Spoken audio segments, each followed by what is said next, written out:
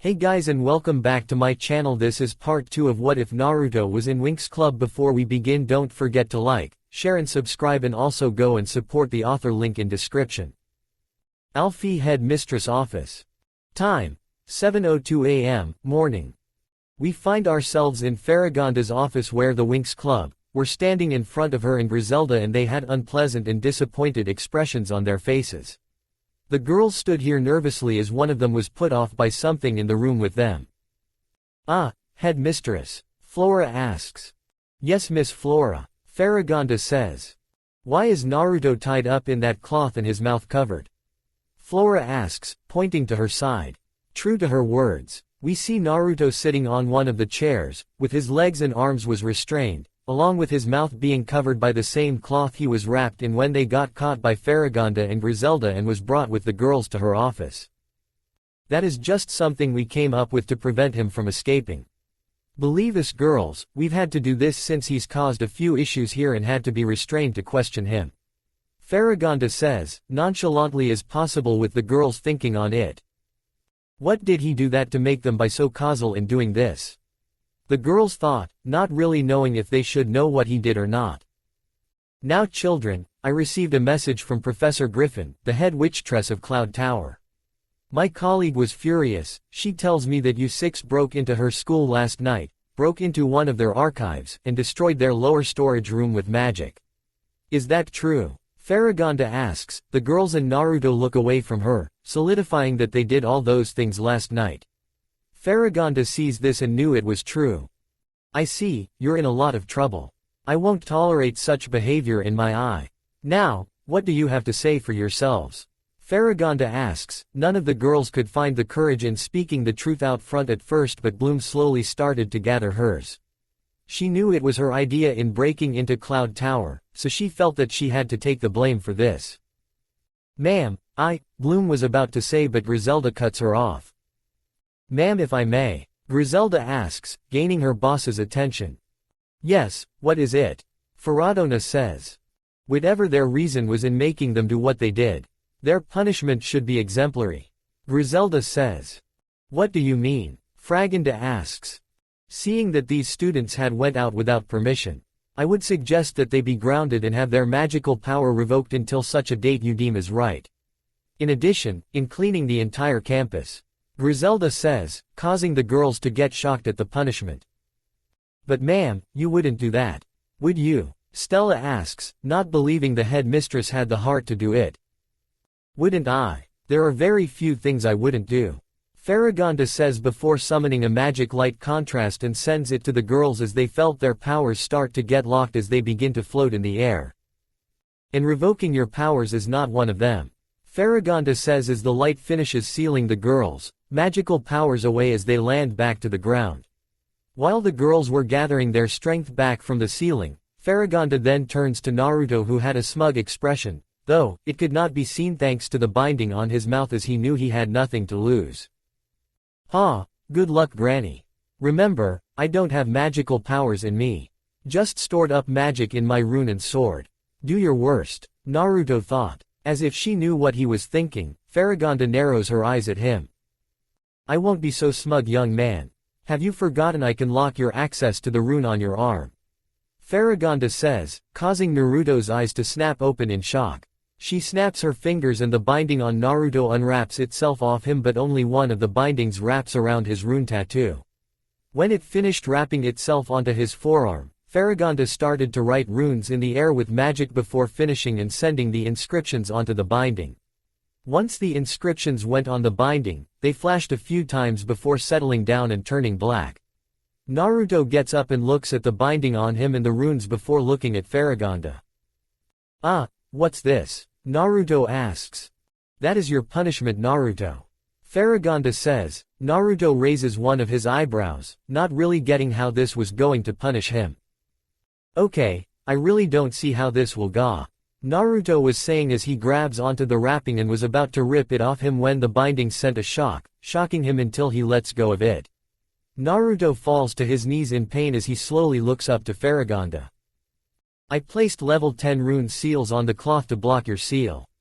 The seals were designed in sending an electric shock whenever you try in removing the binding or try to gain access to your weapons. Prevent you from using them. Faragonda says. Naruto grunts as he gets back up to his feet with the girls finally gaining their strength back and doing the same as they all stood in front of the headmistress. I hope you all will learn your lesson from this, children. Faragonda says, with an unhappy look on her face. Now, head to your rooms and think about what you've done. You won't be attending today's classes or heading to work until your punishment is over. And report to Miss Griselda's office first thing tomorrow morning to start your other punishment. Understand? The teens could only nod, with downcast expressions on their faces as the girls left the room through the door while Naruto took the secret exit by the bookcase to the tunnels. In the Winx's dorm. 10 minutes later. In Stella's room, we see the Winx were just lounging around, sad from their punishments as some were sitting on a chair or sofa, standing, leaning against a wall, or looking out of the window. Man, this sucks. We lost my magic and now we've got to clean the whole school, Musa says, in a sad tone. Yeah, but maybe we should just lay down and veg out for a while. Stella says, laying on her bed, trying to lighten up the mood. Maybe if you hadn't challenged Miss Faragonda like that, we could have gotten off easier. Flora says, but Tecna just shakes her head. Nope, they wouldn't have changed a thing. They'd still would have gone through with it even if we explained what happened. Tecna says. Tecna's right. This is the merciful out we got. The worst they could have done is expel you guys and lock me in my room until who knows how long. I'm such she knows what happened last night since the head witch just caught us. Naruto says. She must think we're a bunch of naive kids after being taken in by that book. How were we to know that it was a trap? Musa asks. Bloom sighs as she stares out of the window, seeing the other students go about on their day. We couldn't have and we're totally powerless. I'm so sorry I got you into this mess, guys.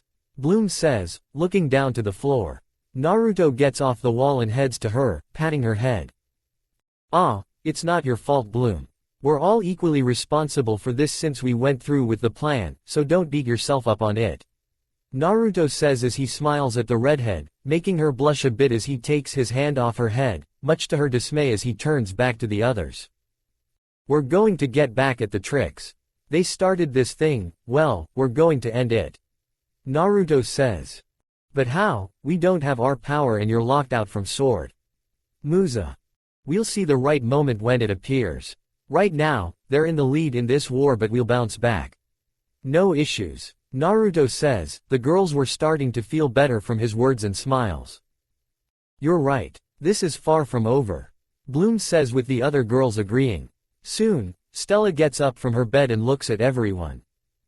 So, what do you guys wanna do? Stella asks as Naruto lets out a long yawn with him looking sleepy and exhausted.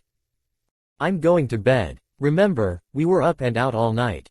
Naruto says, causing the others to yawn, now starting to remember how sleepy and tired they were. Right, from how we got caught and having our powers taken away. I forgot how sleepy I am. Flora says, letting out a yawn of her own.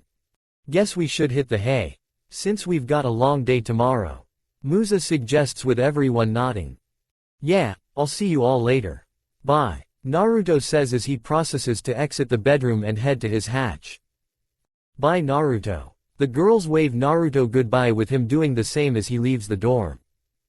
Date: the 26th of August, Saturday, the next day. Griselda's office, Alfie. Time 3:35 p.m. It was the next day and the Winx were together, refreshed and energized as they were inside Griselda's office, standing in front of her desk as the assistant headmistress was sitting, looking at them with a calm stare. Your intrusion into Cloud Tower Castle was extremely rude, young ladies and young man. You all exposed yourselves to great danger, that's the reason why your powers and weapons have been revoked. It is sufficient punishment, Griselda says. She gets up from her desk and walks around it before turning to the teens. But for me, sufficient is not enough. Now, just so you all will remember this lesson, you will spend the entire day inside the school, cleaning the campus of it. Top to bottom, Griselda says, scaring the teens at the task. The whole campus. Flora stammers, seeing just how big the campus was. No, just the stairs, hallways, classrooms, and bathrooms. Griselda says, much to the teens' relief as Stella lets out a breath of relief. Oh, well, that's okay. I just thought it'd be much worse honestly. Stella says, causing Bloom to giggle a bit until she stops as she sees Griselda staring at her. Griselda just shakes her head before clapping her hand, conjuring a small magic ball which flies around the room until heading to the side of the room, conjuring cleaning supplies as such buckets, mops, gloves, brooms, wipes, and other supplies in the 6 buckets. And since you don't have access to your magical powers at the moment, Griselda says as she grabs one of the brooms, these will be your work tools. I believe you're familiar with them. Griselda says, tossing the broom to Naruto who catches it and looks at. Hello, old friend. It's nice to see you again. Naruto says, seeing that this broom was his, from how the engraving on the handle was still there. Tekna saw the broom and was fascinated by it as she pulls out her handheld computer. What an interesting object. Let's see what my computer says about it. Tekna says, typing away on the device. Griselda sees her device and that remained her of one more thing. Oh, and one more thing. Griselda goes over to Tenka and takes the computer out of her hands as she confiscates it, much to Tenka's dismay. There will be no techno gadgets allowed while you work, Griselda says, causing Tenka to get depressed. Now that's a punishment on its own, Tekna says, causing the girls to slightly giggles.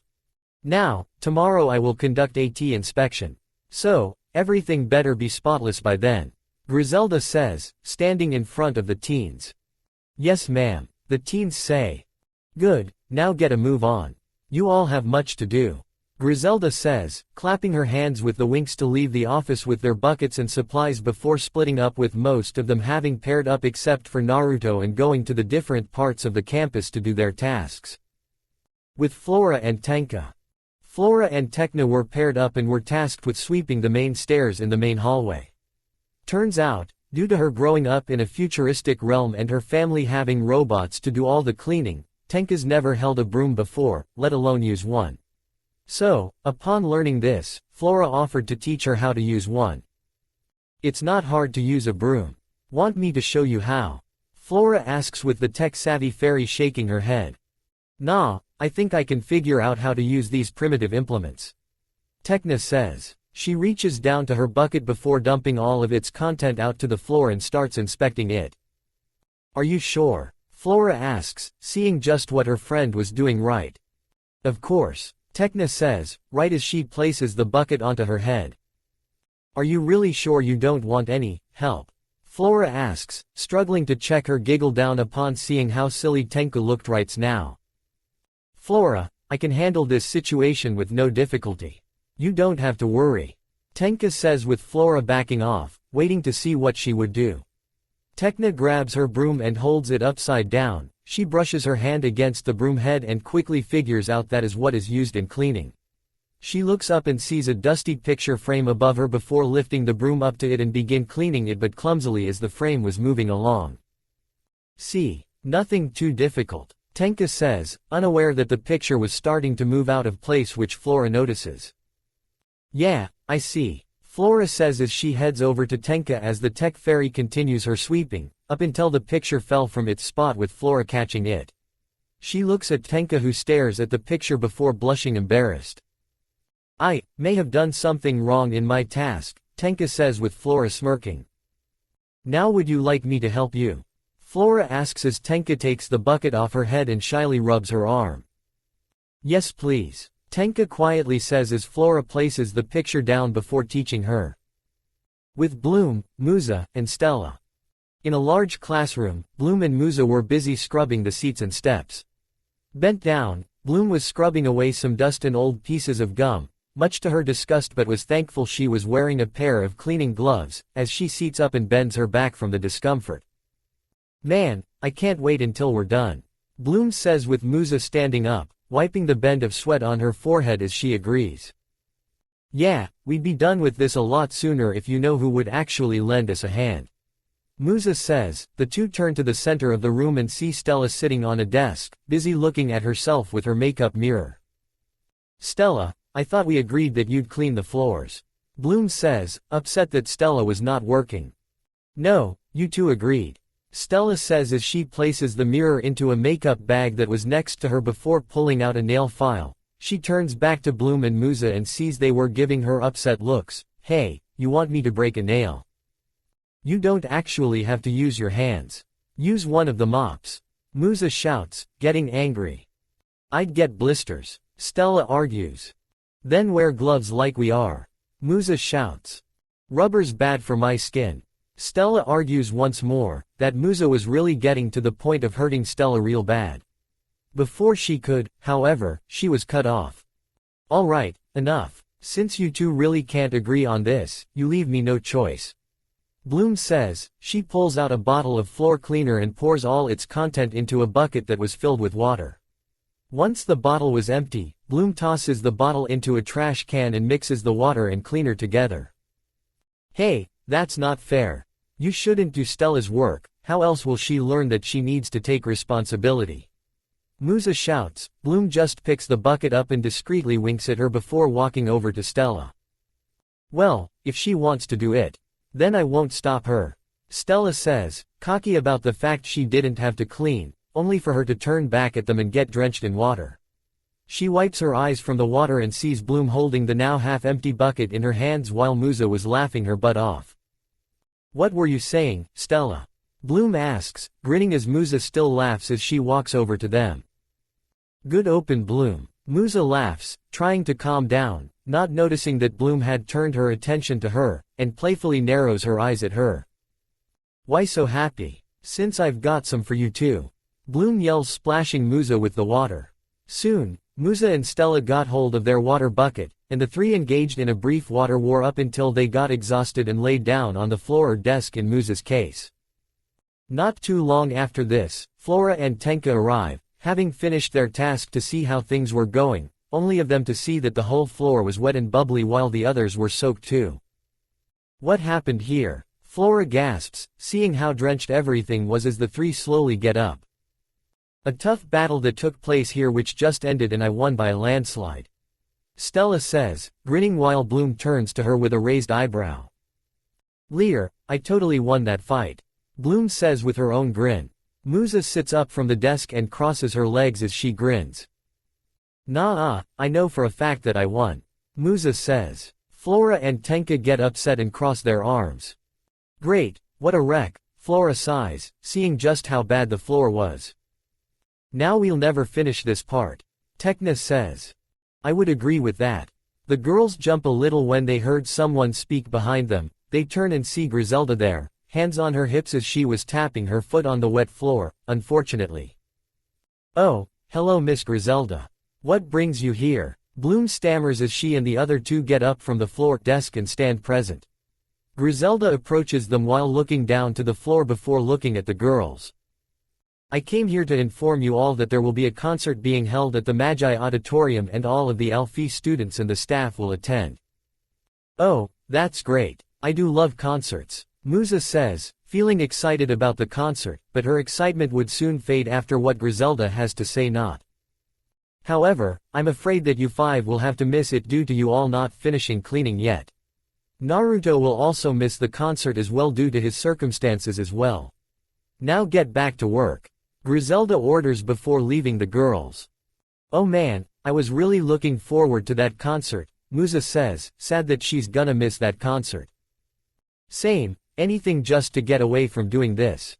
Stella says, feeling guilty and sad. Sad that she was gonna miss the concert and guilty that they were gonna miss it since it was her fault that the floor is wet. Well, no use in complaining now. Let's just get this place cleaned up and then go to the hallways.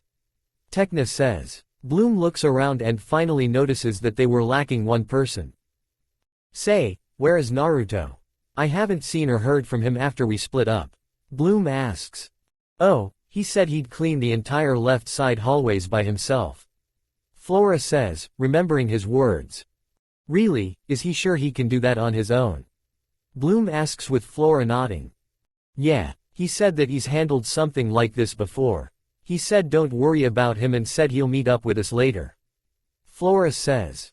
Okay, hope he's doing alright. Stella says, hoping that her fellow blonde was okay in his task. With Naruto. Naruto was doing fine, great actually. The reason being you might ask. Well. Woo-woo. Naruto yells as he zooms down the fortunately empty and quiet hallway where the floors were wet and soapy while he had scrub brushes tied to his shoes, using them as a pair of makeshift skates while having a mop in hand, using it as a steering stick while cleaning and drying the floor at same time. Man, this sure takes me back. Naruto yells, skating down the hallway while cleaning it with the mop and scrub brushes. It only took him just 10 minutes until he stops skating and sees the hallway was completely dry and spotless, which he smiles to. Ha, works every time. Naruto says before spinning the mop like a bow staff and placing it into the bucket.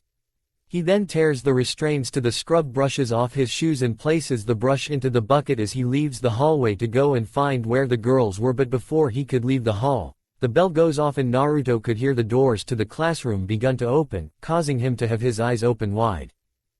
A bunch of third-years fairies exit their classes and walk down the hallway, only to see it was clean and shiny while a bucket, mop, and other cleaning supplies were by the window side on the floor. Whoa, the place looks clean. I wonder who cleaned it. One of the third years asks her friends, who just shrugs their shoulder as they were walking. Don't know, I thought I heard someone though. Maybe it's one of the freshmen. Another one of the third years says. Speaking of which, I did hear that 5 of the freshmen snuck out yesterday with everyone else was sleeping and got caught just yesterday when they came back by Miss Farragonda and Miss Griselda. A third fairy says. Oh, wonder why they did that. The first one asks.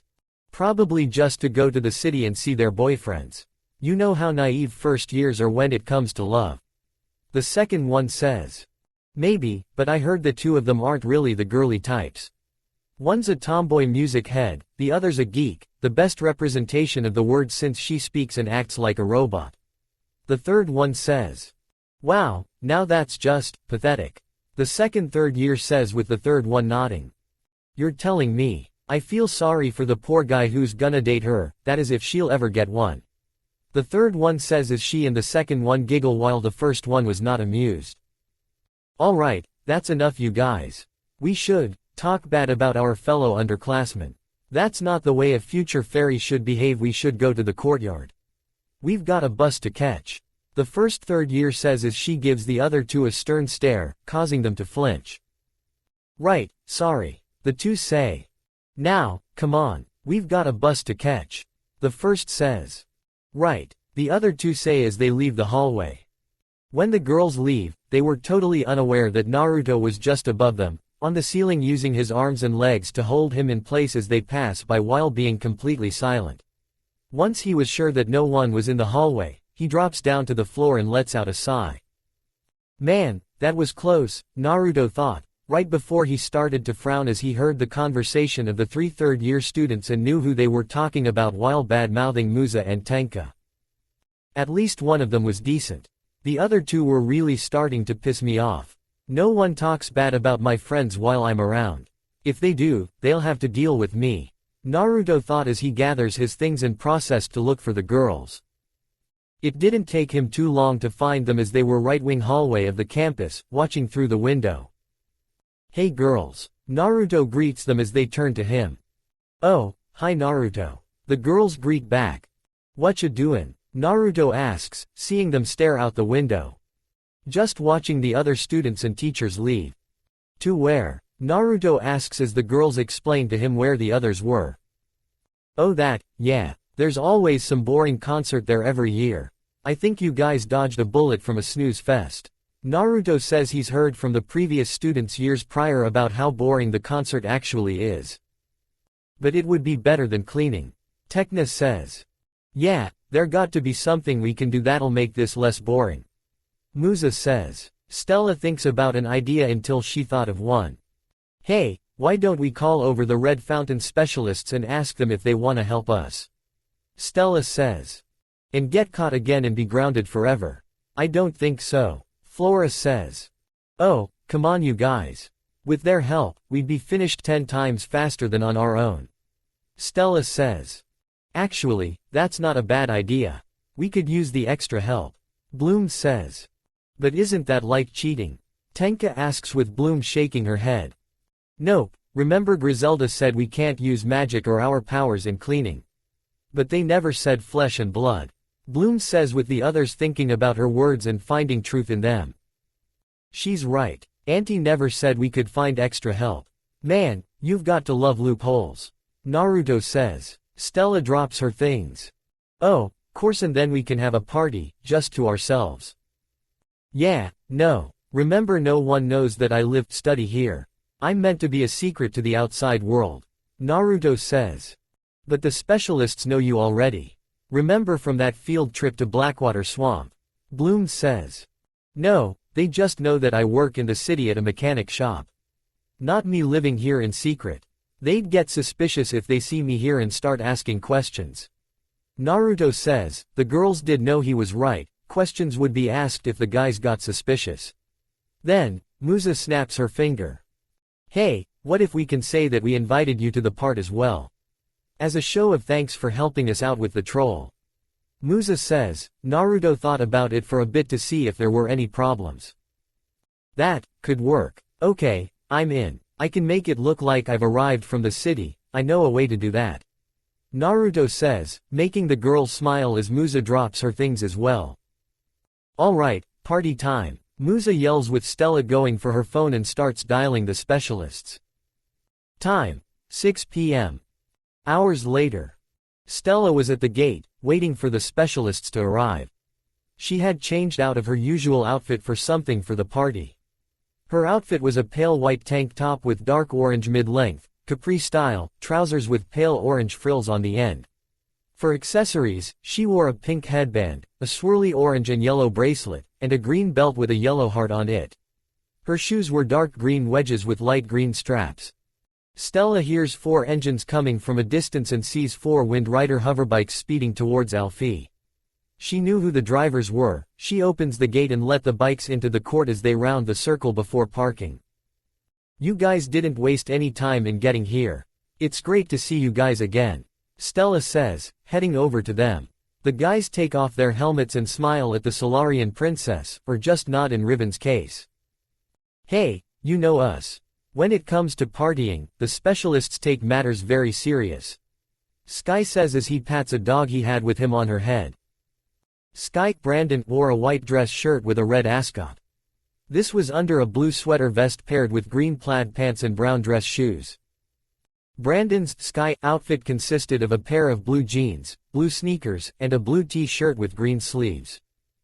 Timmy wore an outfit that consisted of a loose light green mid-sleeved shirt, over it was a long-sleeve white shirt. He also wore light blue boot jeans and green and white sneakers. Riven wore a white muscle midriff shirt with maroon pants and matching sneakers. He also wears metallic gray armbands. Just before either of them could speak, a loud engine roared nearby, causing them to turn to the gate and see a much different hoverbike than theirs, one Stella and Riven instantly recognized. It parks next to the boys with the driver, kicking out the stand before turning to them. He then takes his helmet off. Sup guys. Naruto greets the boys, as he fixes his hair a bit.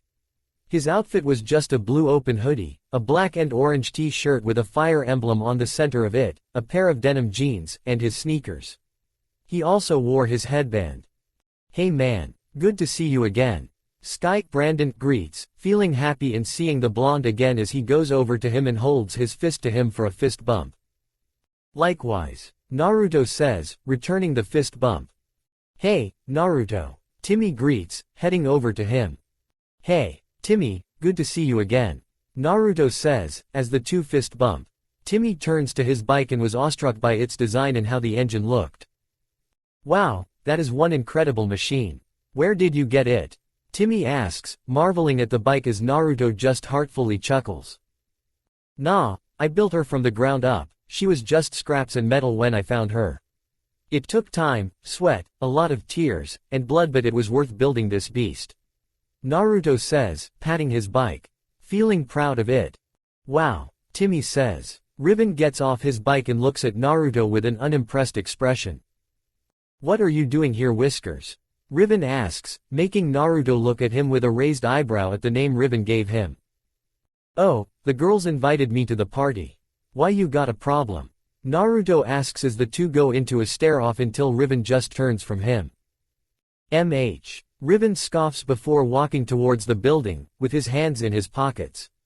Naruto just shakes his head from the propellet's attitude. Ass, Naruto thought, seeing him leave. His thoughts were cut when Stella grabbed him. Alright, enough talk. Let's head inside and things started. Stella yells, pulling Naruto as she leads the guys into the main building where the others were waiting. Dining Hall Cloud Tower. Time 7:20 p.m. At Cloud Tower's main dining hall, the students were busy having their dinner while chatting amongst each other, well most were. We can't let those girls get away with this. Stormy yells, slamming her hand onto the table her, Darcy and Icy were sitting on as they discuss their plans in getting revenge on the winx. Turns out, thanks to Griffin telling them, the tricks found out that the winx broke into their room and took back the ring upon seeing it went missing, along with their notes. These girls are going to have to pay for this. Plus, that guy who's always with them. But how? Darcy asks with Icy, having taken a bite of her meal turns to them. Simple sisters. We can get back at the fairies by destroying their beloved school, Alfie. While we figure out just who that boy is and figure out what he loves the most and destroy it as well. Icy says, not noticing that a few of the other students were hearing their conversation. Those fairies have got to learn to stay far from our turf. Icy says, darkly smirking. Up until one student who'd been listening to them speak had enough. Why do you hate them so much? Weren't you the ones who started this by going after them? And by going to their school as well? Fairies aren't that bad after all. This witch says. She was a pale girl with freckles, gray eyes, and short burgundy hair that has a long blue streak in it, with a few beads separating it from the rest of her hair. She wore a frayed white shirt with a pumpkin decal in the middle, a gray shirt underneath that shirt, and a black vest that covers both. Her black skirt had a gray layer on it and is held up by two belts, white and dark red respectively. She also wore dark red leggings underneath the skirt. Her black boots were knee-high with gray straps on them. She accessorizes with gray arm cuffs and a red gem necklace. Her name was Murta, a first year of Cloud Tower and the Witch of Illusions. And just who was the one who uttered those words from their mouth? Icy asks, glaring down at the girl who slightly flinches as she tries to find the right words. All I meant to say was that maybe, we should all get along with one another. Murta says. The Trix looks down at her for a few moments until Stormy bursts out laughing. You're asking us to get along with fairies. What's next? You want us to marry the specialists. Stormy laughs as everyone else in the dining hall start to laugh at the red hair, causing tears to form in her eyes. Did you girls hear that? Murta wants to be friends with the fairies. Oh, how naive of you. And you call yourself a witch. Stormy says, continuing to laugh with the others. Why didn't you learn to keep your mouth shut? Darcy asks, snapping her finger as she conjures a ball of magic goo which flies and sticks to Murta's head, causing the poor girl to fall. Murta's friend goes to her and tries to pry the goo off her face but found that to be difficult as it wasn't budging. Murta soon found herself starting to suffocate while everyone else was still laughing at her at this. Eventually, someone had heard and seen enough. That's enough. A loud voice yells as everyone stops laughing and turns to the top balcony of the room and saw Griffin there, glaring at each and every one of them. She turns to Murta and snaps her fingers, canceling Darcy's spell and freeing her as she coughs, trying to put air back into her lungs. What is the matter with you all? Can't you all not make a scene and attempt in killing one of your own for your own entrainment? Griffin asks, glaring at the students as they were silent. I see. Everyone finish your meal and head to your rooms. There will be a lockdown at curfew and that'll be no entrainment this evening. Griffin says before leaving the hall. Everyone groans at this while glaring down at Murta as if it was her fault they were on lockdown. Icy however was not fazed by this as she saw this as an opportunity.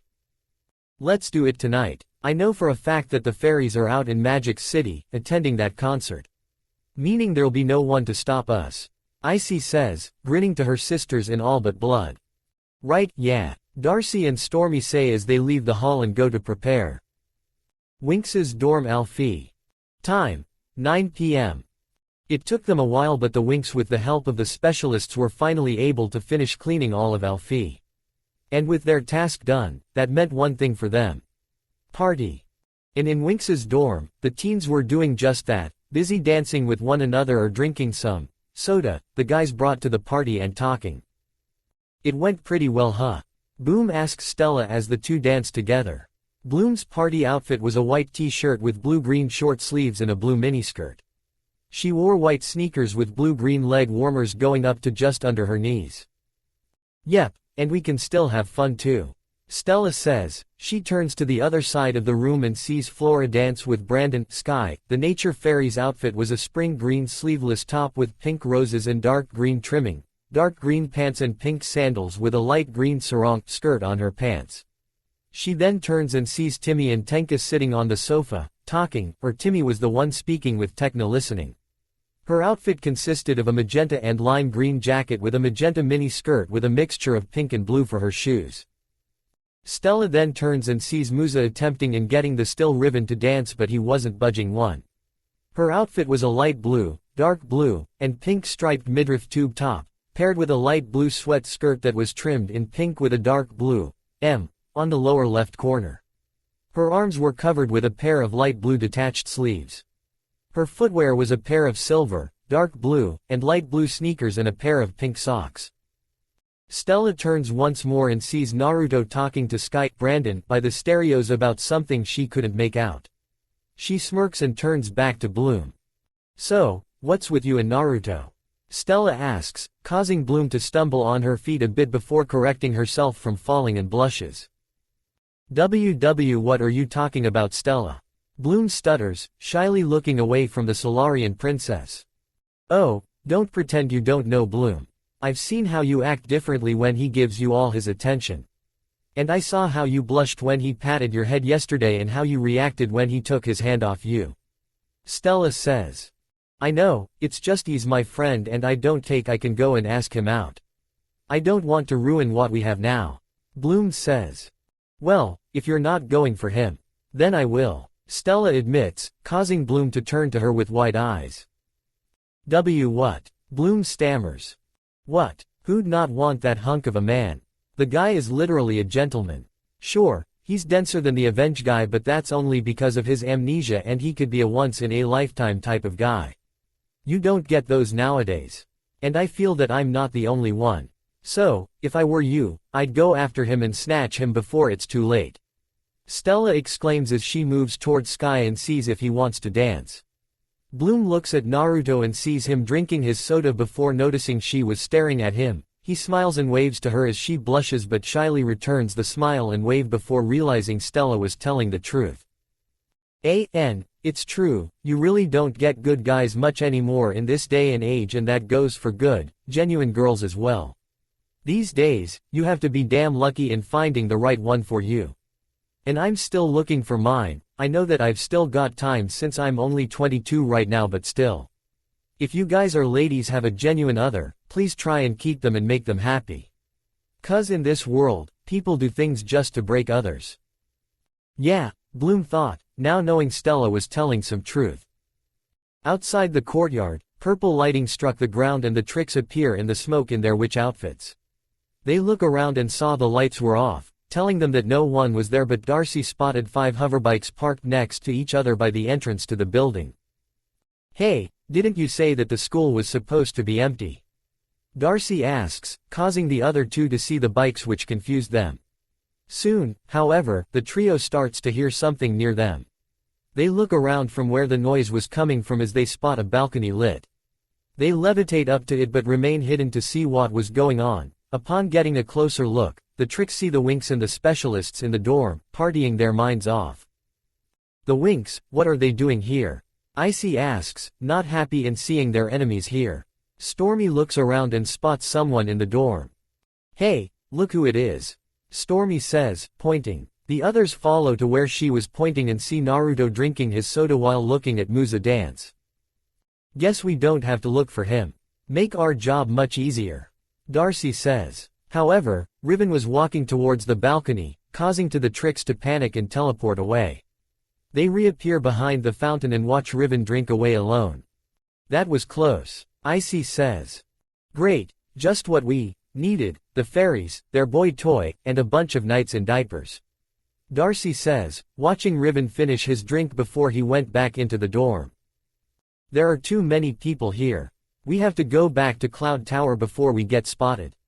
Stormy says. Just when she and Darcy were about to teleport, Icy stops them. No sister, I have this feeling. I'm feeling something strong, powerful, and dense. Icy says, narrowing her eyes before turning back to the other. Quick, let's conjure up the vacuums. Icy says, causing Stormy to raise an eyebrow. The vacuums, why? They're only meant to find and store the most powerful, mystical energy sources within magics. I feel like the energy we're looking for is somewhere in the school. It could be hidden somewhere within something. Icy says. Of course, it wasn't in the Ring of Solaris despite belonging to one of the fairies. Stormy says, remember the botch they experience in not finding the energy they were looking for in the ring prior to the winx reclaiming it. Yeah, in fact the royal family belongs to the Order of Fairies. Maybe they did store the energy somewhere else in the school. Great idea, Icy. Darcy says. What can I say? My ideas are always great. Icy says. The three stood in a triangle as they start to conjure their magic together and summon the vacuums. The vacuums were bottle-shaped crystals with a metal-like appearance. The designs and colors were varied. But in general, the crystals often divided into 2 or 3 parts. The first part acted like the cap of the bottle. The rest acted like the body of the bottle. There were thin parts that act like connectors connecting the parts of the bottle. There was also a swirl design that wraps around the crystal.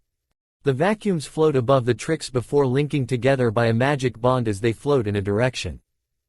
The vacuums will take us to the source, Icy says as they start to follow the vacuums. But the fairies and their friends?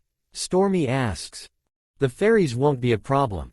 Besides, I have another idea that will put them out of commission. For good. Icy says the vacuums phase through a wall as the tricks follow it with Icy shooting a blast of dark magic at the wall, allowing them to phase through it with ease.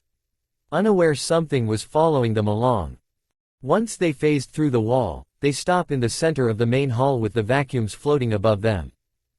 Alright, this is the perfect place for the plan. Are you ready, sisters? Icy asks, with Stormy and Darcy nodding. They join hands and close their eyes as they start their chant in summoning the thing to stop the winx. Upon finishing the chant, the witches summon a blue-furred, 4-armed minotaur that had yellow eyes, a red beard, and a red ponytail that is tied. It wore brown bracelets. The fur on its legs is brown. Sisters, I present to the whip. Icy says as the whip roars and starts charging at some of the building's walls and pillars, destroying them on impact as the tricks smirk before continuing on their search of the mysterious power sources.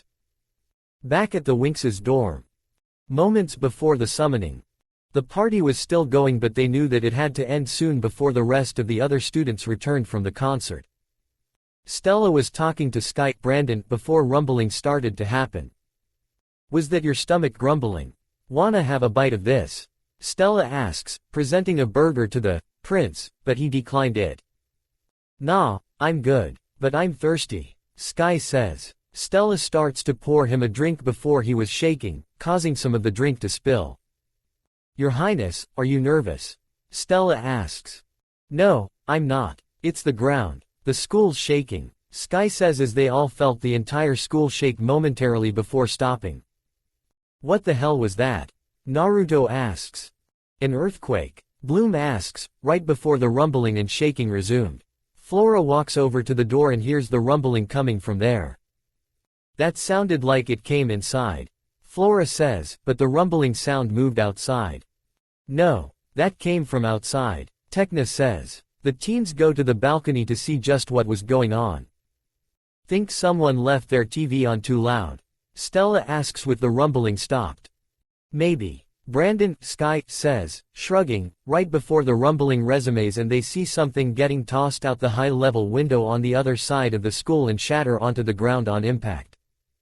Or maybe not, Stella says, seeing what just happened as the girls shiver in fear. Riven and Naruto whistle and the Wind Riders and Akira turn on, floating up to the balcony and the specialists hopping onto them before flying towards the other side to investigate. The girls follow and meet with the boys as they see a massive hole in the wall. What kind of creature could do this kind of damage? Timmy asks, seeing the heavy damage on the wall and room. Tekna walks over to one of the damaged walls and sees patches of blue fur were on it with claw marks. A big, heavy creature. Tenka says, rubbing her fingers along claw marks. Oh good. I never would have guessed. Riven says with Tenka turning to him. It's 2.5 meters tall and weighs close to a ton. Its fur is blue and bristly, with multiple clawed limbs, and it has a musky odor to it. Now, is that better, Riven? Tenka asks, staring at the Perpletal with a stern glance. Stella starts to laugh at how Riven was quickly schooled while Naruto let out a whistle. Damn Tenka. That's some skill to know what monster did this from just seeing some fur and claw marks. Naruto says, impressed. What can I say? I like to analyze things in great detail. Tekna says, smiling at the blonde. However, this moment was interrupted by another earthquake and it felt like it was close. Okay, that was it. Brandon says, turning to another hole in the wall. What are we waiting for? Let's go. Sky says with the specialists taking out their phantoblades and crossbow and activating them. Wait for us. We wanna help too. Bloom says. Okay then, come on. Brandon says while activating his shield as he, Sky, and Timmy head into the hole. The girls and Naruto were about to go with them when Riven stops them with his phantoblade. Stay where you are. This isn't a job of you or the mechanic. Let the big boys handle this.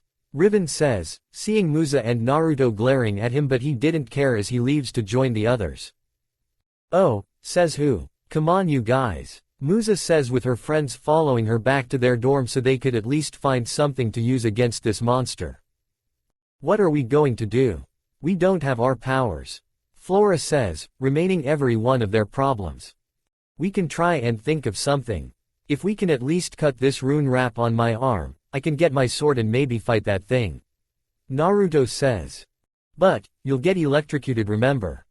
We can try. Naruto says as they continue to run down the hallway. Unaware that something was following them and the Trix was following that thing.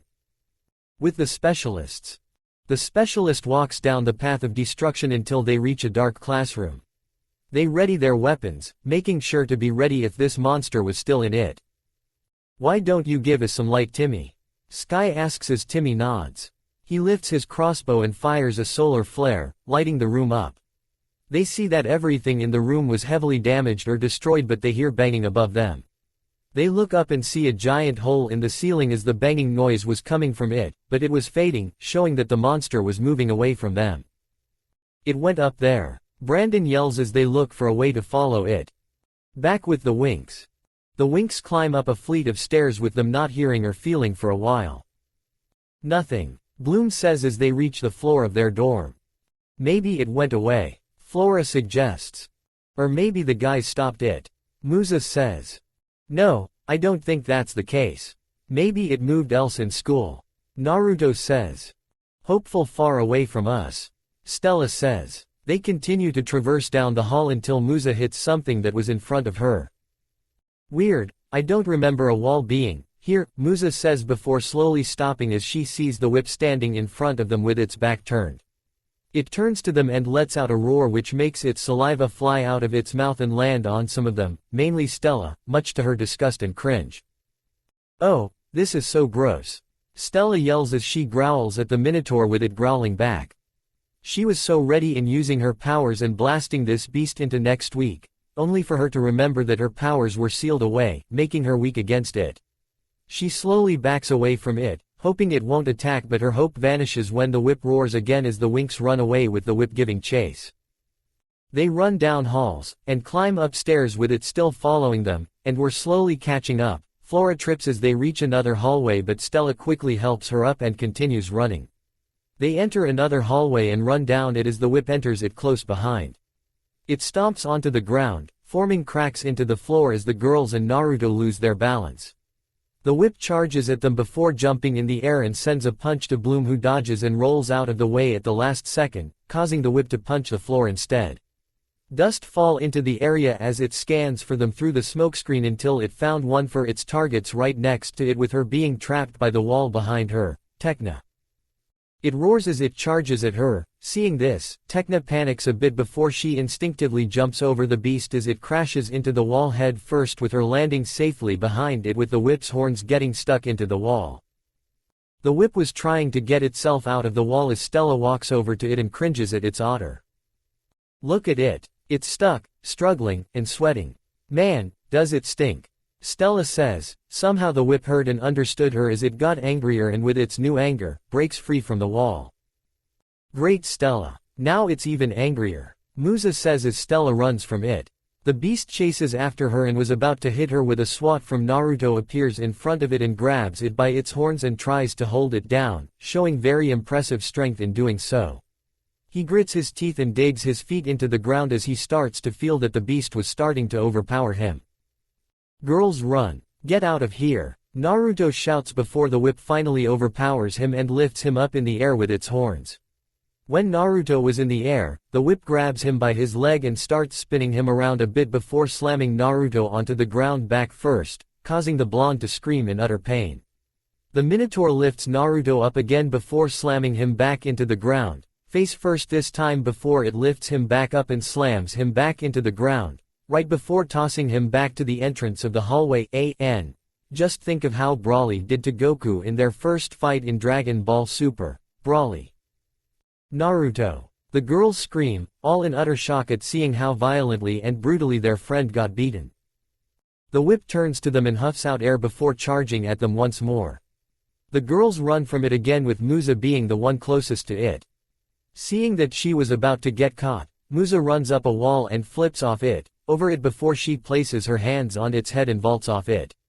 The beast stops when Musa vaults off it and just when she was about to land behind it, it turns around and strikes her with a punch onto her chest, sending her back all the way back when Naruto flew too.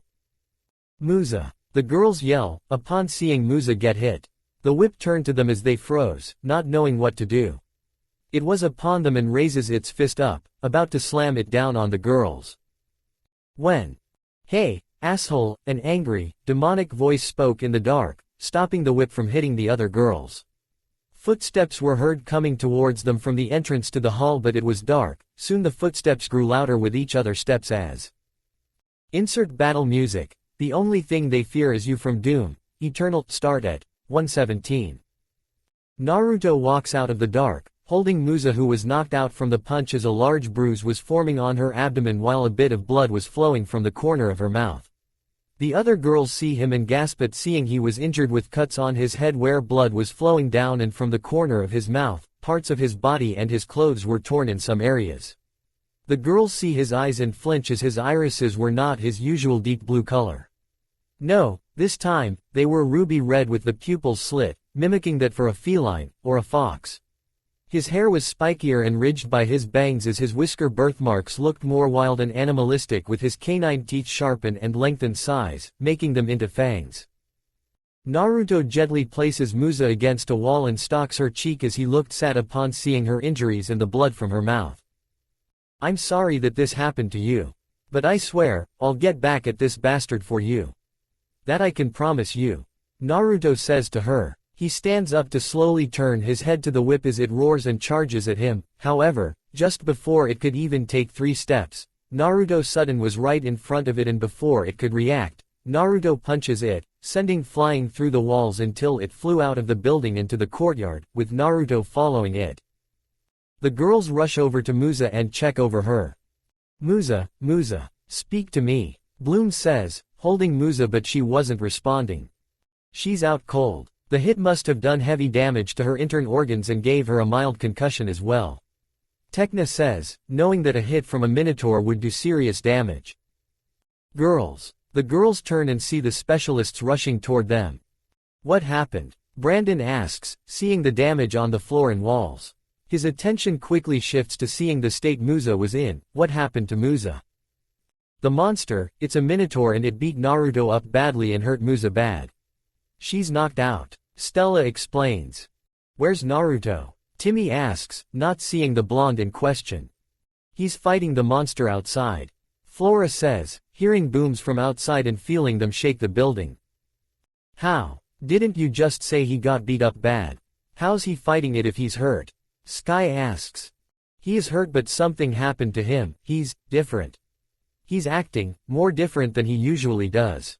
Bloom says. Just then, a loud boom went off as it shook the school more violently than before. The winx and specialists head towards the holes with Ribbon carrying Musa on his back.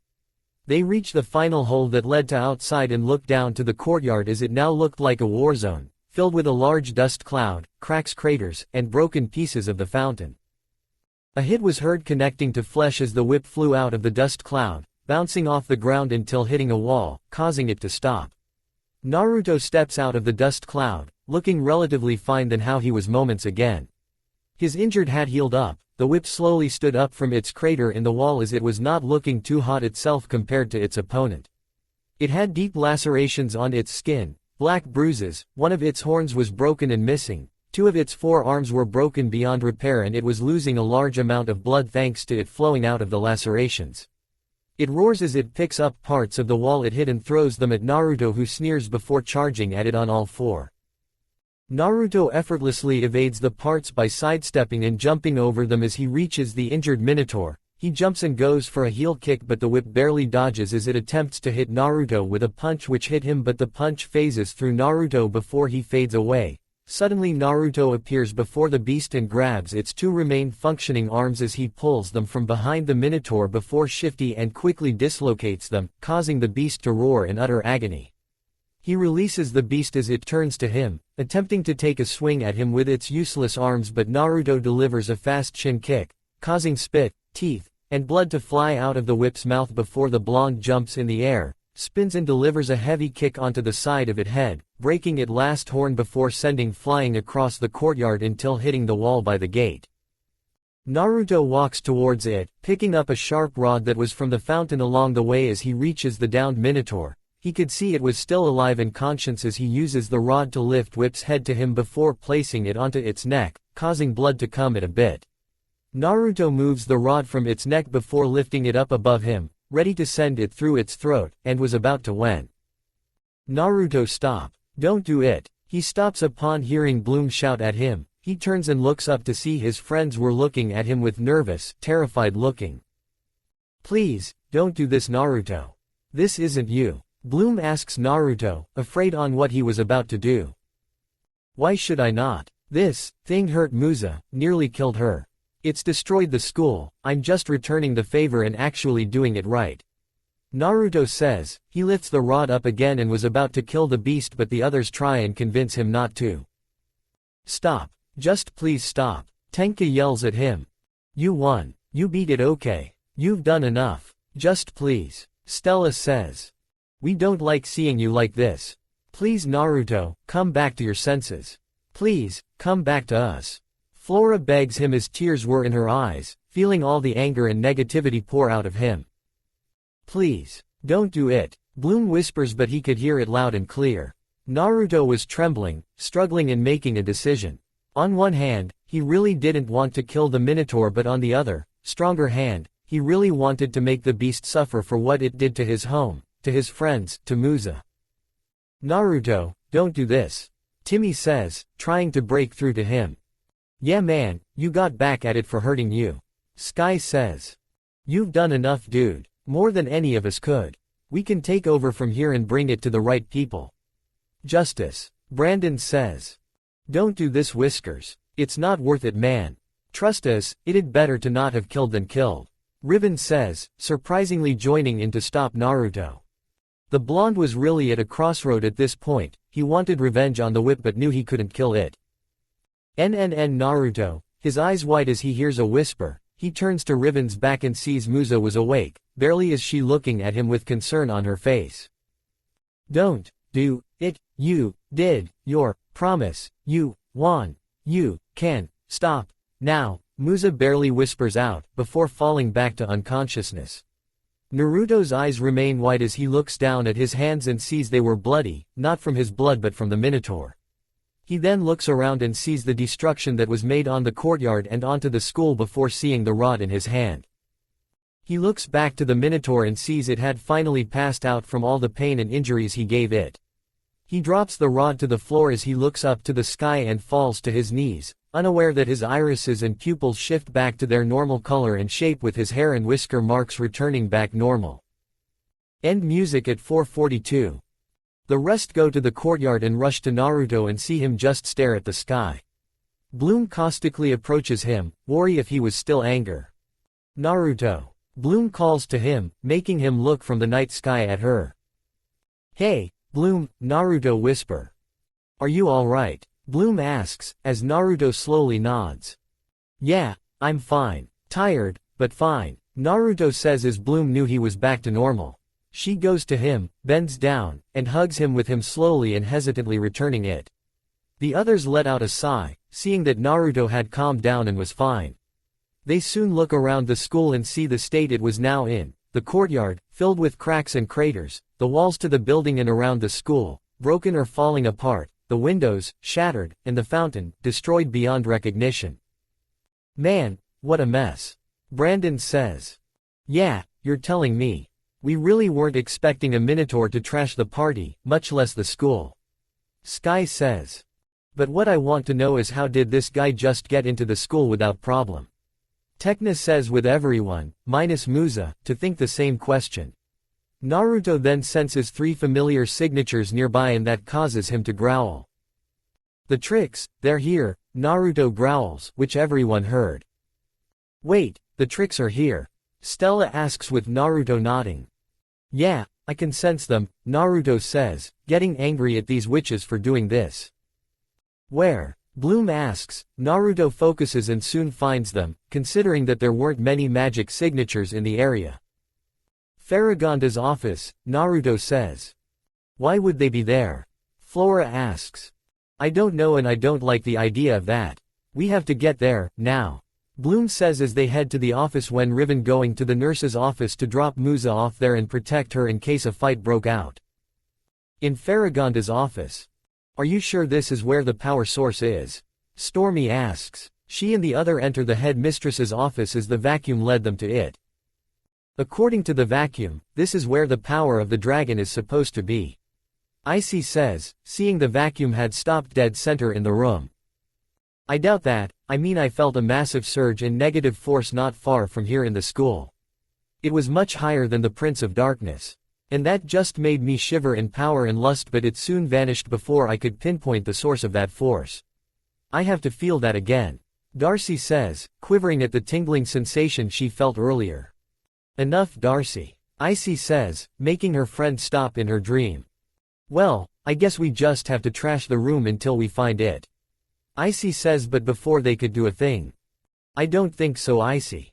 A voice spoke, startling the 3 as the lights in the room turned on and the tricks seized the winx and the specialists, surrounding them as they looked angry. What are you doing here?" Icy asks. "No, what are you doing here?" Bloom shoots back, glaring at them. "That is what I would love to know as well. Miss Farganda, how did you get back so quick?" Bloom asks.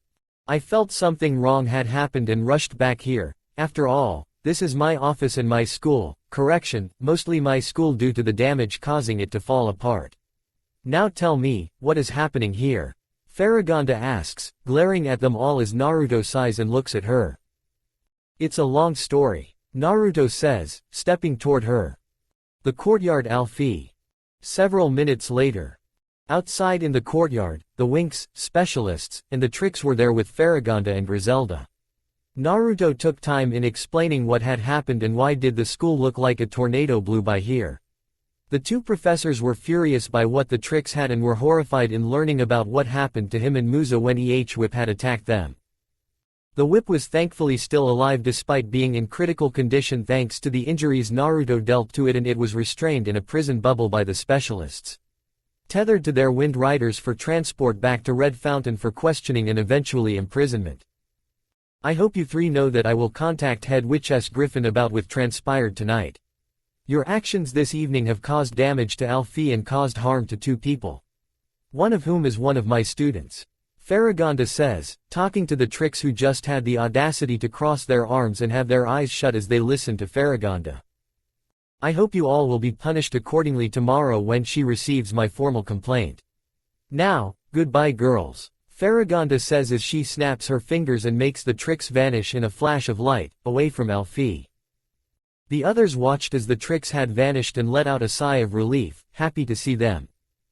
What a night, Stella says as Bloom nods with her. Yeah, you're telling me.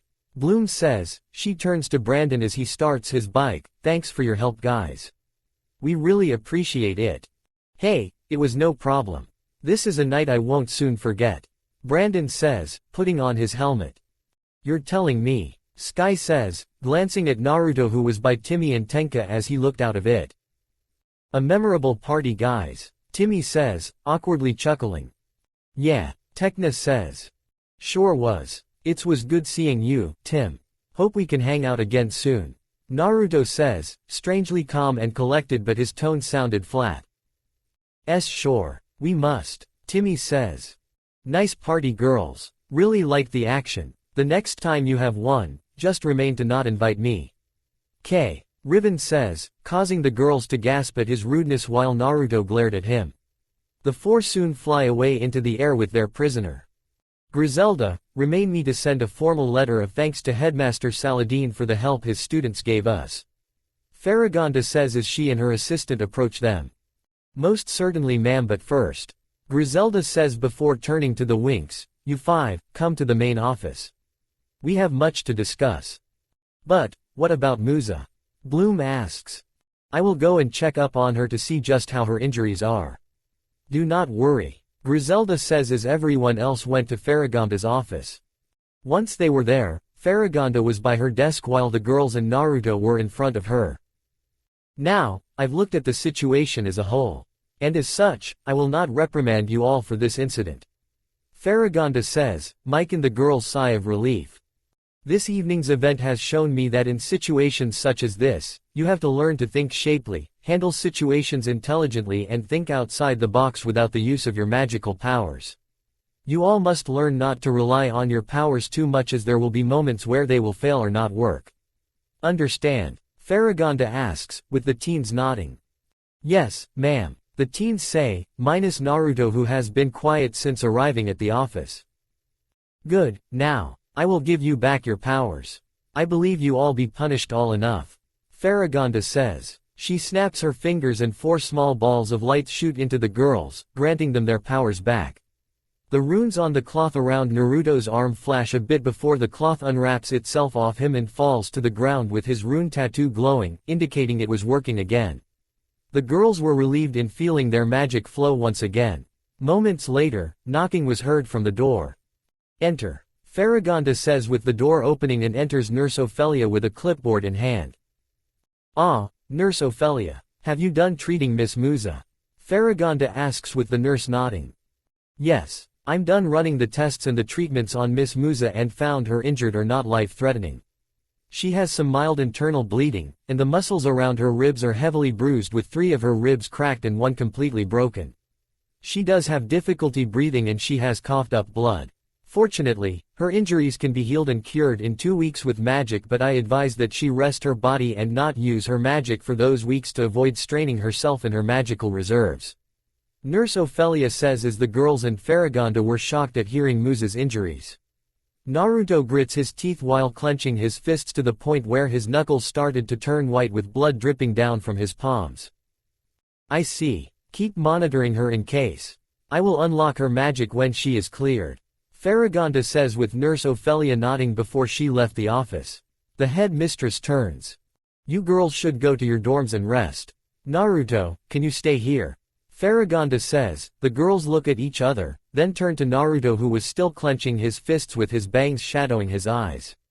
The girls slowly start to leave the office while taking glances at the blonde before they all left the room. It was only Farragonda and Naruto left with the head fairy turning to him. Naruto, are you okay? Farragonda asks but the blonde doesn't respond to her, he was still clenching his fists. Naruto. Farragonda calls to him and that brought him out of his thought as he looks at her, with his bangs still shadowing his eyes. Why yeah, I'm fine, Naruto says, voice still calm but flat from his usual tone which Farragonda notices.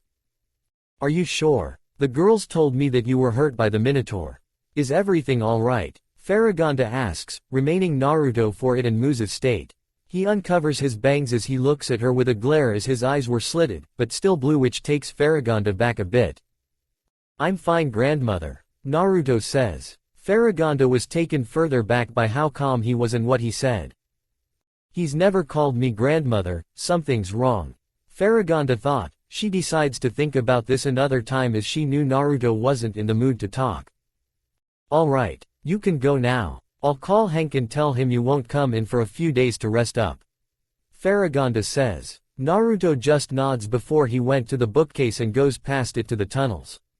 Farragonda was alone in the office before she sighs and turns to her window and looks down to the courtyard, seeing the staff was busy repairing it before the other students return. Insert music, Hide by Juice WRLD featuring Season. What's going on with you, Naruto? Is it because your friend got hurt or is this something else? Farragonda asks to herself. Naruto's room. Naruto was lying in his bed, looking at the ceiling as the images of Musa and her injuries appear in his mind. He had failed her, he failed to protect her and in turn, failed to do his duty to protect his precious people. He starts to cry with him blaming himself for everything that happened. Unaware to him, something deep within him was watching everything and smirks at seeing Naruto crying. Soon, little ninja. Soon, you will break and I will be free of my prison and take over this world for myself. Soon. A dark, sinister voice thought as Naruto cries himself to sleep. End music. Alfie. Time. 9 a.m., morning. It has been just a little over 2 weeks since the night of the party and the Minotaur attack, and the damage that the school sustained from both the summoned beast and Naruto when they battled had been cleared away and repaired. The students who were not there when this occurred couldn't see something had happened and were blissfully unaware of the attack. However, things over with our group of fairies and humans were not exactly as grand as they were before. And you're about to see why. Winx's dorm. Alfie. Inside Bloom's shared dorm room, the Earth Fairy was in her bed, sleeping as she was currently tossing and turning in her sleep, indicating that whatever she was dreaming about was strong and intense. Bloom's mindscape. Bloom was standing in the middle of a dark void as she was hearing a voice calling out to her, one that sounded unknown, yet it felt strangely familiar to her. Bloom, Bloom, the voice says, calling out to Bloom. Who's calling me? Who's there? Bloom asks. She looks around the space in search of the voice but saw nothing. It's me, Bloom. Do you remember me? Do you remember my voice? The voice asks. Bloom thought on it a bit before she realizes who this voice was. It's you. You're the one who helped me out of Cloud Tower. Bloom says.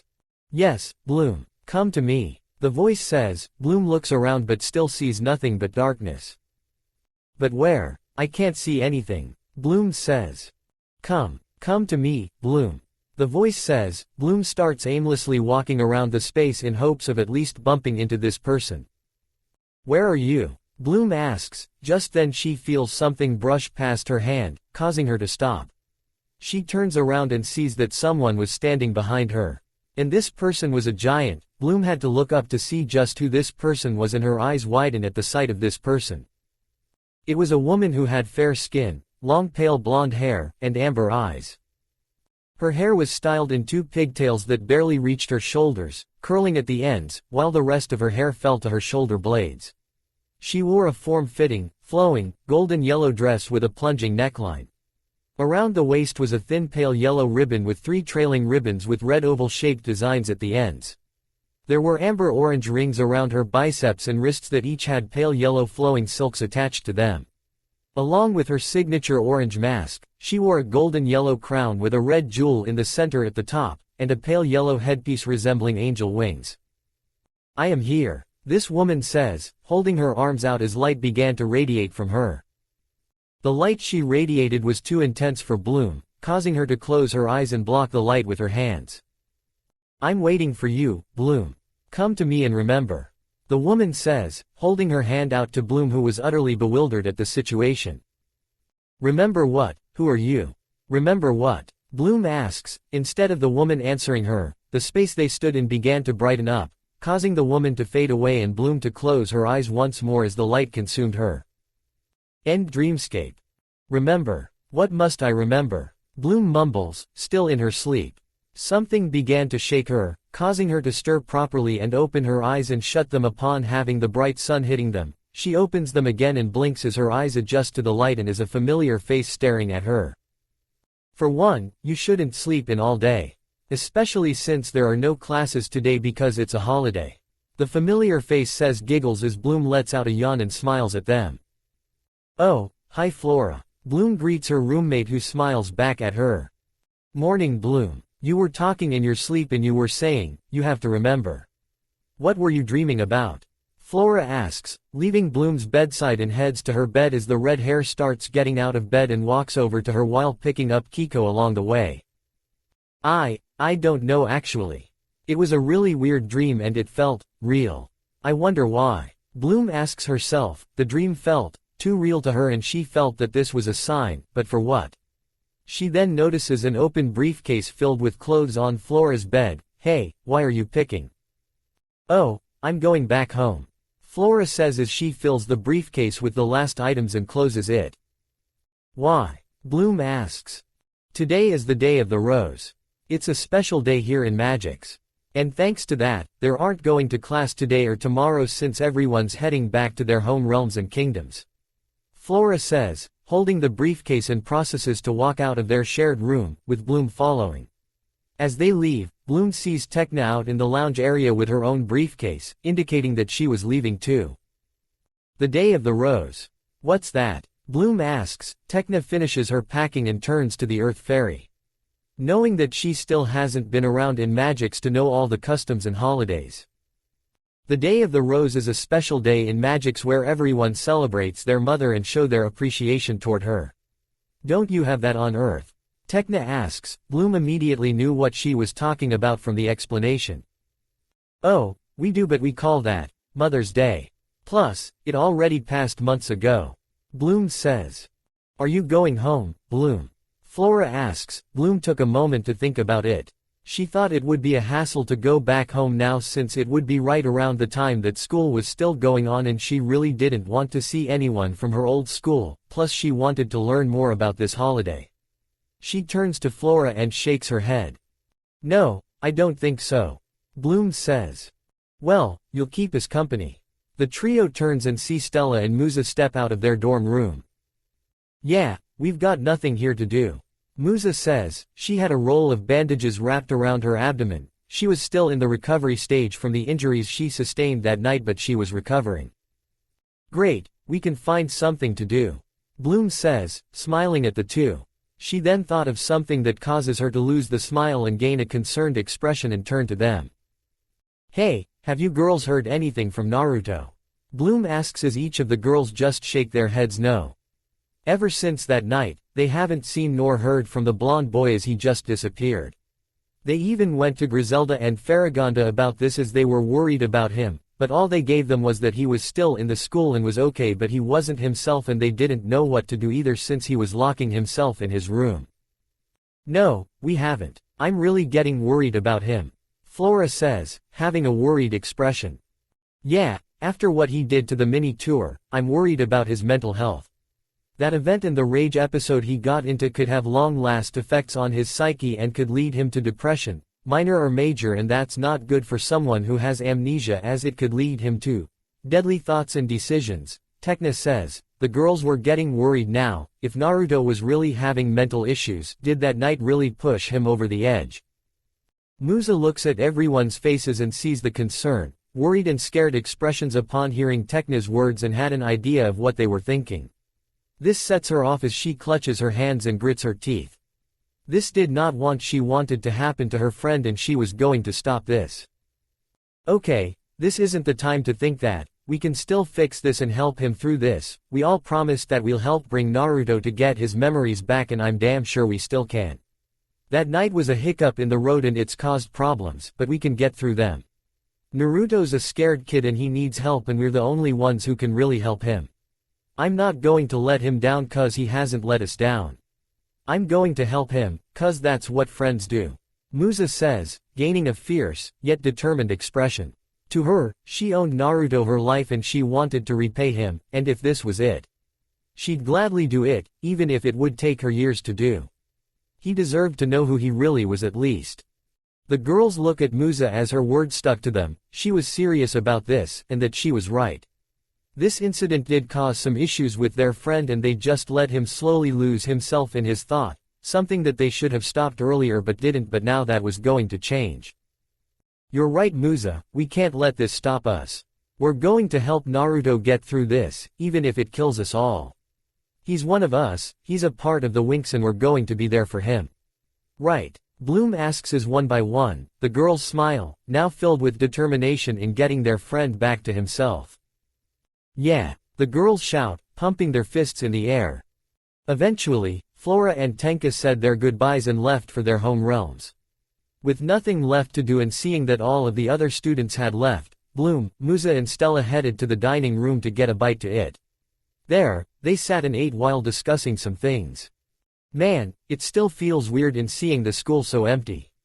Stella comments, that not hearing much noise around the school. You're telling me, with all the other students and most of the professors are gone. This place has turned into a ghost place. It's just us, Faragonda and Griselda and Naruto, that is if he's still here. Musa says, looking at her bowl of cereal while fiddling with her spoon. Hey, Musa. Bloom calls out, making Musa look up to her. Yeah, Musa says. Why didn't want to go back home? To celebrate with your mom? Bloom asks. Musa flinches momentarily, thankfully as Bloom and Stella didn't notice this. She calms down while gaining her words and speaks. Oh, I really didn't want to, me and my dad aren't on speaking terms at the moment. It'd be awkward for both of us if I went back home, Musa says, waving her hand. Bloom nods, taking the excuse with Musa looking back down at her cereal and gains a sad expression as she thinks of someone, one she's been thought of for years, and this day, hurt worse just as one other day. Since I have no one to celebrate it with, Musa thought, seeing an image of a woman who looked eerily similar to her. Oh, okay, and you Stella? Why'd you decide to stay? Bloom asks, the blonde sighs and turns to the two. Oh, guess I really haven't told you girls about this. Might as well say it since it'll probably be out anyway. I decided to stay since my mom and dad are getting a divorce. Stella says, causing the other two to look at her with open mouths. What? Bloom says as Stella lets out a sad smile. Yep, the king and queen of Solaria are splitting up. This was going to happen anyway, they've not been getting along for years and this was the final straw. I didn't want to deal with that during the weekend and I decided to stay and relax for once. That's my reason why. Why did you choose to stay Bloom? I didn't want to go back home, even if I did just for one day, it'd just make me feel more homesick than I am right now. Guess we've all got home issues in a strange way huh? Yeah, Bloom says, taking a sip of her tea as she then starts thinking of their missing male friend. Bloom looks at the music fairy and thought of something. Musa. Bloom calls to the musical fairy who looks up.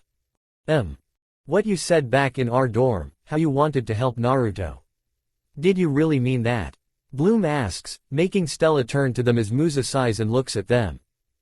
I meant every word I said. He saved my life but he's hurt. He probably thinks that it was his fault that I got hurt and that he failed to protect us. And I can't help but feel guilty for letting him think that. I want to help and cheer him up. I just don't know where to start. Musa says, placing her arms on the table and blowing a string of her bang away. How are we going to get to him? None of us have seen him and I know none of us even knows where his room is. What are we going to do? Bloom. Why don't we call him? I mean, I have his number, we could call him but I'm not sure if he'll pick it up. Why? I tried calling him not that long ago and he didn't pick up the call.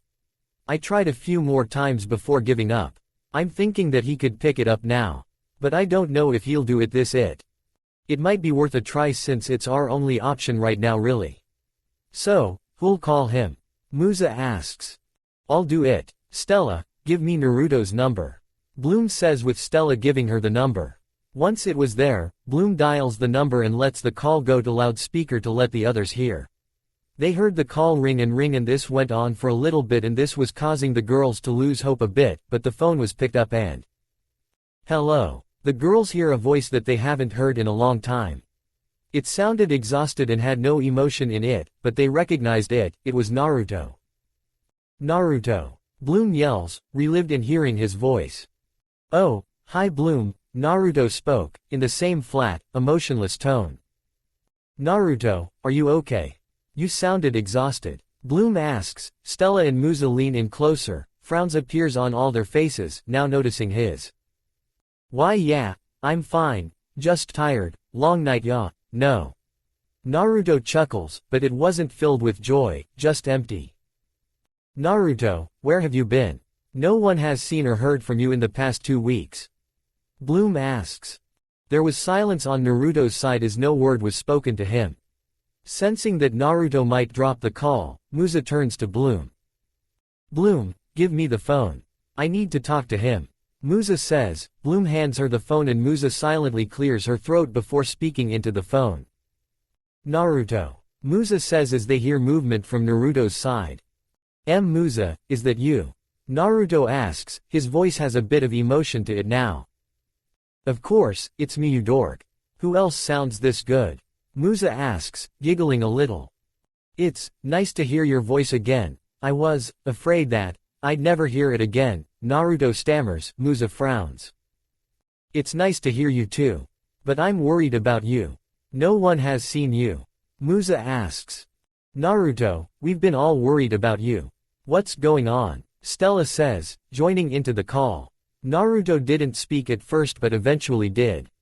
I've been in my room since that night. I just needed space, Naruto says.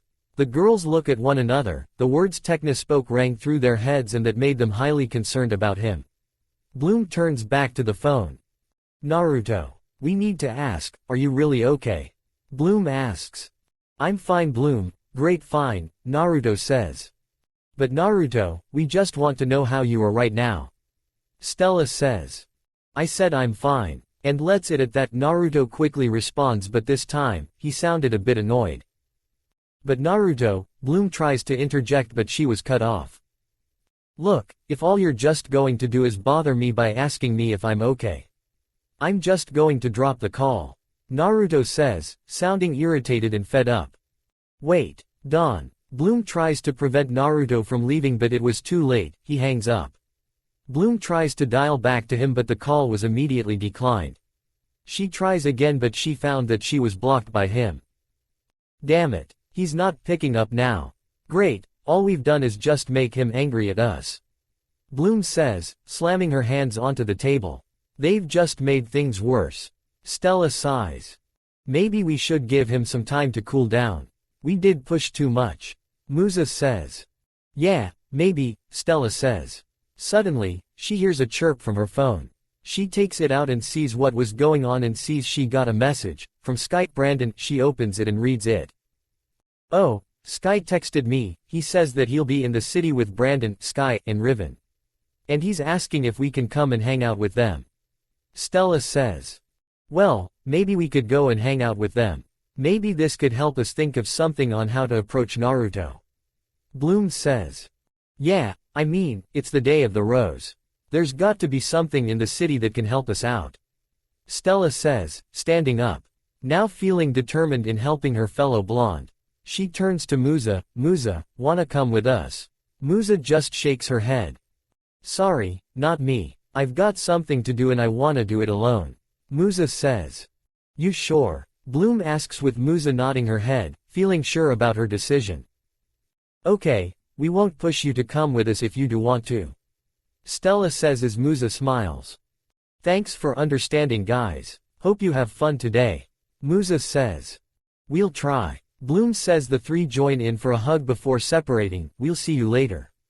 Bye. Bloom says. She and Stella wave Musa goodbye as they walk out of the dining room. Yeah, see you guys later. Musa says, waving them goodbye. Once she saw that she was alone, she left the dining room and processed down the hallways until she reached the closet, where she entered and went into the tunnels. She had a mission in mind. Okay, now I can try and look for his room without no one around. Hope Naruto's not too mad at us. Musa thought as she traverses down the maze of tunnels, in search of the missing blonde's room. A few minutes later. Naruto's cave Alfie. Insert music, Pissed by Glaive. Music was playing within Naruto's room as it was, for a better word, a dump. There were dirty, stained, and some of them, torn clothes, oiled stains, and oily tools on the floor. Along with various plastic bottles as well. There were various pages with runes drawn on them scattered around his drawing table, with the ink bottles turned over with the contents dried out, and brushes on the table itself, unorganized. Various plates and bowls were also on the floor, scattered on the floor with some broken. As for the teen himself, he was currently laying in his bed, hair a bit longer and messier than it usually was, wearing a stained and dirty white t-shirt, and a pair of dirty black shorts. He had dark circles under his eyes and his irises were a little dull, lacking the light they were known to have. He looked slightly paler than usual. He had bandages wrapped around his wrists and arms as he was staring up at the rocky ceiling. His phone was next to his head, been there since the call with the girls, and he was annoyed. He scoffs at the thought of the call. Checking in on me, asking me if I'm fine. I'm fine, I'm fine. Nothing's wrong with me, nothing's wrong, Naruto thought. Although he felt that he may have gone overboard on going off on the girls and hung up the call, he didn't need help. He was doing fine. Sighing, he slowly sits up and goes off the bed and walks toward his bike. The engine was open with the Bernoulli converginator opened out in the open. He'd been up for the past few days with little rest, fixing and adding in a few things into the engine. Why? There was the annual day of the Rose race and he planned to enter and win it. That's why he's been locked in his room for a while, to prep Akira and himself for it, but he really wasn't even feeling hyped for it. As he grabs a few of the tools off from the floor, he began to think back to the girls and how he reacted to them asking about him. Did I do too far with them? No, I didn't. I'm perfectly fine. They shouldn't worry me. In fact, I think they should just forget about me and live their lives in peace. Since I can't even protect them from harm. Naruto thought, saddened at the thought of seeing his friends, his only friends, live their lives safely without him in it. But that was a necessary sacrifice to do if it meant they'd be happy. As he goes back to tightening the bolts on the Bernoulli converginator, a knock was heard from the entrance to the cave. Naruto might have thought that it was Farragonda again and was about to yell at her when he was greeted by a voice he wasn't expecting to hear so soon. Naruto, it's me, Musa. Can we talk? Musa spoke from outside the door. She had found his cave. End music. Naruto remained still and quiet, hoping that Musa would think that he wasn't there and leave him away. Naruto, I know you're in there. I can see your shadow moving around. Musa spoke. Naruto looks down and saw his shadow was stretched all the way to the door. Thanks to how the lighting in the room was, he mentally cursed on this. He remains silent as he quietly goes back to working on his bike. Okay. Still ignoring me, I get it. I do really. Musa said, look, can we talk? Naruto remained silent, but that apparently didn't stop Musa. Look, I know you said that you're fine, but you're not. You're far from it. I know this because I've heard it before. I'm probably the only one in this school and out of our friends to not that you're not fine, because I know what it's like to be hurt and depressed. I know this because I was there before, Musa admits, causing Naruto to stop working and slowly turn to the door. You're probably thinking to yourself, how can Musa, this carefree, party-loving, musical girl, go through the same thing? Well, I have. It's a long story, but I'll tell you if you're interested in hearing me out. Musa says. Naruto doesn't answer, but she had a feeling he was listening. I come from a family of talented people with music. My dad started as a young musician who wasn't making much money, but that didn't bother him at all. One day, he went to a concert held in the city back home, and there, he saw my mom for the first time at her first concert. She was an incredible singer and her voice was heaven to listen to. My dad was awestruck by her voice, so much so that he asked her if she could perform this piece he wrote with him. She was leaving home in a day, but she told him that he could come over the next morning. He agreed and went off. He didn't write anything and he had to write the whole piece overnight from scratch. The piece wasn't special and my mom could see that, but she could tell that he worked hard on it and that really stuck with her on him. From there, they began to talk more and more with each other and performed together in various concerts, and eventually, they fell in love and got married. Over time, money got low and things got rough for them, but my dad didn't care as he only wanted to see my mom happy and fulfill her dreams. Over time, they eventually had me. Sure, they were poor, but they didn't care. They were happy. My dad used to tell me that it was the happiest day of his life. Time passed and my parents were still doing what they loved, performing and playing music. But one day, that came to stop. During one of their concerts, my mom suddenly got sick and collapsed on stage, causing my DOS to stop playing and rush to her side along with the others there. She got worse over time as we could barely afford food, let alone medicine. My mom fought the illness and pain back, but it was too late. I watched her die in front of my eyes. There was nothing we could do. Her death affected my dad and me a lot, more so with my dad. He blamed music as it caused his wife to overwork herself and pass away from it. I watched him destroy his prized cello and anything else that was related to music. He's never played a single note since, and I became the only thing left in his life. The thing that he loves. I was very traumatized by it, but I fell in love with music. I couldn't help it. I loved how it had the world around me just fade and disappear, and it left only me and its world. It's my only escape. My dad found out and he banned music from our house. I got upset, and we began to shout and yell hurtful things at one another until I left. I stayed over at my aunt's for a while to cool down and avoid my father. I got depressed and went with the wrong group for a time. I isolated myself from everyone, felt anxious and helpless. I was annoyed with the world and I was losing interest in the things I love, and that included music. I just felt empty. My aunt and dad saw that I was taking medics to sleep and they got me help. I'm better now and I haven't touched a single med bottle for 3 years now. But I something still thinks over those things at times. It never really leaves you. It stays in your mind, waiting and seeing when is the right moment to come back. Musa finishes her story. While she was saying her story, she fell to the ground and leans her back onto the wall while facing the door, watching Naruto's shadow as she saw it move a bit while she spoke. Naruto was in shock. He had no idea that Musa was like this in the past and that her past was so tragic. He didn't know what to do or what to say. He hears Musa sigh. Insert Ost. Legacy from Straight Outta Compton. Look, Naruto, what I'm trying to say is, you may think what happened that night is your fault, and that you must have failed in protecting your friends and you're beating yourself over it. What I'm saying is, it's not. It never was. You haven't failed anyone. This was an accident. Me getting hurt was an accident. Naruto, Musa says as she crawls her way to the door and looks down. You have friends and family. People who truly care and love you for who you are, and they are worried about you. This is scaring them. It's scaring me. I know I've gone through the same thing, but I don't truly know how you're feeling right now. You might be hurt, exhausted, frightened, and empty, and you can only see that you have to be alone to deal with this.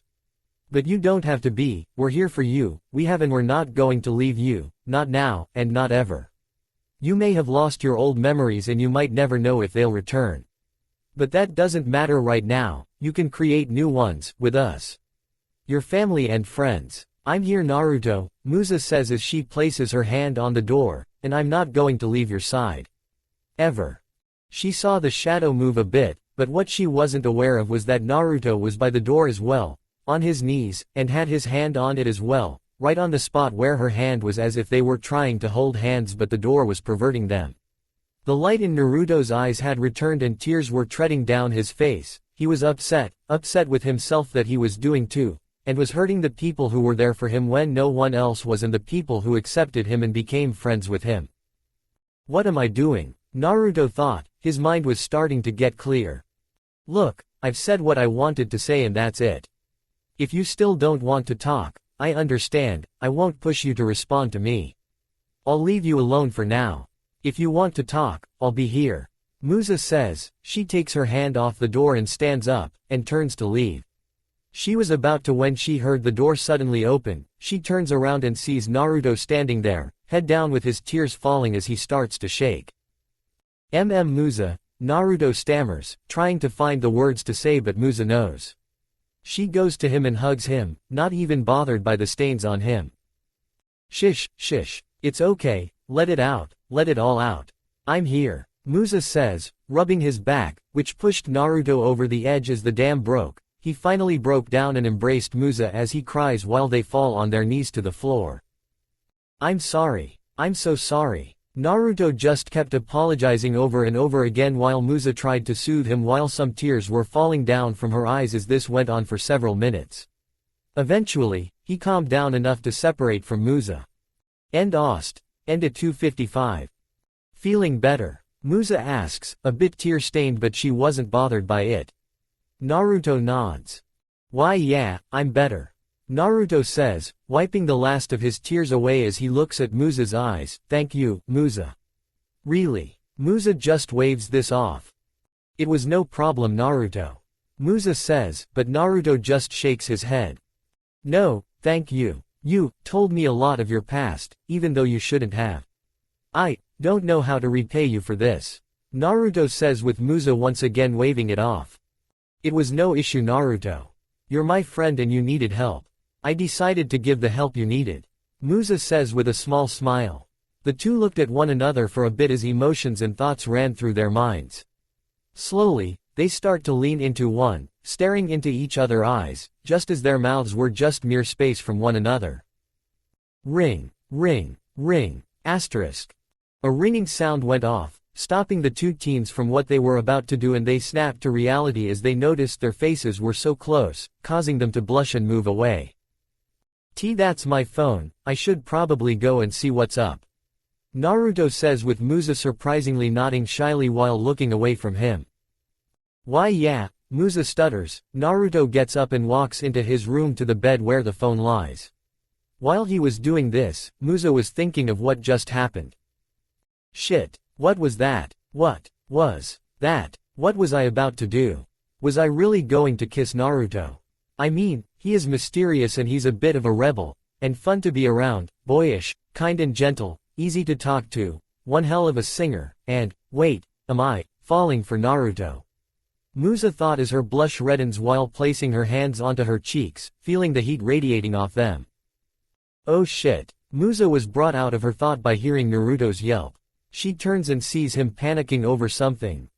What's wrong? Musa asks. The race. It starts in 15 minutes. Naruto yells. He drops his phone on the bed and starts running around his room, looking for clothes to wear. Wait, what race? Musa asks. There's a race in the city for the Day of the Rose called the Race of the Rose. It's held every year and I wanted to go there and maybe win this year's race. There is a reward and the winner gets it. I'm registered there since I signed up 3 weeks ago and I'm late. I have to get there quick. Naruto shouts. He starts to undress. First was his t-shirt and then his shorts. He was about to take off his boxers when he stops and notices Musa was staring at him, eyes fixed on him as her blush had returned, but this time, it was redder than last time. Ah, Musa, could you? Naruto stammers, blushing as Musa snaps out of her state and realizes that Naruto saw her staring. Her face went red, her eyes widening. Oh my god, I'm so sorry. Musa yells. She grabs the door and slams it shut. Outside, she stood next to it, panting as she tries to calm down with her blush fading a bit but still remains. After a few moments, hearing stuff from the inside, the door opens with Naruto wearing a race suit that consisted mainly black with some orange in some areas of the suit. He didn't have gloves on and had his mask around his neck. Alright, I'm about to head off. Naruto says. Musa nods. Okay, good luck at the race. I'll see you later. Musa says. Hey, do you want to come with me? To see the race? Naruto asks. Musa was quick to shake her head. I don't know, I mean, I am the one who's making you late as it is and I don't want to be a bother to you. Musa says, but Naruto shakes his head this time. No, you're not. You're not a bother to me at all. I do need someone who could, I don't know, cheer me on. But I understand if you don't want to. Naruto asks. Musa thought on it for a bit. She then looks at Naruto and saw his version of puppy eyes, or in this case. Alright, I'll go with you. Besides, it's not every day you get to see a race in the city, Musa says. Naruto cracks out a bright smile. Awesome. You won't be disappointed. Naruto says. Musa couldn't help but smile as well. After seeing Naruto's smile, it meant that some of the darkness in his mind was leaving, not all but some. That was progress. They head to his bike as Naruto closes the engine, sits on it, and starts it up. The engine roars to life as blue flames sprout out of the exhaust. He closes his eyes and revs the engine, loving how beefy it sounded. It was back. He opens his eye and turns to Musa, nudging his head to her. Come on, we've got a race to get to. Naruto says. Musa shrugs and heads over to him, sitting on the bike behind him. He grins and revs the bike up a bit more as it hovers off from the floor and jets out of the garage bay. Thanks to the jolt, Musa instinctively wraps her arms around Naruto's chest to prevent falling off the bike. The two zooms through the tunnel until they start heading toward the exit to the outside and they zoom onto the road toward the city. Musa looks at the surroundings and saw how the world looked like a blur as they were zooming at high speeds. It felt like the world was just an illusion and they were just it felt nice, it made her feel freedom. She turns to Naruto and saw he was focused on the road ahead, smiling as his hair was flowing gracefully along the wind. She couldn't help but feel that he had this bright energy to him, but that dark anger she felt that night was also there. While it was there, the bright energy was overlaying it, making it hard to really feel it. She places her head on his back and closes her eyes, letting the surrounding noises and engine fade away, and she only was listening to one thing: his heartbeat. They were reaching the city as fireworks were going off about it, signaling that the race was about to begin. City Center Magics. Time: 11:45 a.m. The city's center was packed with the citizens of Magix as a course was made with the city's streets. This was the course of the Race of the Rose. Various racers were getting ready for the start of it, and most of them were famous racers. Some of them were even students of Red Fountain and Brandon. Sky and Riven were among the racers. Riven was seen prepping himself for the race when he notices Bloom walking over to him, with her hands behind her back. "Riven," Bloom says. "What do you want?" Riven scoffs, glaring at the red hair, angry at her for what she did to him when she and Stella met up with him and the others earlier. He had tried to flirt and ask Bloom out, but she refused, as he did it in a rude, cocky manner after trying to make a bet with his teammates on the race. He tried again, but she wasn't having it, and she retaliated by splashing him with water from a pot. He got angry as she tried to apologize, but he left before she could. "Look, I'm sorry for what I did earlier. It was wrong of me. I'm sorry," Bloom says, feeling. "I wanted to give you this," Bloom says, pulling her hands from behind and had something in them. It was a box. She opens it and the box reveals a strange device in it. Bloom takes the device out. "It's a present, it's an apology for how I reacted to you and—" "Give it." Riven cuts Bloom off as he snatches the device from her hands. He presses a button on it, and the device changes into a futuristic streamlined racing helmet. He places the helmet on his head and he liked how it felt. It felt good. He presses the button on top of the helmet and it changes back to its original form. "I like it, feels good. Thanks," Riven says, turning his attention back to his bike, but before he went on further, he turns back to Bloom. "Hey, was there anything else you wanted to say?" he asks, hoping that she took his offer on that date. "Just, good luck in the race," Bloom just says and leaves him alone back to his work, unaware that people were watching them. The racers hop onto their bikes and pull at the starting line as the crowd were cheering and ready for the race to start. The race is about to begin. "Ladies and gentlemen, are you ready?" An announcer yells when the crowd responds to him loudly. Now, you may notice something off with the lineup. We're one racer short. We have no idea where he could be, but if he doesn't show up in time, he can't race, unfortunately, the announcer says, leaving some of the spectators to wonder where was this last missing racer. In an alleyway behind the crowd, Naruto and Musa were there as they had just arrived in the city center. Naruto looks up to a monitor and saw the racers lined up at the start. "Oh great, they're at the start line already," Naruto says, frowning. Musa turns to him. "Can you still race, even if they're about to begin?" Musa asks as Naruto thought back to the rules and realized a loophole in them. "I can, if I can make it past the start line in 10 seconds after the race had started. They have to let me race. If I don't, I'm disqualified," Naruto says, frowning as he looks around and saw that he couldn't enter the track in a normal way. "I need a way to get onto the track and rush it." But how? Naruto thought. He began to look around the area to see if there was a way to enter the track in time. He spots a nearby truck parked and it was a flatbed. He gained an idea.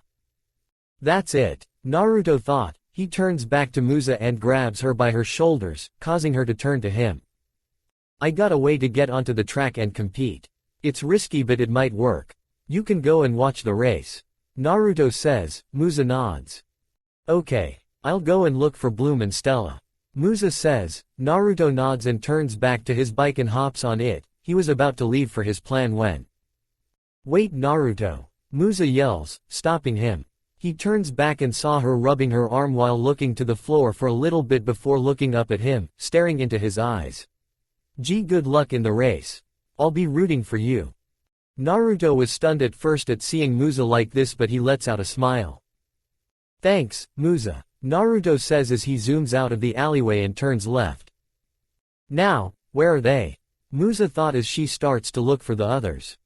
The racers were lined up and ready, and the announcer floated near them on a hovercraft near a. These are the light singles, gentlemen. When they go dark, that's when you set off. Are you ready? The announcer asks as the racers rev their engines, while looking at the lights. 3. Not that far down the street, Naruto turns onto the relatively empty road as he saw on the monitor that the first single light was on and time was out. He had to do this if he wanted to race. Hope this works, Naruto thought as he places his mask around his mouth and a black helmet materialized over his head as he lines up to the truck. 2. Musa was walking through the crowd. Where are they? I'd figure that they'd be here since everyone's here, Musa thought. She looks around a bit more until she spots a strand of red ginger hair and blonde hair. She knew who the hair belonged to. Guys! Musa yells out and heading toward Bloom and Stella, who turn and were surprised in seeing her here. Musa, what are you doing here? Stella asks. I came here with Naruto to watch him race, Musa says, causing Bloom and Stella to be shocked by this. Wait, Naruto's here. Where? Bloom asks. Surprise and panic were filling her. He's somewhere else, but he said he has a plan to enter the race. Musa says. She notices Bloom was getting anxious about something. What's wrong? Why do you look panicked? The tricks are here, I've been tricked. What? 1. Naruto sets off, heading straight toward the truck's flatbed as he lines his path up for it. Bloom, Stella, and Musa were running down the sideway, passing civilians along the way. What do you mean by tricked? Musa asks. I was given a helmet by someone who looked like Timmy, but Stella told me that he's nowhere near the city today. Bloom says. Why would they trick you? Stella asks. Yes, I don't know why, but they're up to something. Come on, we have to stop them. Bloom says. Musa thought back at what Bloom said to her earlier and remember something. Wait, you said they gave you a helmet. Where is it? Musa asks. I gave it to Riven. He's wearing it right now in the race. Bloom shouts, causing the others to go eyes wide. What? Go. As soon as the light went green, the racers set off with Brandon taking the earlier lead while Riven was hot on his tail. The crowd cheer, seeing the race has started. As this happened, someone screamed, causing everyone to turn and see an orange supped-up hover bike soar over the crowd and land on the track, and pass the start line. The announcer noticed something on the lineup as the last name on the registry flashed and go black, telling him that was Naruto. Insert Ost, his World Zebrahead version from Sonic the Hedgehog, '06 soundtrack. Wait, that's the last racer. He's made it in time before he could get disqualified. He's entered the race in a flamboyant way we've never seen before, folks. This could be exciting. The announcer yells, causing the crowd to realize what was going on, and they cheer and turn to the screen and watching the race unfold. Naruto was in last place, but he was surprisingly catching up to the other races as he maneuvered past most as they took sharp corners and made the elaborate drifts, with most of the racers wiping out due to something happening or couldn't keep control of their bike. Naruto was now in the top 3 as he was behind Brandon and Riven, with the two duking out for first. Naruto lines up for a chance to pass them, and when he saw one as they separate, he shifts gears and Akira shot out a boost of speed and shot him forward and past the two. Whoa, never had that happened before. Was that the Bernoulli Converginator? If so, what the hell did Hank do to it? Naruto thought. He shook his head and decided that was for later. Right now, he had a race to win. He was in first with Brandon in second while Riven was in third, but there was one last racer behind them, catching up to them. As they were heading down a straight, the announcer saw something fly onto the track. What a race, folks. And we even have an unusual competitor who just flew onto the track. A red-haired fairy. The announcer yells, causing Naruto to stop focusing on the road and took in what he said. Wait, red-haired fairy. It couldn't be, Naruto thought. He turns his head back and sees Bloom in her winx form, flying on the track. He was shocked. He lets up on the accelerator and lets Riven and Brandon pass him as he slows down enough and rides next to Bloom. Bloom, what's going on? Why are you on the track? Naruto asks. Naruto, is that you? Bloom asks and Naruto nods, showing it was him. We've got trouble, Naruto. The tricks are here. They tricked me with having one of their minions disguised as Timmy and handed me a helmet, and Riven's wearing that helmet right now. What? Naruto yells. Suddenly the last unknown racer passes them and heads straight toward Brandon. They lift their hand out to them and a purple magical beam shot out to Brandon's bike, causing it to go haywire and almost made him crash, but he regains control and stops on the side, eliminating him from the race.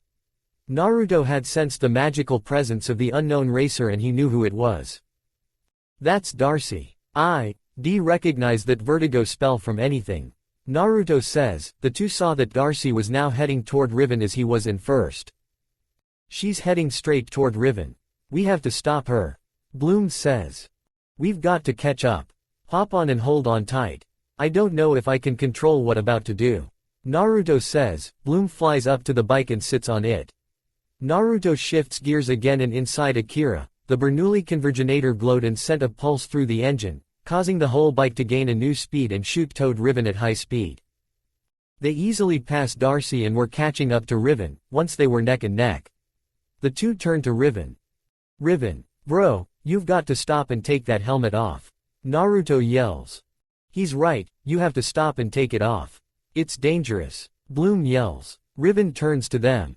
Wait, Bloom and Riven recognized Naruto's voice. The mechanic, you two aren't going to stop me. No one can, not when I'm about to win. Riven says as he turns back and focuses as he accelerates.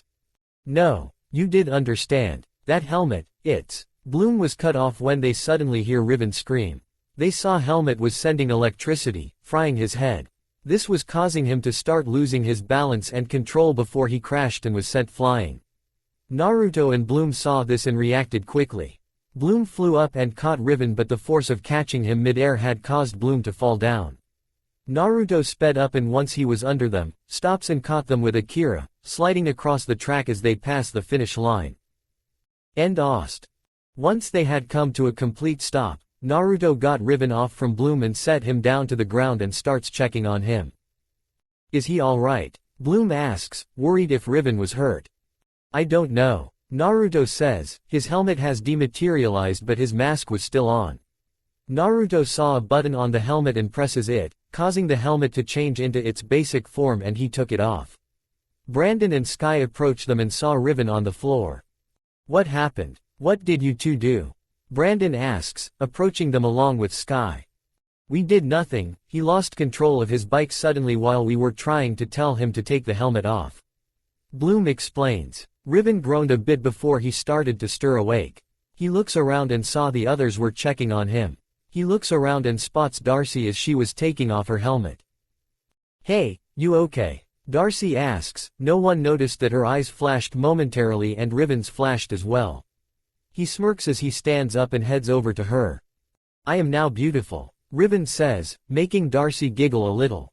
Before she could say anything else, Bloom flew and got in between them.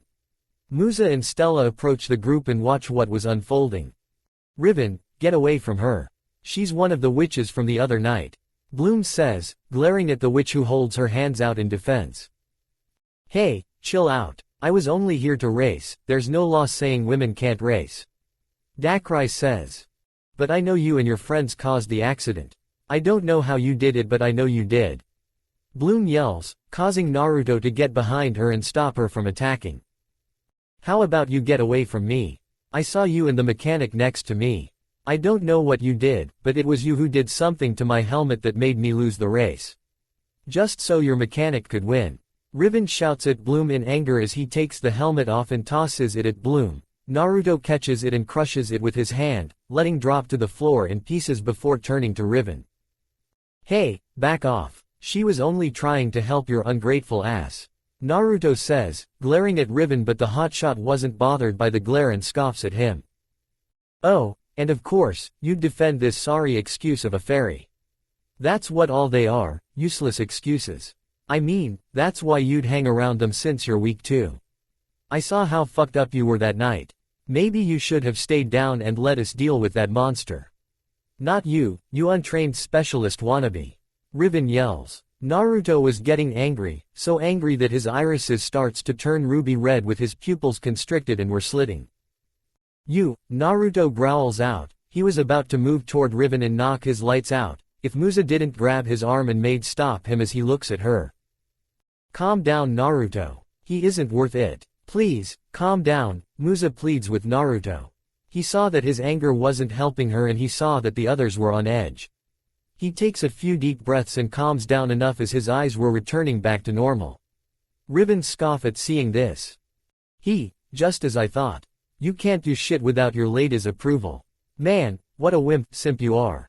Riven says. Eventually Sky had enough of Riven's behavior. Riven, if you're going to be nothing but rude to the ones who saved you, then I suggest that you get the hell out of here.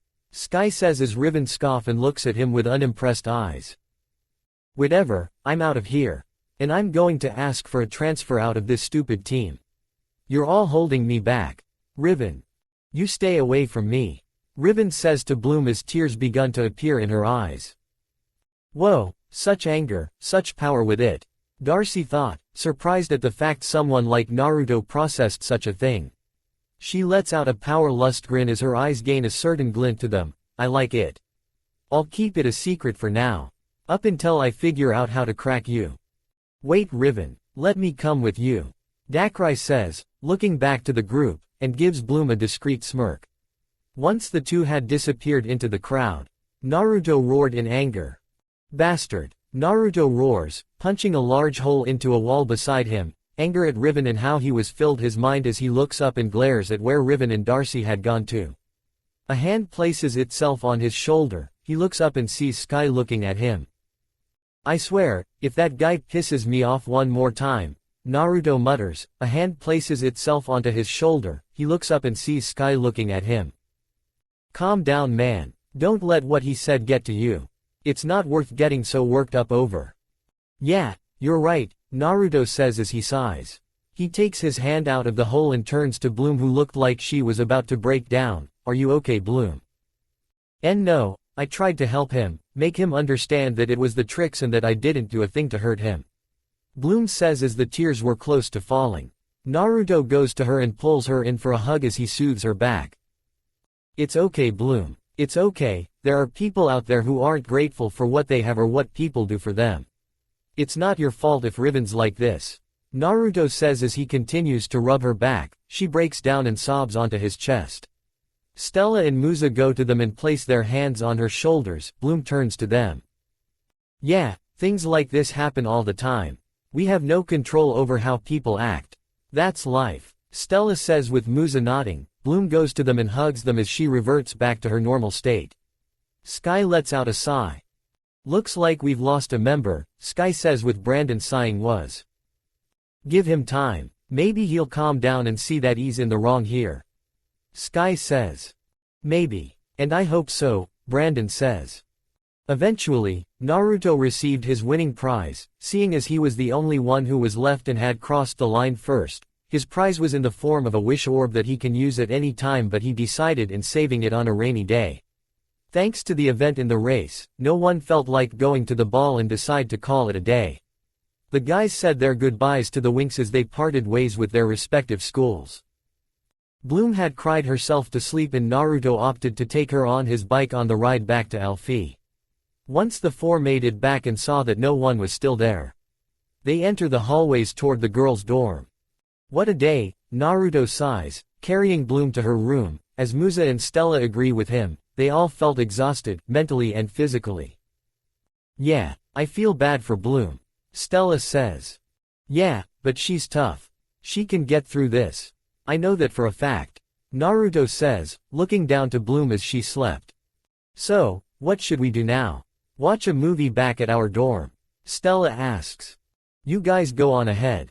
I have something to do. I'll catch up once I'm done okay. Musa says. Naruto and Stella looks at her before turning to each other and turn back to her and nod. Okay. The The two blondes say. They left Musa as she walks in the other direction and walks all the way up to one of the school's tower balconies. She looks over to the night sky and sees the city in the distance. Celebrations were still going on. She sighs and pulls out something from her pocket. It looked like an unbosomed flower. She set the device down on the balcony and sits on it as well. She then sends some magic to the device and a hologram video image of a fair-skinned young woman with shoulder-length blackish-blue hair that resembles a bob with pieces of hair tied back and dark gray eyes. Hi, Mom. Man, do I have things to tell you. This year so far has been interesting here at Alfie. I met some really great girls who are my roommates and we're great friends now, and there's this boy I met. He's strange, but I'm thinking it's either his amnesia or that's how he really is, but he's fun. Musa says as she giggles a bit while the video hologram of her mother smiles. Musa stops giggling and frowns as she looks at the hologram. He's a hurt and scared kid and he's like me. I want to help him, I really do. 'Cause, what would happen if he destroys himself?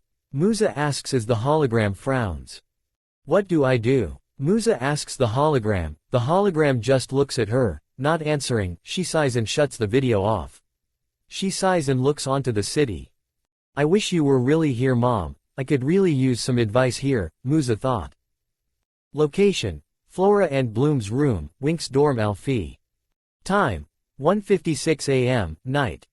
It was the middle of a stormy night in Magix with most of its people fast asleep, and the same could be said for the fairies and human of Alfie.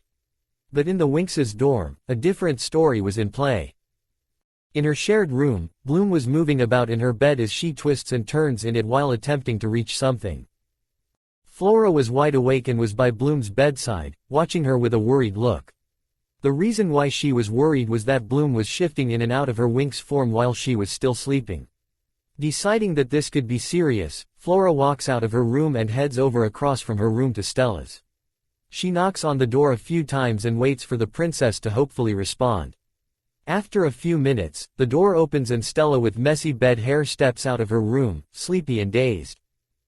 Who it is? Wait, don't tell me, Stella suddenly says. She then sniffs the air a bit before turning back to Flora. Oh, it's you, Flora. I'd recognize that perfume anywhere. I think you should change it, thought. Fewer flowers and more class. Stella yawns. She turns around and walks back into her room toward her bed to go back to sleep, but Flora follows her inside and goes to her bedside to wake her up. Now's not the time for this, Stella. I'm here about Bloom, Flora says, but Stella didn't budge from her bed. Wrong room, she sleeps in yours, remember? Stella says. Yeah, I know that, but I'm not here about that. She's doing it again, Stella, but this time, it looks like it's gotten worse. Flora says. Stella turns to her, eyes still sleepy but was aware. Understand what? Stella asks. I think it better if you come and see for yourself. Flora says. Stella turns back into her pillow and sighs in it. Fine, Stella groans. She gets up and the two head back to Flora's room. Once there, they were by Bloom's bed, watching her twist and turn in her bed, but more rapidly. You see, she's talking in her sleep again. She did this on Friday last week and tonight, but she hasn't been like this before. Flora says. I don't think it's that bad. Maybe she's just having a nightmare or something. Stella suggests that people have done things like this before when having nightmares. She's even done something similar before when she dreams about, never mind. But I don't think it's not a nightmare, look. Flora points to Bloom and they saw her shifting in and out of her Winx form. She's been doing that since last night. That's amazing, it looks like she's transforming in her sleep. That takes a lot of power and focus to even do that. Stella says, in awe of this feat, since only those who've mastered their power could do this. That made Stella think just how much magical energy Bloom has inside her. Maybe we should do something. We could go and get the others. Flora says. And then what? Stella asks. I don't know, maybe have Tekna do something for her. Or have Musa play something. Or call Naruto and ask him if he knows anything about this. Flora asks, thinking about the options they had at this time. Flora. Stella calls Flora but she doesn't hear it. Or maybe we should tell Miss Griselda or Miss Farragonda, or maybe not. Flora says. Flora. Stella says her name again. this time, slowly as she was getting annoyed by Flora's rambling. Or maybe we shouldn't do anything at all, maybe this is like sleepwalking, we could do more harm than good and, Flora was saying but Stella interrupts her. Flora, calm down, Stella shouts. She grabs Flora by her shoulder and began shaking the nature lover to calm her down from her rambling. Or else you'll upset me and make me raise my voice and. Stella shouts but someone else interrupts her. What's going on? The two turn and see Bloom awake and rubbing her eyes, back in her normal form. Bloom stops rubbing her eyes and looks up and sees Stella and Flora standing by her bed in their PJs, and looked like they were arguing. What are you two doing? Bloom asks. Stella and Flora turn to each other before turning back to the redhead. We can explain, Stella says. Date, the 6th of September, Monday. Location, Courtyard Alfie. Time, 2:20 p.m., day. So, you were having a nightmare last night? Tekna asks. She and the others along with Kiko were walking out by the courtyard with puddles of water from the storm last night. They were discussing Bloom's nightmare. No, it wasn't a nightmare, it didn't even feel like one. Plus, it didn't feel like a dream either. Try and give us more details. What do you remember about it? Tekna asks, pulling out a device from her pocket. It's hard to explain. It was a lot more vivid than any dream I've had. Bloom says. Let me try something. Tekna says. She presses a button on the device and it opens up with a robotic ladybug in it. Activating Psychic Ultra Scanner. The robotic ladybug flies out of the device and over to Bloom and starts scanning her brain. There were colors everywhere and then I saw a face for this beautiful woman. Bloom explains. The ladybug scanned her thoughts on the dream and a read came to the device and Tekna reads it. The scan indicates traces of psychoplasmatic evanescence evaporation, level 26. Tekna says. Hey Tekna, will you please stop cutting in with that thing? Musa asks. She was not wearing any bandage on her chest as she has been medically cleared by the school's nurse earlier that day, meaning she could transform and use magic once more. It's okay Musa, I asked Tekna if she could log all of my dreams to analyze them. Bloom says. You know if you want. I can hook you up to my electrical mind reader while you sleep, it'd help us to better understand your dreams. Tekna says. Bloom seemed a bit unnerved by the thought of something on her as she slept. No thanks Tekna. It's fine just the way we're doing things. Speaking of which, Bloom says. She looks on ahead and stares at Stella. I'd really appreciate it if you'd stop coming into my room and waking me up by shouting. She says with Stella raising her hands in defense.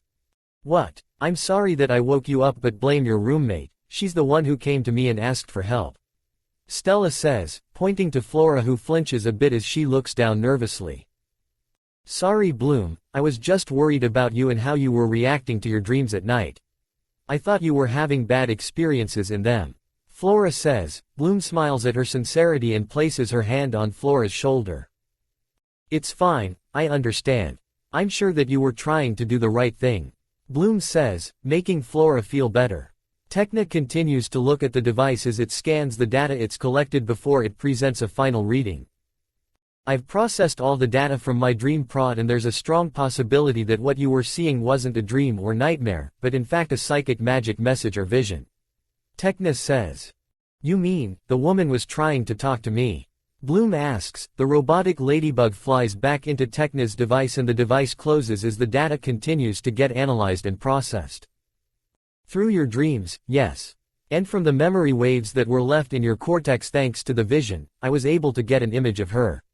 This is what I got. Tekna says. She presses another button on the device and it projects a hollow image of the same woman Bloom has seen in her dreams as of late. So, what do you think? Is this her? Tekna asks. Bloom couldn't lie and nodded, recognizing the woman. Yeah, that is her. This is amazing Tekna, you're a true blue techno whiz. Bloom says. I'd rather be called a tech fairy but thanks. Tekna says, smiling at the compliment. Bloom looks back to the image and gets a closer look at her. Now that I got a better look at her, I'm sure that I've seen her from somewhere but where? Bloom says. She starts to think back from where she could have seen this woman before besides her dream and then, it draws to her. Of course, I remember now.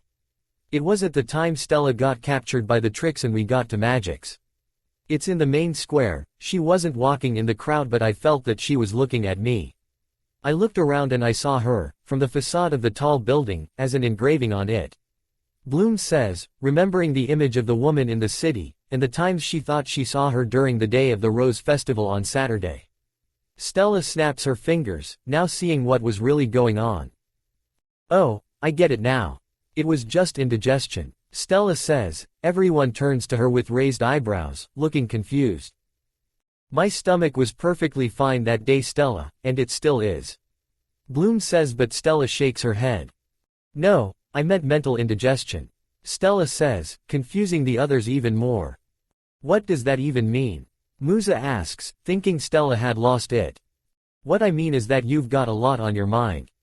With all the exams coming up, the tricks in there deal with us, and that you're an earthling, meaning that your brain isn't so used to how hard things are here. Plus, we can't forget the fact that a boy is on your mind. Stella says, letting out a grin. Bloom thought of a certain blonde-haired, whiskered-faced teen they knew, and she blushes at what Stella could be saying. I don't know what you're talking about. Bloom stutters, turning away from the Solarian princess. Oh come on, we all know this boy since he's our friend and fellow member in the Winx. Don't think I haven't seen the looks you gave him while we were watching the movie on Saturday night. Stella says. Bloom mentally cursed herself for getting caught by Stella for doing discreet glances at Naruto that night, but apparently, it wasn't as discreet as she thought. Still don't know what you're talking about. Bloom still denies it. Stella shrugs, knowing that eventually, Bloom will crack. Whatever helps you sleep at night. The point is that you had a dream, everyone has them. So don't make a big deal out of it. Stella says. Bloom started to get annoyed by Stella's attitude and starts clenching her fists. It wasn't just a dream. Bloom says, but Stella just shakes her head. Oh Bloomy, Bloom. Stella says. Are you being poetic or sarcastic? Tekna asks. I'm just saying that Bloom is just blowing things out of proportion. Stella says. Bloom looks at her, thinking that Stella thought she was joking about this. Are you saying that I'm just making things up? Well, I'm not okay. Why would I even do that? First I was just hearing her voice, but now since last night, I'm starting to see her clearly. Bloom says. Stella however looked unconvinced. Not buying it. Stella says. Bloom got anger. I did see her. She is real and I'll prove it. Bloom shouts. She starts leaving the others and heads toward the main building with Kiko following her. Where are you going, Bloom? Musa asks. To the library. There's got to be proof of her and I'll show it to you all if it's the last thing I do. Bloom shouts as she enters the building. The others look on in shock at how mad Bloom had gotten before Flora. Musa and Tekna turned to Stella and gave her frowns and looks of disappointment.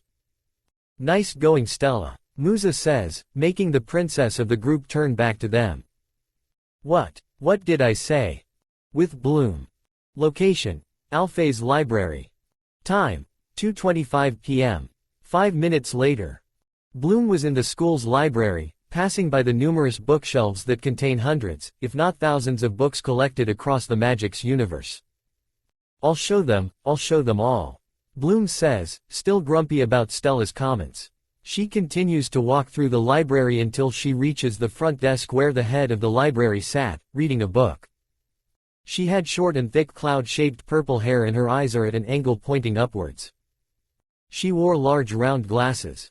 Her outfit was the stereotypical librarian attire, consisting of a blue vest, light blue, long puffy sleeved, collared dress shirt, an indigo long skirt that had a small slit at the bottom, and above knee blue, high-heeled boots. Her name was Miss Barbadia. Hello Bloom, are you here to work on your History of Magic project which is due in a week's time? Miss Barbadia asks, not once looking up to Bloom. Sort of, Miss Barbadia, I'm actually here looking for a book. But I'm not sure where to start looking. I just don't have the name of the book. Bloom says. Well then, go up to the research podium behind those stacks and say the name that. The library will search for the books that contain the name and hand them to you. Miss Barbadia says, pointing behind her. Really? The library will do the search instead? Bloom asks, intrigued by this as it remained her of the internet back on Earth. Yes, it will. Now go and see if you can find the book. Miss Barbadia. Thank you. Bloom says. She and Kiko head behind the stacks where pointed, and they saw a podium in the center between a circle of bookshelves, with the podium a butterfly wings shape.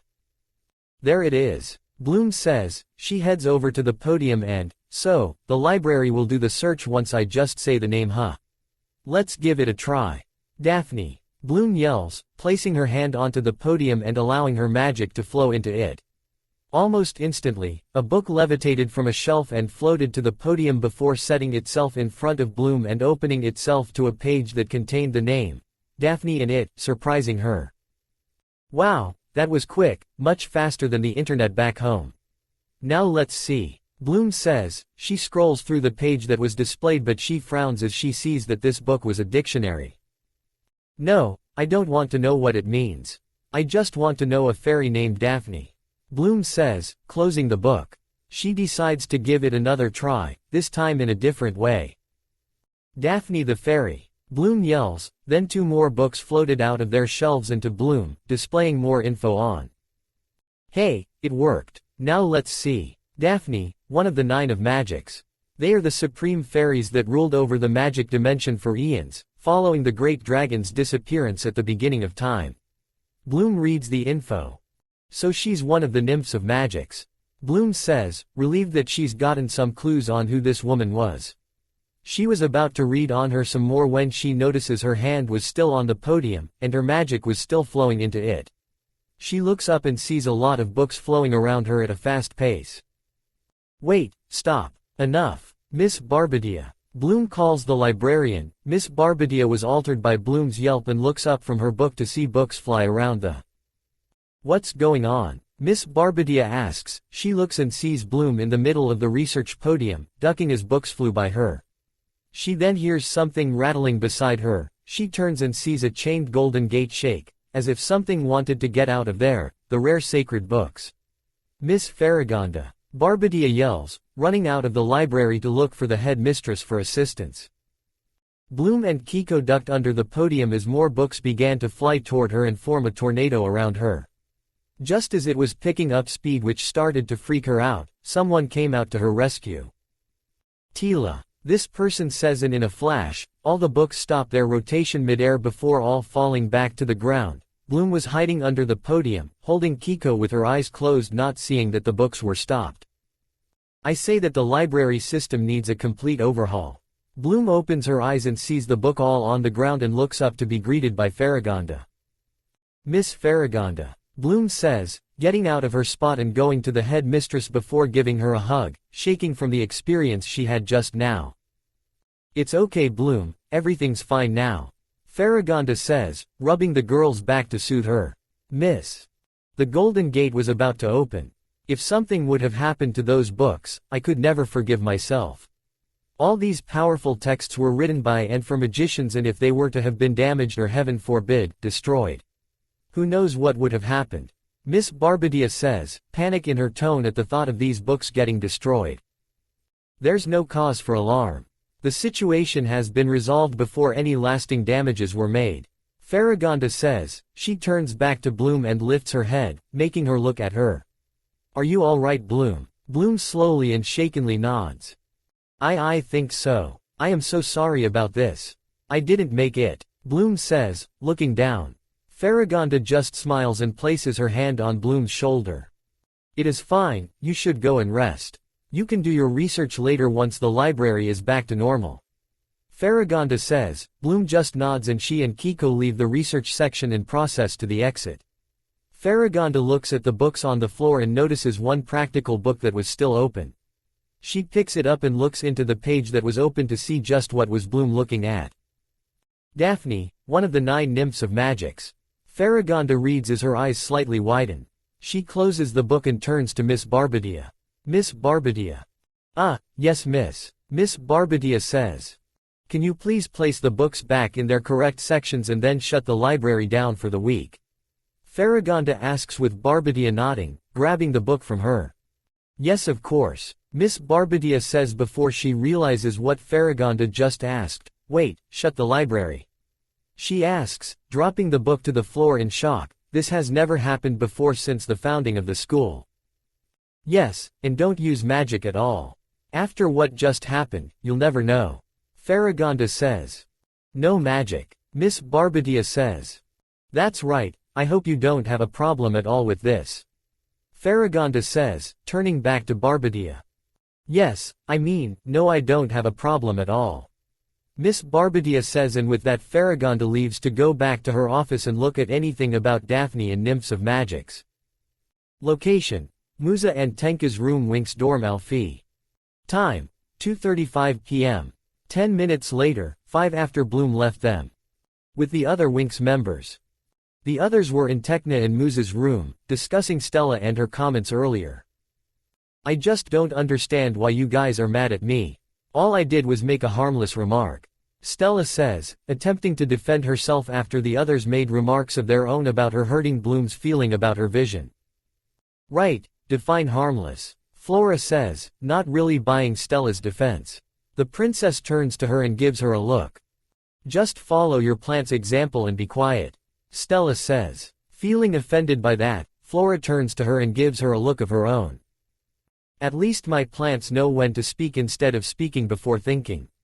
Flora says. Oh yeah, well Stella was about to say her comeback when she was interrupted. Can you two please keep it down? Some of us are trying to study here. Musa shouts. She was sitting by her desk, trying to read one of her textbooks in peace when this started happening. Oh, don't you start, Musa. Or else Stella was saying again, but once more, gets cut off by Musa. Or else you'll what? What are you doing to do? Musa asks, not feeling intimidated by Stella's threat. The blonde looks at her for a bit before grins mischievously. I don't know, maybe start talking about something else. Like, let's say boys for instance. Stella says, getting up from the bed. Musa, however, wasn't interested in that. Boring. Now if you aren't going to be quiet, you can leave since this is my room. I've got a test tomorrow and I'd like to read up on it so I won't have to pull an all-nighter again. Musa says, turning her full attention back to her book. Stella wasn't buying that at all and headed over to Musa and sits next to her on her desk. Oh come on, close that book and spill the beans. Who do you like? We all know that our dear old Tekna gets all flustered and nervous whenever she sees Timmy. Stella says. Tekna, who is by her bed, brushing her hair, stops and turns to the blonde with shock written on her face. Wait, that is so not true. Tekna shouts, standing up. And it's obvious that Bloom has a soft spot for Naruto and a bit of Brandon from what I've seen on how they interact with one another, and while I do find Sky cute, that's pretty much it. While I fancy Naruto a lot, but that's it for me. And I have a feeling that Bloom and I aren't the only ones who's got a soft spot for our resident amnesiac blonde. Stella says, looking at Musa who didn't budge one bit by her theory. Nice try, Stella, but you know very well that he's just a friend. Someone we know and are trying to help get his memory back. Musa says. Right, a friend. Would a friend go ballistic and nearly kill the beast that injured you? Or would spend time with you around the campus? That's what friends do, huh? Stella asks. Musa slightly blushes as the memories of the things Stella mentioned come flying back into her mind, and then her blushes deepen in color at the memory of her and Naruto nearly kissing when they were having their moment. She shakes the memories off and looks up from her book into Stella with narrow eyes. Yes, that's what friends do. Musa says before going down to her book. Then what about Riven? Stella asks. That was when Musa flinched a bit, but Stella saw it as clear as the sun was. What about him? Musa asks. Stella smirks. Got her, she thought. You know what I mean. He doesn't even look at you, even after you tried to be friendly at the party we had weeks ago. Stella says. Musa flinches again. Stella, that's enough. Flora shouts. She and Tekna had enough of Stella's current behavior right now. What? I was just asking her. Besides, no harm done, right? Stella asks. Eventfully Musa lost her temper. I said I don't care. I don't care about Riven and I don't think of Naruto being anything more than a friend. Musa shouts, standing up and slamming her hands onto her desk. The slamming and shout startled Stella enough of her to fall off the desk and land on her butt on the floor. I was just joking, that's all. But, are you really sure about that? I know what I saw when you and Naruto were together since the day of the rose, and Riven doesn't seem to care about anything besides Darcy. You should know since you were there with us after the race and him blowing up at Bloom. If I was you, I'd be careful since Darcy took the first guy you tried to be friends with, who knows. Maybe she'll go after Naruto next. Stella says. Musa thought of that and saw an image of Naruto going to Darcy instead of her, and that hurt just to imagine. I said, I don't care, Musa stutters. The emotions were finally getting to her. So much so that she runs out of the room. Flora and Tekna tried to stop her, but it was too late as Musa just runs out of the dorm. They turned to Stella and gave her glares. What? Why are you giving me those looks? Stella asks. Stella. The two shout. Location. Courtyard Alfie. Time. 2:36 p.m. Bloom was seen walking through the courtyard once again, holding Kiko in her arms. The little blue bunny lets out some squeaks. Ya Kiko. I finally got some clue about who Daphne finally is.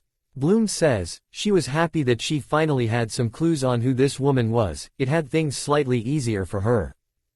Let's go and tell the others right away and then call, Bloom was saying, but she stops when she sees Musa run out of the building, tears falling from her eyes. Musa. Just who I was looking for. You'll never guess what happened. Bloom was saying, but she stops as Musa was crying before she runs past her and headed straight toward the gate. Bloom looks at her and thought what was wrong. What's wrong with her? Bloom thought. She hears footsteps running out of the building. She turns and saw Stella running toward her before either one could react. Stella crashes into her, and the two falls to the floor with Kiko flying through the air before he lands on his feet. Bloom and Stella sat up and rubbed their heads, from the pain after colliding with one another. Bloom, I'm so sorry. Stella says, standing up. Bloom follows her and dusts herself off. It's fine. Accidents happen. Bloom says. Stella shakes her head and grabs Bloom's hands. No, I'm not talking about crashing into you. I'm talking about earlier. I didn't mean to make you upset like that. I shouldn't have teased you like that. Stella says, feeling bad about how she was to Bloom earlier. Bloom just waves it off like it was nothing. It's fine. I may have overreacted a bit. I'm sensitive to serious things. Bloom says. Have you seen Musa passed by here? Stella asks, looking around for the music fairy. Yeah, I saw her run by me just moments ago before you showed up. She looked upset and she was crying. What happened to her? Bloom asks. Stella turns back to her with a serious expression. Where did she run to? Stella asks. She went that way. Bloom says, pointing to the gate. What? Stella yells. She runs toward the gate with Bloom and Kiko following behind. Once they reach the gate, they saw the bus take off. Musa, wait. Stella yells, but the bus doesn't stop. It turns and heads toward Magic's. Stella sighs and looks down. Great, how we'll get her back? Stella asks. Bloom looks at her as she picks Kiko up from the ground. Stella, can you explain what's going on? Bloom asks. Stella turns to her. I teased her about Riven in Naruto and she got upset from it. Stella says. She runs her hand through her head. Damn it, why can't I do anything today? And you realize this now? Bloom asks, smirking. Stella turns to her and gave her a look before dropping it and sighs. Well, I guess I deserve that after what I did. How are we going to get to Magic's and look for her? Stella asks. Bloom ponders about this a bit before remembering someone who could help. Wait, where is Naruto? Bloom asks. He said he was going to work today when I called him in the morning. Why are you asking? Stella asks. If he is at work, that means he's in Magic's. He could go and look for Musa and make sure that she's alright. Bloom says. Stella saw her point and thought it was a good idea. That's a great idea. Let's go and get my phone back at our dorm and call him. While we're at it, let's call the specialists as well. They could help us look for her as well. Stella says with Bloom agrees. The more help, the better the chances. Good idea. Let's go. Bloom says it's Stella nodding. The two walk toward the campus, but along the way, Stella notices something. By the way, what happened to your hair? Did you blow dry it in a tornado or something? Stella asks. Bloom gives her a side-eye look if Stella was staring this again. Stella, Bloom says, but Stella just holds her hands out. Just kidding. Stella says. Location. Warlock Motor Repair, Blacksmith, downtown Magic's. Time. 3 p.m. Insert music. Oh, My Life Be Like by Grits Fort. Tobymic. Inside the back workshop of Warlock Motor Repair Blacksmith, music blasted from a stereo on the work desk. Naruto was seen, in his uniform and welding mask, working on a car that looked like it had seen better days. He was vibing to the song that was playing as he was wielding a blowtorch, welding metal onto metal. Hank comes into the workshop and looks at the car before turning to Naruto. "Hey, kid, how's that piece of crap coming along?" Hank shouts over the music. Naruto hears him and turns to him before turning off the blowtorch and setting it down and lifting his welding mask up to have a better look at Hank. "Going good. If I can keep this up, we might be able to finally be rid of the car once and for all, you know," Naruto says, slamming his fist onto the hood of the car. Hank nods his head. "Good, 'cause every time we sell this foul beast, she returns in the worst state than when she left in. This has been a bane to me for years now," Hank says, staring at this car with hatred. This wasn't the first time that he's dealt with this car since the owner tends to crash it at the first moment they are given. "Relax, once we slap the engine back into it, she'll finally be gone, hopefully for good this time," Naruto says. He had heard stories from his boss about this car and how it always came back to get fixed, in much worse states every time. "I hope so as well. I just hope so. Come on kid, I need some help at the front," Hank says. He turns and leaves the shop to the front. "Sure thing," Naruto says. He takes off his gloves and wielding mask and goes toward the work desk, and turns the stereo off. End music. He then heads out of the shop and toward the front where he sees Hank standing next to some boxes. "Help me lift these boxes and place them in the break room for storage for now until we figure out where to put them," Hank says with Naruto nodding. "You got it," Naruto says. They start taking the boxes separately into the break room and place them down before going back and picking up more and taking them there. While they did this, Hank looks at the blonde. "Kid, I've been meaning to talk to you about your absence for the last 2 weeks. What happened, kid?" Hank asks. Naruto just thinks about it whether or not he should tell him the whole truth about what happened and why did he skip work for 2 weeks. Deciding on keeping some details on it, he decides to tell him. "Oh, yeah, I had a bad night at a party I was at and I needed to stay low for a while, try and get my head back, but nothing was working, until a friend of mine helped me out. She told me some stuff about her and she understood what I was going through and she really looked out for me and stayed with me until I got better. She's a really good friend. And an amazing person as well," Naruto says, thinking about Musa, and he couldn't help but smile. Hank sees him smiling and he grins. "Oh, a lady friend, huh? What's her name and what school is she from?" Hank asks. Naruto, not seeing the grin, answers.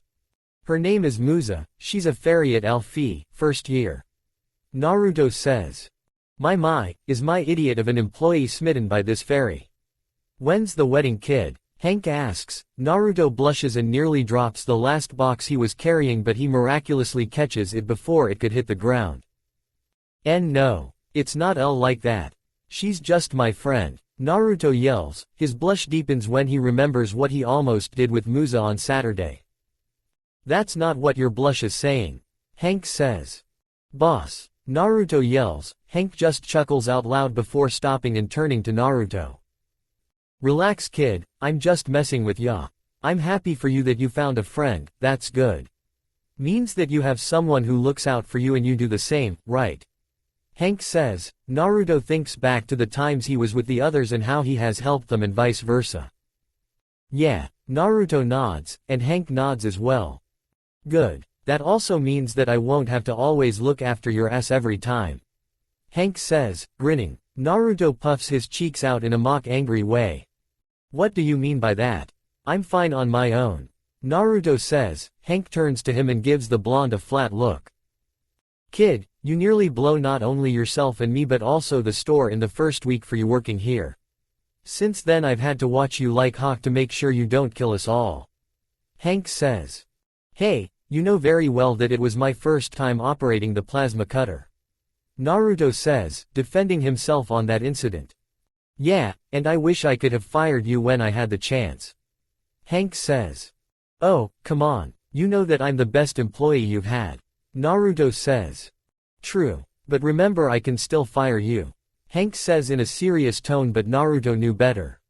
Love you too, boss. Naruto says, chuckling by himself. He takes the last box to the break room and places it by the rest. He sighs in satisfaction at the job well done.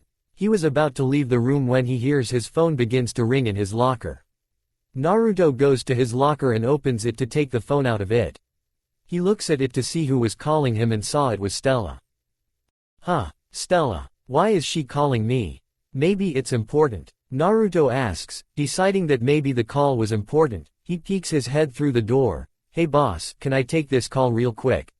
He asks Hank, who was by the counter. Sure, just be quick though. We've still got to beat that piece of crap down until it's smooth. Hank yells. Naruto nods and pulls his head back into the room. He looks back to his phone and answers the call. Hey Stella, what's up? Naruto asks. Naruto, we need your help. Stella yells. Naruto had to move his phone from his ear due to the volume of Stella shouting, but he heard what she shouted. What's going on? Naruto asks. It's Musa, she ran away from school and is somewhere in Magix. Stella says. Why would she run to Magix? What happened? Naruto asks. Stella doesn't speak instantly but after a few moments. I may have teased her too much and made her upset to the point that she just ran out of our dorm, out of Alfie, and into a bus heading to the city. Stella answers. Naruto couldn't help but sigh from this. Great, just great, Naruto thought, sighs again and rubbing the bridge of his nose. He was going to have a serious talk with Stella about this. Alright, I'll try and get off work earlier and go look for her. I can track her with magical sense and see where she is. Thank you so much. We're on our way with the specialists to help search for her. Is Riven there? Naruto asks, hoping that he wasn't there. Thankfully no. Sky told us that he transferred out and is in another squad. Stella says. Naruto lets out a sigh of relief. Thank the dragon for that. I really can't stand that guy. Okay, good. I'll get off work now and start looking for her. I'll call you guys when I find her. Naruto says. Well do, see you and good luck. Stella says. See you soon. Naruto says. He drops the call and process to take off his apron and gloves and changes into his casual t-shirt and headband. He exits the break room and heads toward the exit. Hey, boss, I need to leave early. Something just came up, Naruto says, causing Hank to look up from behind the desk. What? Why? Hank asks. Naruto turns to him.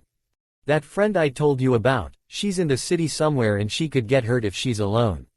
She's not in the best place right now with her emotions, and if she got hurt while I'm here, I don't know what I would do. Naruto says. Hank looks at him and could see the concern and worry on the blonde's face and how this was serious. I understand, kid. You can go and look for her. Consider this as a day off. Hank says. Thanks so much, boss. I'll pay you back for this. Don't mention it, now go. Go find her. Hank yells. Naruto nods and leaves the store, and starts running through the streets of Magix. Once he was in a corner, he closed his eyes and started focusing his sensing ability on the city in search of Musa's presence. It didn't take long for him to sense that she was downtown as well and that she was fairly close to him, about a block or two away from him.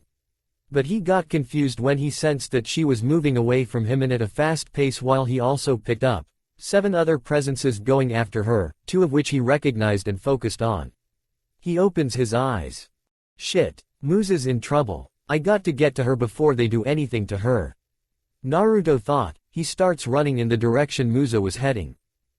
With Musa, things were not going so well for her at all, as she finds herself currently running for her life. When she arrived at Magix, she suckled and wandered around the downtown district of Magix, trying to get what Stella said off her mind. When she was wondering, she happened to stumble upon a bunch of Cloud Tower witches at a cafe, with them having what looked like to be a party. She peeked through one of the windows into the cafe and saw to her horror Riven happily chatting with Darcy. Just when she was about to leave, Icy and Stormy confronted her about her spying on them. The two then went antagonized Musa up to the point where she slapped Icy across her face. This angered the witch to the point where she gathered 5 more witches from the cafe and gave chase to Musa, who had no choice but runs. She found Riven and tried to ask him for help, but he. This is so not my day, Musa thought, continuing to run away from her opposers who were right on her tail. She took a turn into an alleyway in hopes that she would lose them. Her hopes were dashed away when she ran into a wall, blocking her from escaping, and she saw nothing she could use to climb over it. Crap, a dead end, Musa says. She turns around and was about to run out of the alley when the witches chasing her were now there, blocking her escape. Icy and Stormy float down to the ground and sinisterly grins, seeing Musa was trapped and alone. Nowhere to run now, little fairy, Stormy says. They start advancing toward Musa as she slowly back away until she hits the wall behind her. Just as they were about to do something. 8-on-1 seems extreme, don't you think? A voice spoke from above the wall. The witches and Musa look up to see who it was, and much to Musa's relief, it was someone she knew standing on top of it. Naruto, Musa thought, happy that he was here. Icy and Stormy, however, weren't as happy about his arrival. You again, Icy growls, glaring at the blonde who leaps off of the wall and gracefully lands next to Musa. He turns to her and smiles before turning back to them and steps forward, hiding Musa behind him. Sup, Icy and Stormy. I see that you're missing one. Did you replace her with your groupies? Naruto asks, causing the other witches to growl at him. Why do you always show up whenever we're about to teach a fairy a lesson? Don't you have something better to do? Icy asks. Naruto just shakes his head at her. Nah, remember what I said the night we had that little fight in that alleyway at the beginning of the school year? I said that while I don't really like hitting women, that rule gets tossed out of the window soon as you start targeting my friends. And you've cornered one of them. So, I'll only ask you this one time, leave and don't mess with Musa again. Or you'll be picking up yourselves off from the ground. Naruto says. Mechanic. Naruto and the others turned back and saw Riven stomp past the witches until he was in front of them. Oh look, the Judas has arrived. What do you want? Naruto asks. To tell you that you should turn the way so the ladies here can have a little chat with Musa. Riven says. Musa flinches and hides more behind Naruto. The blonde himself didn't like the tone Riven used. And why would I do that? Since this is my friend we're talking about here. Since these ladies just want to talk to her. Peacefully. Riven says. Naruto doesn't buy that at all and narrows his eyes, glaring at the perpletal. I'd like to see you try. Naruto says. Riven saw Naruto wasn't budging and he got angry. Insert Ost, Katsuki and Izuku you say run version 3 from Boku no Hero Academia Ost. Oh, I'd be glad to do that. Riven growls out, he pulls out his phantom blade and equips it. I've been waiting to kick your sorry ass since the day I met you. Naruto didn't look scared nor intimidated by Riven's threat. He just cracks his neck before materializing his katana from his rune and gets into his fighting stance. The feeling's neutral, Tem. Naruto says. Riven got confused by the name but took it as an insult to him while Misa looks at the blonde after hearing the name. Tem, what did you call me? Riven yells. Naruto took the time in thinking about the name and why did he say it. It felt strange yet familiar to him. Never mind. Just know that one of us will still be standing after this, the other, he's going to need a lot of spells to recover from what I'm about to do. Naruto says. Then come on. Riven yells. He charges toward Naruto as they engage in a sword fight. Riven went and delivered strikes and slashes to Naruto but the blonde was prepared from them, countering, blocking, or simply prying the attack with his sword. Sparks flew off from the blades and into the air from each collation whenever Riven fired an attack and Naruto just blocked it. Riven was getting frustrated by this, seeing that Naruto wasn't doing a thing besides blocking. Is that all you got? Just blocking my attacks? Riven shouts. He tries to slash Naruto but the blonde just ducks away from the attack and looks at him with a disinterested expression. Nah, I can do a lot more than this. But why would I waste my energy on a guy that way too hot-headed for himself? Naruto asks. Riven got even angrier at this, seeing that Naruto wasn't even interested in this fight. Riven lifts his blade up and prepared to send it down to Naruto for a fatal attack, but before he could do it, Naruto saw this and saw that Riven exposed himself. He threw his sword up in the air and delivers 5 heavy punches onto Riven's chest, cracking 3 ribs and breaking 1. This causes Riven to buckle from the hits while spitting out some spit and lose his stance, giving Naruto the perfect chance to do a roundhouse kick onto his midsection, which sends Riven flying back and roughly lands on his back where the witches were. Naruto catches his sword by its hilt and turns back to the witches. "So, are you going to stand there, or do I have to come and knock your heads in?" Naruto asks. The other witches were angry at him for his comment earlier, and now that set them off. "Let's get him, girls." One of the witches yells, and she and the other charge toward Naruto. He shifts back into his stance and was prepping one of his attacks when the wall behind him and Musa blows up. They turn and see a red fountain hawk in front of them and stood the winx and specialists. End Ost. "Guys!" Musa yells, running toward the girls and hugging them. The boys head to Naruto, weapons drawn out. "Man, am I glad to see you guys," Naruto says, giving them fist bumps as greetings. "Glad to see you do, and alright," Brandon says. He looks down and spots Riven on the floor, trying to get back up while holding his chest. Whoa, what happened to Riven? The others see Riven in the state he was in. Proudly kicked his ass. And without even trying, Naruto says, grinning. The boys were surprised at hearing this, considering that Riven was a talented fighter, but to hear that he was defeated by Naruto without difficulty surprised them. Icy growls in anger as she unleashes her powers and a storm began to form over the city. Stormy followed her action by sending blasts of purple lighting into the storm, increasing the storm's intensity while adding lighting to it. Our heroes look up to the storm forming with snow falling down. "Well, that doesn't look promising," Timmy says. "No, it doesn't," Bloom says before turning to the other girls. "Let's transform, girls." They nod. Magic winx. The girls yell and they transform into their fairy forms and got ready for the battle. Insert Ost. Crisis City Morden from Sonic Generations. Acting as a lightning rod, Stormy redirects some of the lighting from the storm and shot it toward our heroes. The boys leap or roll out of the way while the girls flew away except Tekna, as her reaction speed wasn't on par with the others. Digital shield. Tenka yells, creating a shield to tank the lighting attack. While she was able to tank most of the attack, the lighting did electrocute her and the focus sent her flying back and landing on the ground, hurt. Tenka. Timmy yells. He tries to run toward her, but the other witches were blocking him and the other specialists and Naruto while attacking them, forcing them to only dodge and or block their attack.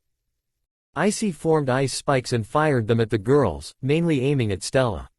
The blonde reacted and flew away from them with supreme speed and excellent moves. Stella dodges them and flies behind one of the stationed cars there to regroup. But before she could move away from it, the car suddenly moved back and frozen solid, trapping her. Icy floats toward her and grins before firing more spikes at the car, causing it to explode and making Stella blow up along with it. Musa saw the explosion and flew toward the burning car, hoping that Stella was alright, but before she got to it, Darcy appeared out of nowhere in front of her, intercepting her from Stella. The witch fired some sonic blasts at the ferry, but Musa was able to evade them and flew up above the city. Boom box burst. Musa conjured some magic and fires a magic spell toward Darcy. It hits her and creates a cloud of smoke in place of where she stood. Musa waited for the smoke to clear and sees what state was the witch in, but when it cleared away, she saw that Darcy had vanished.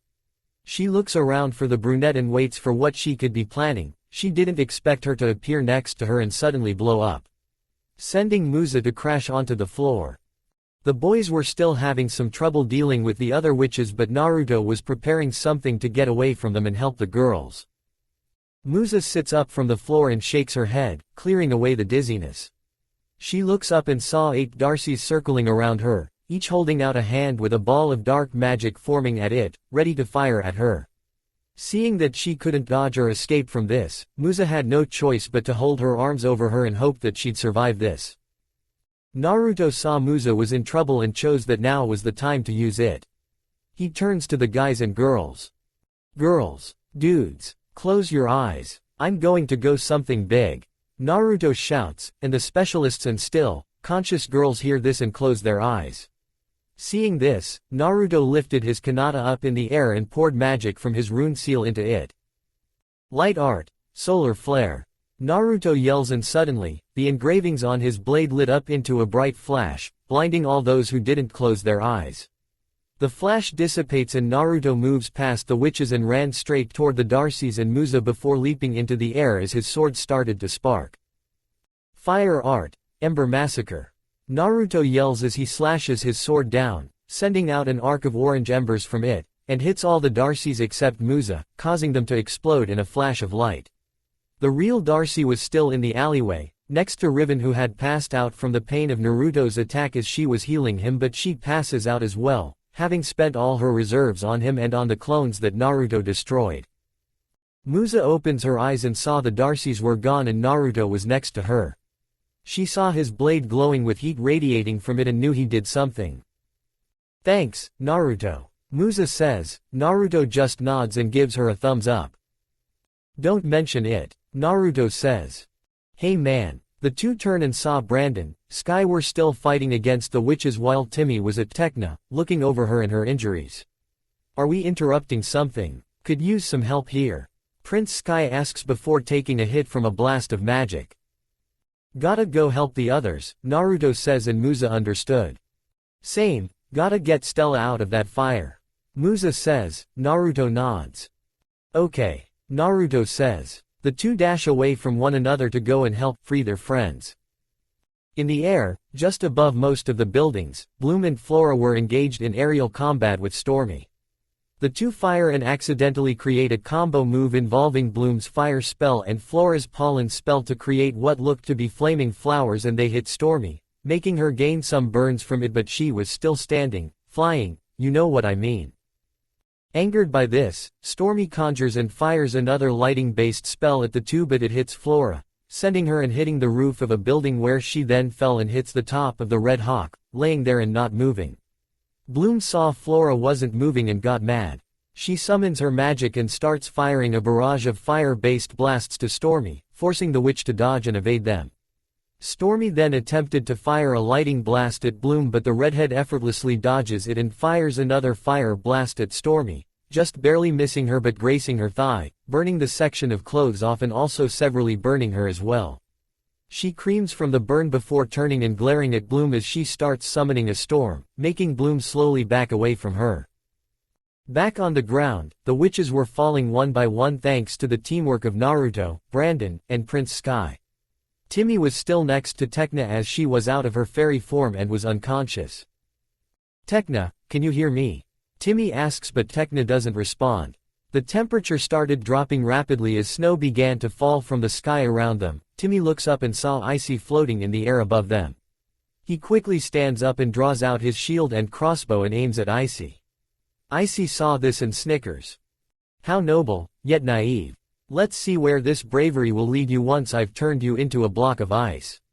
Icy shouts before firing a blast onto the ground, and ice began to form from there before it started spreading toward Timmy and Tecna and started freezing them while Timmy began to shoot at the ice. Musa went to the burning car in search of Stella to see if she was alright. She hears coughing in the smoke. She looks through it and sees Stella in a dome of light magic of her own. She was okay. Musa goes to her and pulls Stella out of the wreckage while the blonde regains her breath and focus. "Thanks, Musa," Stella says, turning to the music fairy. "No worries," Musa says. Stella flies away to rejoin the battle. Musa was about to do the same when a sonic blast was shot at her. She backs away from it as it hits the ground, leaving a crater on it. She looks where it came from and saw Darcy, recovered and smirking. "You," Musa yells, anger filling her. Darcy's smirk widens. "Yes, me. And this time, I will crush you," Darcy says as her eyes glow. The remaining stationed cars suddenly turn on and fly around Musa in a circle. Musa tries to fly out of the circle, but one of the cars intercepts her. She turns around to fly in the opposite direction but gets hit by another possessed car at a high speed.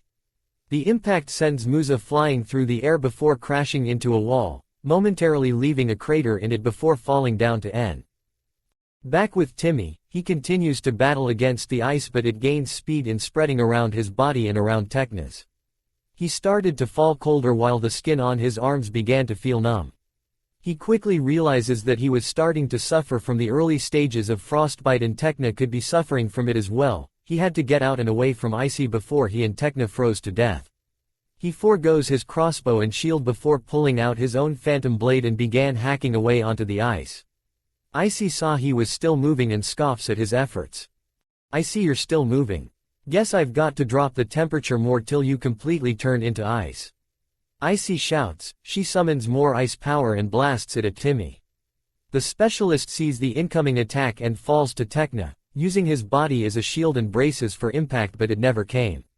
He turns around and sees Stella in front of him, forming a light magic barrier at the ice to tank it. "Pathetic," Icy says, pouring more energy into her attack as the ice began to form on the barrier. Darcy moves the cars and uses them to form a wrecking ball with them. She moves them just above Musa, who is still unconscienced. "This time, you'll crash you," Darcy shouts. She moves her hands down and the cars begin to soar downward to Musa, with the intention to crush her. Wind art. Razor edge. An arc of sharp wind soared into the air and went through the cars, making them halt their descent. A few moments passed before all the cars moved once more, but when they moved, they separated, showing they were cut in half in clean cuts before exploding. Darcy shields her eyes from the explosion. The explosion landed right beside Musa and in front of her was Naruto, looking at Darcy with a glare. "Why don't you pick on someone your own size? I'll be glad to since you hurt Riven," Darcy yells before blasting a large wave of sonic bursts at Naruto. He drops his sword before falling onto his knees and grabbing his head, ringing in his ears, and the world started to spin around him. "Ah!" Naruto screams, but that didn't last long as he collapses to the floor, knocked out. Bloom sees Musa and Naruto on the floor and gets worried for them. "Musa, Naruto!" Bloom yells. She flies to them, but she gets caught by a purple electric lace and gets pulled back by Stormy holding the end of the lace. "Where are you going, little fairy?" Stormy asks as she uses the lave to shock Bloom, making the fairy scream from the pain but stops before she could pass out and makes her look below. "Watch as your friends all fall to us," Stormy says, holding Bloom by her hair and making her watch Sky and Brandon still trying to hold off the witches. Stella still holding her barrier, but it was nearly frozen as Icy wasn't letting up at all. Flora still on top of the Red Hawk and still knocked out. Darcy was walking toward Naruto and Musa with a ball of dark magic forming in her hand. Bloom starts to get angry, her magic beginning to leak out of her. "Let me go," Bloom growls out. Her irises slowly shift from baby blue to orange while her pupils slit into that of a reptile's. "Or what?" Stormy mocking asks. Bloom clenches her fists as her magic began to increase in size and energy, one that felt familiar. Icy senses a large magical presence and looks up and saw Bloom glow. "What the? Wait, could she be?" Icy quickly summons her vacuum. Once it was fully formed, it began to flash brightly, responding to Bloom's magical spike. Icy grins in realization in seeing how the vacuum's reaction. It's her. She's the one. The vacuum suddenly flashed again. This time, it was reacting to something else. "What the?" Icy utter. She follows where the vacuum was reacting to and saw Naruto. "Huh." Icy couldn't say anything else as Bloom erupted, forcing her magic to surge through the area, knocking back all the witches and forcing them to retreat. Some of the surge went into the winx, healing them. Naruto's eyes twitch a bit before opening as he stands up. What happened?" Naruto utters. He looks around and saw the girls begin to recover and sit up. He senses large energy above him, making him look up and see something. It was Bloom, glowing brightly as her hair flowed up, but he notices something else around her. Something flew around her in a protective manner. "Is that a dragon?" Naruto thought, but his thoughts didn't last long as the glowing dragon fades away and Bloom reverts back into her civilian form and she falls from the sky. End Ost. "Bloom!" Naruto yelled. He rushed toward her and jumps into the air, catching her before she could hit the ground and sliding on his feet to a stop. He looks down at her and saw she had her eyes closed. Bloom, you okay?" Naruto asks, worried. Bloom slowly opens her eyes, showing them they were back to normal but had a tired expression. "Why yeah, just tired, that's all. Are you and the other okay?" Bloom asks. Naruto lets out a sigh of relief with Bloom being okay. All she was just worried and tired. He turns back and sees the others stand up and were okay. He looks around and sees none of the tricks nor the witches as well, just they must have escaped after the light faded. Yeah, we're okay. We're okay. Naruto says. Bloom lets out a sigh of relief and smiles, before falling asleep, letting her exhaustion take over. Naruto just looks at her and smiles.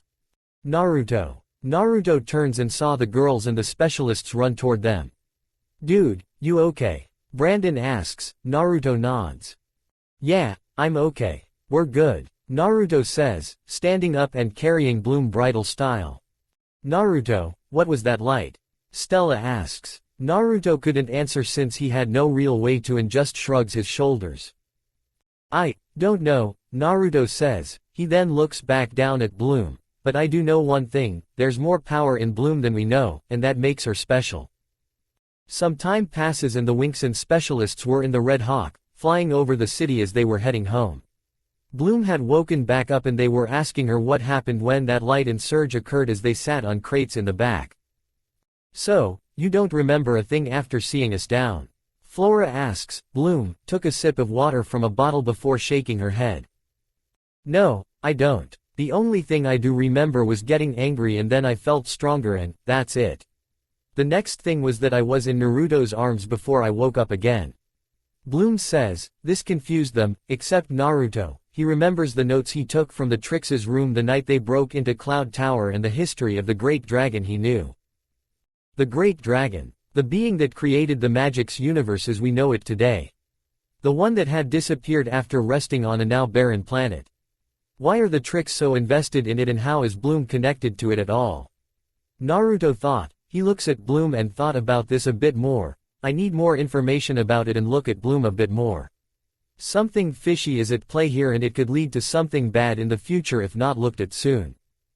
So, Riven's working with the witches now. Huh, didn't think the guy would stoop this low. Sky says, shaking his head in disappointment with Riven and his action today. I did. The guy does have some issues that he seriously needs to get checked or else he could get someone or kill someone in the future. I just hope he knows that we have to report this. Using your weapons against a civilian and provoking them into combat is against the code of conduct as a specialist in training. Brandon says. How much trouble is he in?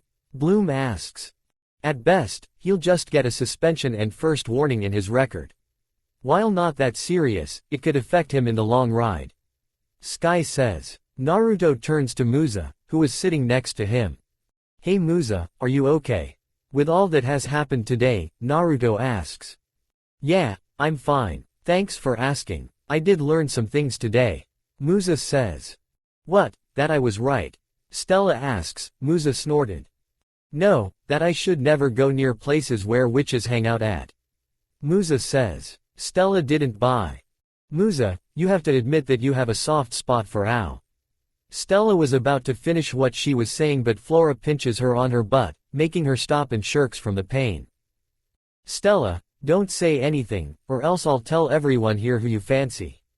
Flora says. Stella was rubbing her butt but stopped and pales when she heard that.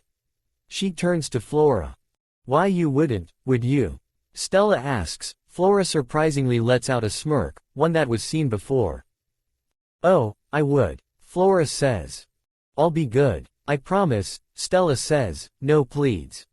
What are you guys talking about? Stella fancy what now? Naruto asks. Stella blushes and turns to him. Nothing. Nothing to worry about. Stella yells, waving her hands. Naruto raises an eyebrow and was confused. Brandon and Sky walks back to the front with Timmy SP. They could land Naruto in the forest as he asked them to. Musa then remembers something back at the alleyway before Naruto and Riven fought and she turns to him. Oh yeah, there is one thing I need to ask you Naruto. Why did you call Riven a bastard in a dead language? Musa asks, making the other girls turn to them. Huh, what do you mean? Tekna asks. He called Riven a tem. Which means bastard in Japanese. It's a dead language that was used back on Melody. No one really speaks it except the elders who still live there but they only use it if they're angry and use it as a way to insult people so they don't figure out what they're saying. I read a few phases and words in on it back in grade school and I understood what tem means. Musa says. So, could that mean Naruto could be from Melody then, like you?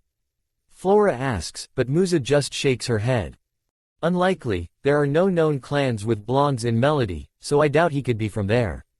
Musa says, knowing well that there are no blondes in her home dimension. Well, that's at least a clue, right? Now we just need to get more and we'll finally know where Naruto is from and maybe then find a way to get his memory back. Bloom says. Oh, yeah, there's one more thing I nearly forgot. Stella. Naruto says. He turns to Stella and gives her a serious expression. Me and you are going to have a long chat about teasing your friends and their emotions. You won't do anything rough with me, right? Stella asks, feeling a chill go down her spine. Yes. Naruto only says, but, which one was he agreeing with? That made Stella confused and scared. Will I have time to hide? Stella asks. Naruto just laughs for a bit before looking at her and cracks a grin, a familiar grin they've seen from her only. He stands up and walks over to her before grabbing her hands and pacing them over her before pushing her up against the wall and looking down at her. Sure, you could hide. But that'll just delay the inevitable. Naruto says. Please be gentle. Stella whispers. Naruto just grins wider and leans over to her ear and whispers into it. That all depends on if I'll be in a good mood by the time I get back to Alfie. So, be prepared, Naruto whispers. He walks away from her. Stella just slides down to the floor, her blush evident on her face as the others look at her. Help me, Stella just says, praying she could hide before Naruto gets her. The others look at her before turning to Naruto and saw he had an innocent look before turning back to Stella and to each other, wondering rather or not to be involved in this. Location: Cloud Tower. Time: 4:05 p.m.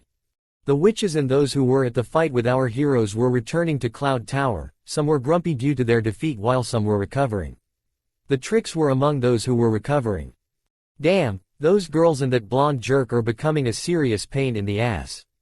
Darcy says, rubbing her head. The headache she was feeling was killing her. You're telling me. I got burned, especially on my thigh. It'll take a week just to heal from the burn. Stormy says, wincing from her burns across her body, but the burn on her thigh felt the worst compared to the others. Why did you make us escape? We could have taken them since we were beating them and I never got my revenge against that blonde asshole for what he did to poor Riven. Darcy says. I did it because we're having a meeting tonight. Icy says. Why? The two ask. I think I just figured something out. Icy says as they stop walking. Something about what? Stormy asks. Bloom, the Earth Fairy. Up until now, I didn't think it could be true, but it is. Icy says, looking toward the sky.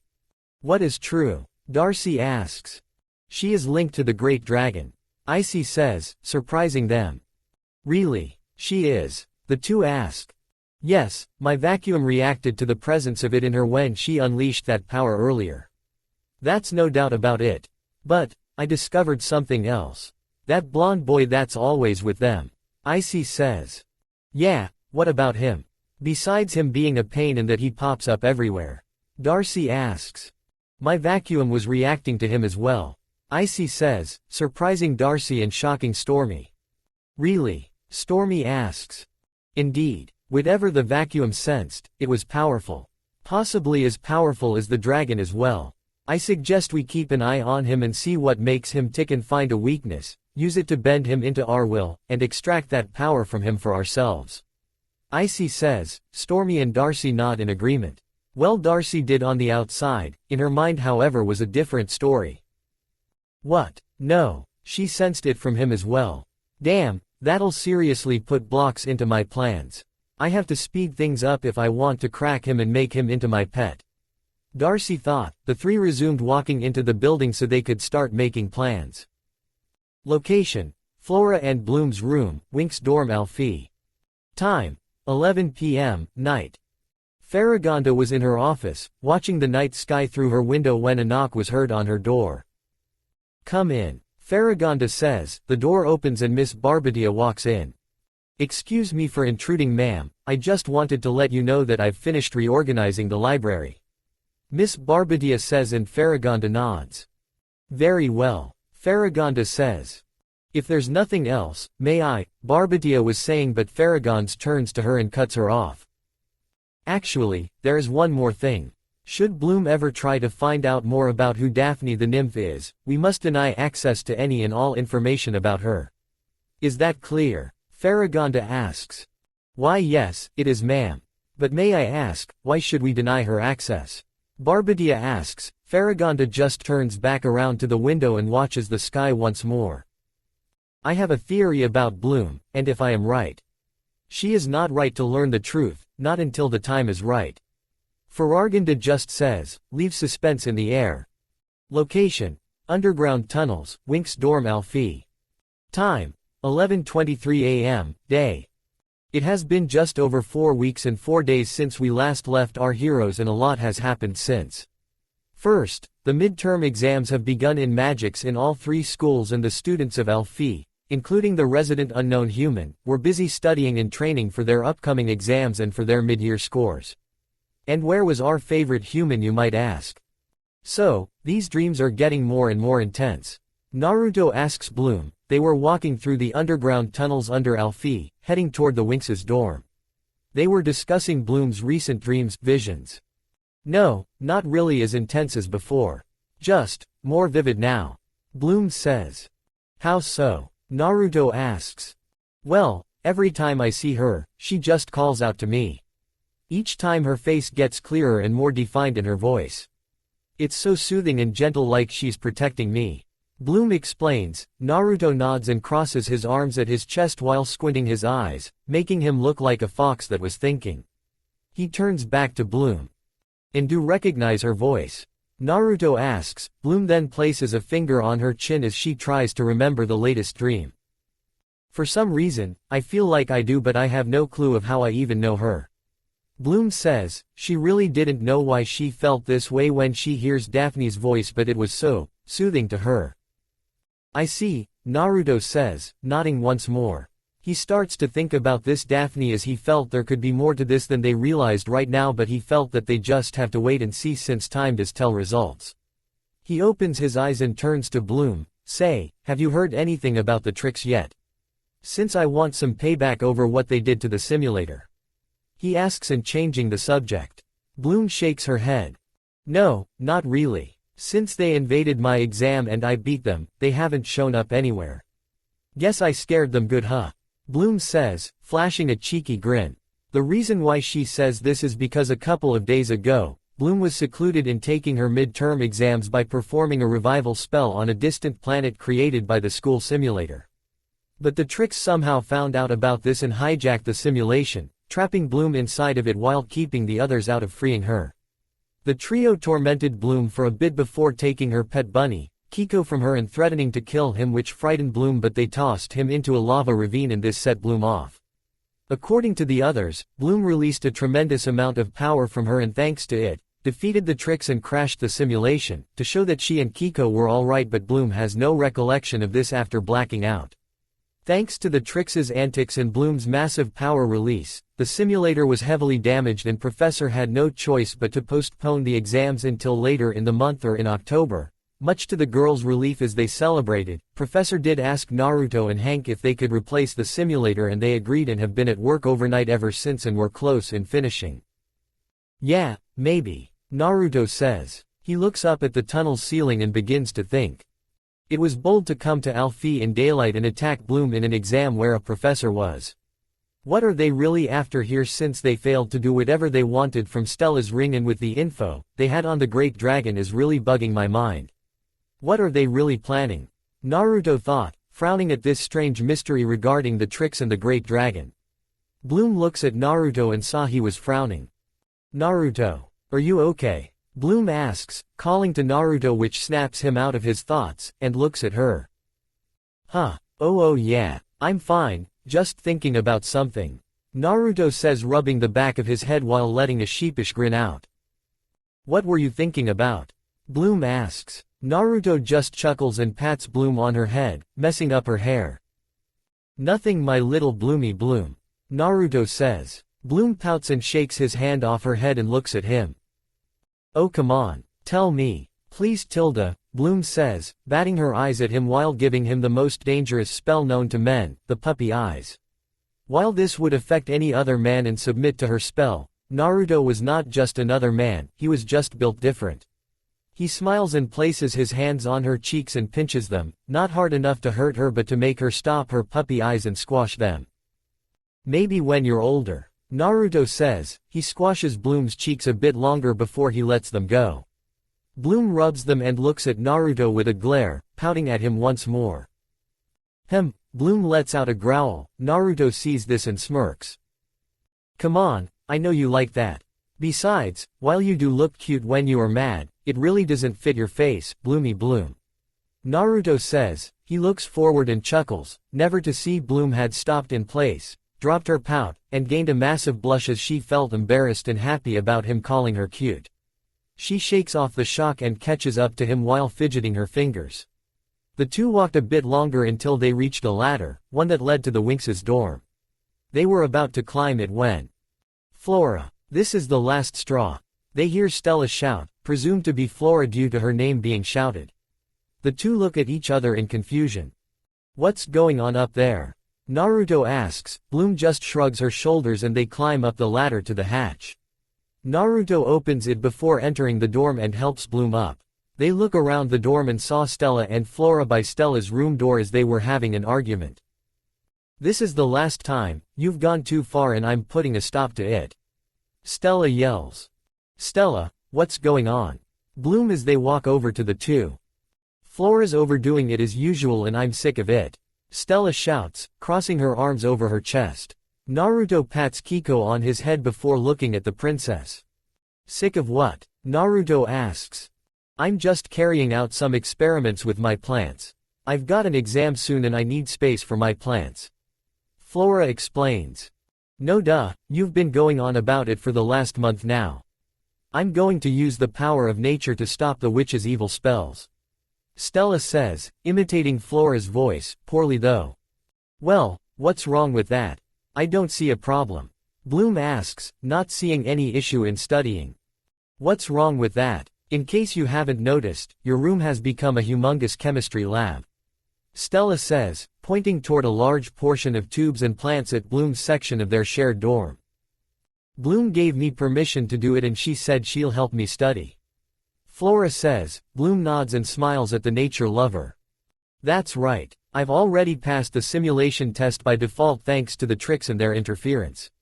Bloom says. Stella just crosses her arms again and rolls her eyes. Lucky. Stella mutters but they could hear her. Hey, I had to take on Icy, Darcy, and Stormy on my own. And it wasn't easy, you were there and saw what they were doing to me. Bloom says, placing her hips onto her hips. Yeah, I know. And I'm sorry Bloom for saying that. I guess with the stress from these exams and now Flora's flowers, it really pushed me to the edge. Stella says. Don't worry about Stella. I'm sure things will be fine, just wait. Bloom says, placing her hand onto Stella's shoulder. Don't worry about it. How can things be fine when my room is a mess? Okay, I gave permission to Flora on putting some of her flowers by my window since they need a lot of sunlight. I get that. Then she comes in here and puts Melanona lunicoas. Mimosa venitosa. Flora speaks, correcting Stella on the name. Whatever. But she puts them next to my mirror and closet you guys. My mirror and closet. Stella says. The male blonde and red-haired turn to Flora as she just raises her shoulders. Well, they fed off reflective light from reflective sources and you do have the biggest mirror out of all of us. So it was perfect. Flora says. Stella shakes in frustration. Oh really, so you think that this is perfect? Stella says, pointing toward her mirror and closet. The others follow and they see a flower putting on various makeup while a strand of its root was busy dancing to its reflection while wearing some of Stella's clothes and another root was busy rummaging through her closet. What the? Bloom utters, surprised in seeing this while Naruto just looks at the plant with intrigue on his face. They've been trying on my clothes and makeup for the past 40 minutes. I tried to stop them but they just don't listen to me. Stella says. She started to feel embarrassed and worried. Embarrassed that this had to happen to her and worried that her clothes would be damaged, or heaven forbid, destroyed. Well, they are called venitosa. Their species are notorious for doing things on their own and like to cause mischief to those who have the unfortunate in living close to them. Naruto says, surprising Bloom, Stella, and Flora with the info. Especially Flora since she thought no one aside from the staff and her would know a thing about plants. Whoa, that's right Naruto. How did you know that? Flora asks, generally curious on knowing how did the teenage boy know this. I garden a lot. It's a hobby of mine. Naruto says, surprising the girls further since Naruto didn't look like the type of guy who'd like to garden. Really? Flora asks, starting to feel joy. He nods and she smiles brightly, now feeling happy to know that there was someone else who gardens as well. Stella goes toward the two and grabs Flora by her shoulder and gives them a pledging expression. I don't care what they're known for, can you please make them stop? My clothes, my precious clothes, Stella begs, hoping that either of them knew how to make this stop. Bloom back at the plant and sees something it was taken from the closet.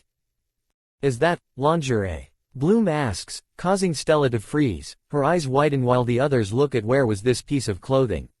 Lo and behold, they spot a fancy-looking orange and yellow lingerie that the root that was rummaging through her closet was holding. What? Stella yells, she turns and instantly spots the root and the clothing in its hands, roots. Whatever. She dashes toward it and grabs the piece of clothing and tosses it back into the closet and closes the door shut. She turns to the others and they turn away from her, whistling and looking at the ceiling. Stella bushes since she knew that they saw it and they'll eventually ask questions about it, but not now. Can you make them stop? I don't want any more of my secrets to being exposed. Someone catch me, I feel faint. Stella says, she places her hand on her forehead and dramatically falls toward Naruto, he catches her and holds her in his arms. I can't, but I still don't get why you're making a big deal out of this. Tekna hasn't complained once about my plants. Flora says, she shoots a beam of magic at the plant and upon the beam hitting it, it froze momentarily before it slumps over, and falls asleep. She then walks out of Stella's room and heads into Musa's and Tekna's room where the music fairy was sitting in her bed, reading a levitating textbook. Hi, Musa. Have you seen Tekna by any chance? Flora asks. Musa just shakes her head, not taking her focus from her book. Nope. I haven't seen her since this morning. Why? Musa asks. Flora moves into the room a bit and looks around. Are you guys having any trouble with my plants? Flora asks, looking for any sign of plants and trouble in the room. This surprises Musa as she looks up from her book.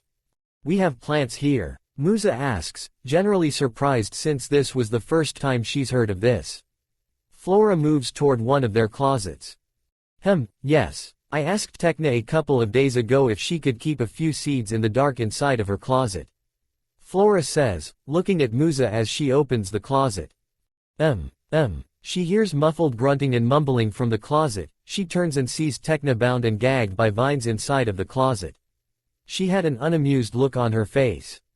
Tekna! Flora yells, causing Musa to look up and see the closet and see what her roommate was in. The yell altered the others outside and they enter the room and see Tekna in her bonds. Acting fast, Naruto pulls out his katana and carefully cuts Tekna free while not harming the plant inside of the closet. Once her mouth was free, she coughs a bit before taking in sweet fresh air. Thank you Naruto, it was about time I got free. I just came here to look for some panties earlier, but what I didn't expect was to get some bondage from your damn plants Flora. It grabbed me and pulled me into the closet, and when I tried to fight it off, but it tied me up and gagged my mouth so I couldn't call for help. I was in there for hours. Tekna yells out. Flora flinches as Tekna steps out of the closet and heads to her bed, Naruto following her and making sure she doesn't fall along the way. Stella turns to Musa. Musa, she was in there all morning and you didn't even notice. Stella says. I'm not the type of person who goes around and scoops into other people's closets. Unlike a certain someone, I know. Musa says, glancing at Stella, who just turns away from her and whistles. Okay. Just calm down Tekna. It's not her fault. Tekna says to herself. She starts to calm down until her mind was level-headed. She turns to Flora. I want to know just what kind of seeds they were. She asks. Flora started to get a bit nervous as she looks. They were triple S class seeds. Flora says, nervously giggling a bit as Tekna got mad while Naruto's eyes widen in shock upon hearing the class. Triple S class. Tekna yells. Sequoia evertes swifta. Flora enviously says the species of the plant in the closet. Naruto snaps his fingers upon hearing the name. That's why that grabbed onto Tecna. Their species normally grow in the dark, but due to that, they don't usually receive any source of heat. They have to rely on other beings' heat to do that. They grab hold of a warm-blooded being, tie and restrain them and start taking their heat from their bodies. Naruto explains as he turns to Tecna, "You're lucky that we live in a warm place and that we got here quick. 'Cause if you in there all day, you'd be as cold as ice," he says, causing Tecna's eyes to widen in shock. "What? I could have died," Tecna yells, learning that she was that close to death. She turns to Flora with a fierce expression, causing the tanned girl to cower and attempt to hide from the expression. "I'm so sorry, I didn't think that they would grow so fast like that. I swear I had no idea," Flora says, waving her hands in defense. Tecna continues to stare at Flora for a bit until she closes her eyes and, "Okay, don't go bananas. It's not worth it," Tecna says. She walks past Flora and toward her bed. "Tecna, I'm so sorry," Flora says. Naruto walks over to the closet and opens it and sees the plant in question as it was dormant right now. He closes the door and turns to Flora. "Flora, I have to know. Just how did you get a hold of triple S's?" Naruto asks. Flora just plays with her fingers and looks down. "I may have brought them back from after coming back after the day of the rose ended," Flora answers, causing Naruto to think and remember she was from Lynphia, known to have each plant species on the planet, and it was quite easy to find what you were looking for there. "Okay, that makes sense," Naruto says. "Look Flora, I know you mean well and didn't do this on purpose. But I think I can say of the rest of us that it's getting crowded here and these plants are causing us issues. I think it's time that they have to go," Stella says. Flora sighs and looks down. She knows that her plants were causing problems with her friends and knew it was time to move them out of the dorm. "You're right. I'll come and collect everything in a second, then I'll take all my stuff and myself over to Black Mud Swamp," Flora says, getting up and heading toward the door. The mention of Black Mud Swamp alters the others. "Black Mud Swamp? Are you sure? The last time we were there wasn't a pleasant one," Bloom says. They remember things went the last time they all were there, even if they were with Naruto and the specialists. Flora was by the door as she turns her head back to her. "The rooms at Alfie aren't a good place for my plants to grow. I have to put them there," Flora says. "But it's a dangerous place, we all know that. You don't have to go there," Bloom says. "I know, but this is for the best. For my plants," Flora says. "But you didn't have to, right? Girls?" Bloom asks, turning back to the other girls for their opinions on the matter, but they didn't say a thing. Flora took that as an answer and leaves the room to get her things ready for the trip. Naruto saw and felt something from Flora's sadness. He turns his head to the girls and shakes his head in disappointment. "Guys, I think you might have hurt Flora's feelings by doing this. Look, I can see that the plants were getting a bit out of hand, but this is something she loves, it's her thing. She just wanted to get as much of the plants into her schoolwork as possible since she is the fairy of nature. I think you guys have to go and apologize to her before things get worse," Naruto says. The girls felt bad when he mentioned that. He sighs and walked toward the door, and was about to leave before turning back to them. "I'm going to follow her and make sure she's going to be okay. Plus, she could use the company right now. I'll see you girls later," Naruto says. He leaves the room and goes to the hatch to the tunnel to go and head to Black Mud Swamp with Flora once he finds her. Back in the dorm, Bloom places Kiko on the floor and crosses her arms. "He's right girls. Flora was just preparing for her big exam and she doesn't need this. She didn't mean for those things to happen," Bloom says. "Bloom, we all have to study too. But when we study, we don't tear up her clothes," Stella says, placing her hands on her hips. "Nor do we try to strangle her," Tecna says, still ticked about what happened. "But that's just it. It's not her fault, she didn't know her plants would do those things." Naruto said that this is Flora's calling. Her exam is coming up and she's under a lot of stress. Bloom says, she sees the two girls weren't budging at all and knew they weren't going to listen to logic. "Fine, have it your way. But I'm going to go and help her since I promised, and from where I'm from, promises mean something and you should keep them." she says, leaving the room but slamming the door on her way out. The door slammed, and the why Bloom and Naruto scolded them was now taking effect about how they yelled at Flora when it wasn't her fault. They turned to one another for an answer. Location: somewhere in Black Mud Swamp, near Alfie, Magic's. Time: 12:30 p.m., noon.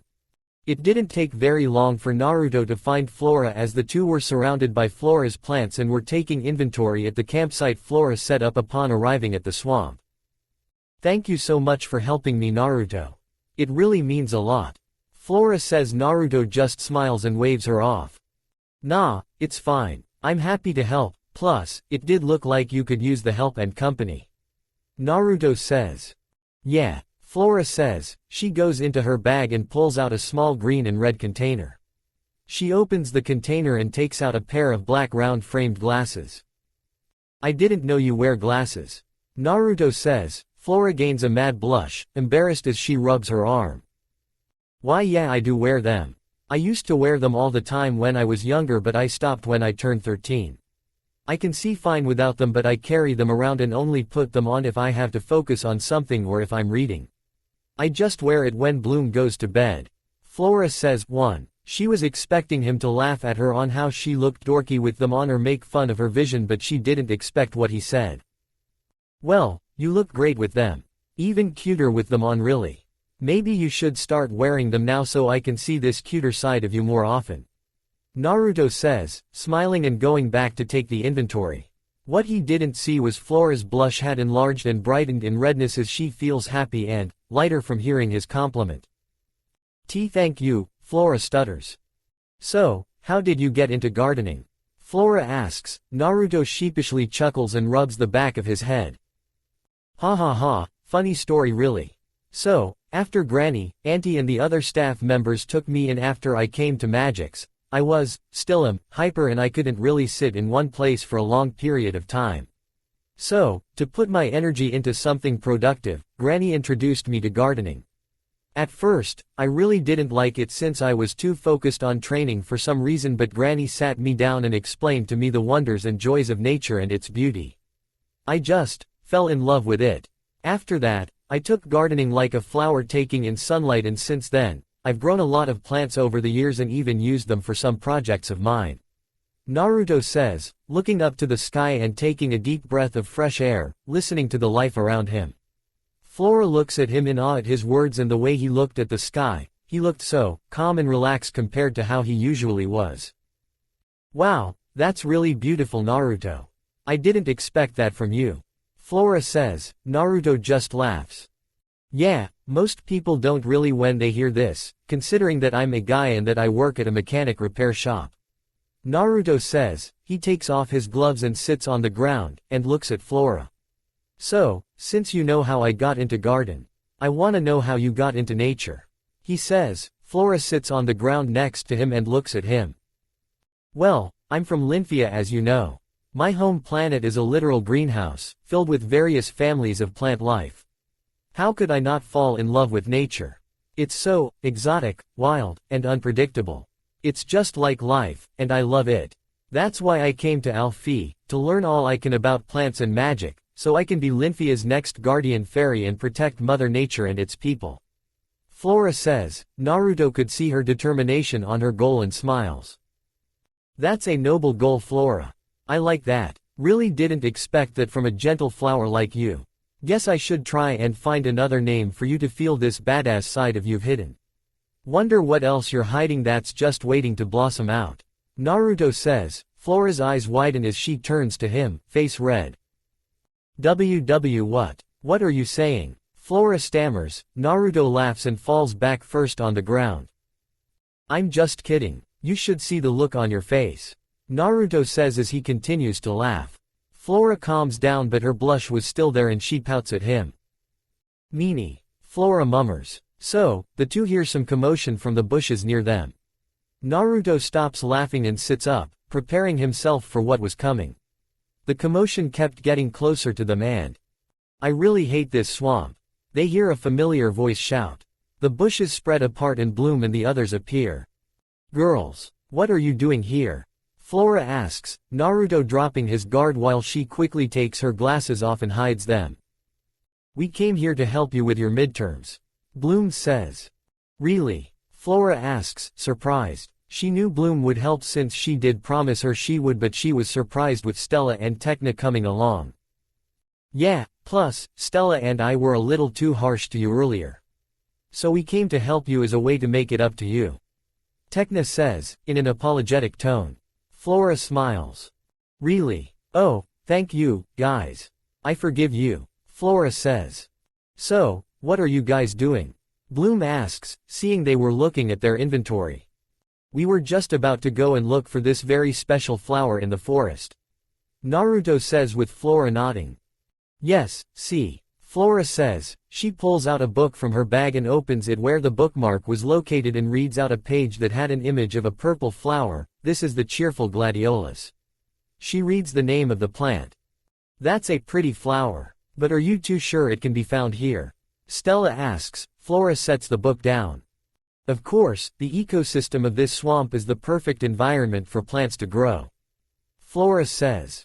And what do you need it for exactly? Musa says, sitting on a rock near the campsite.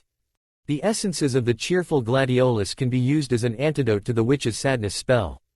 Flora says, giggling. Well then, let go and get it. Stella says, but the two flower experts shake their heads. That's going to be an issue. See, it's a very shy flower and doesn't let anyone let it pick it. Naruto says, causing Stella to let out a long sigh. Don't tell me we're going to have to make it follow us of its own free will. I've had my taste of walking plants this year, thank you very much. Stella says. Flora just giggles and takes out a bottle of something from her tent. Actually, we don't need it to follow us. We just have to ask it to extend one of its petals and then I'll use this potion I made and check this out.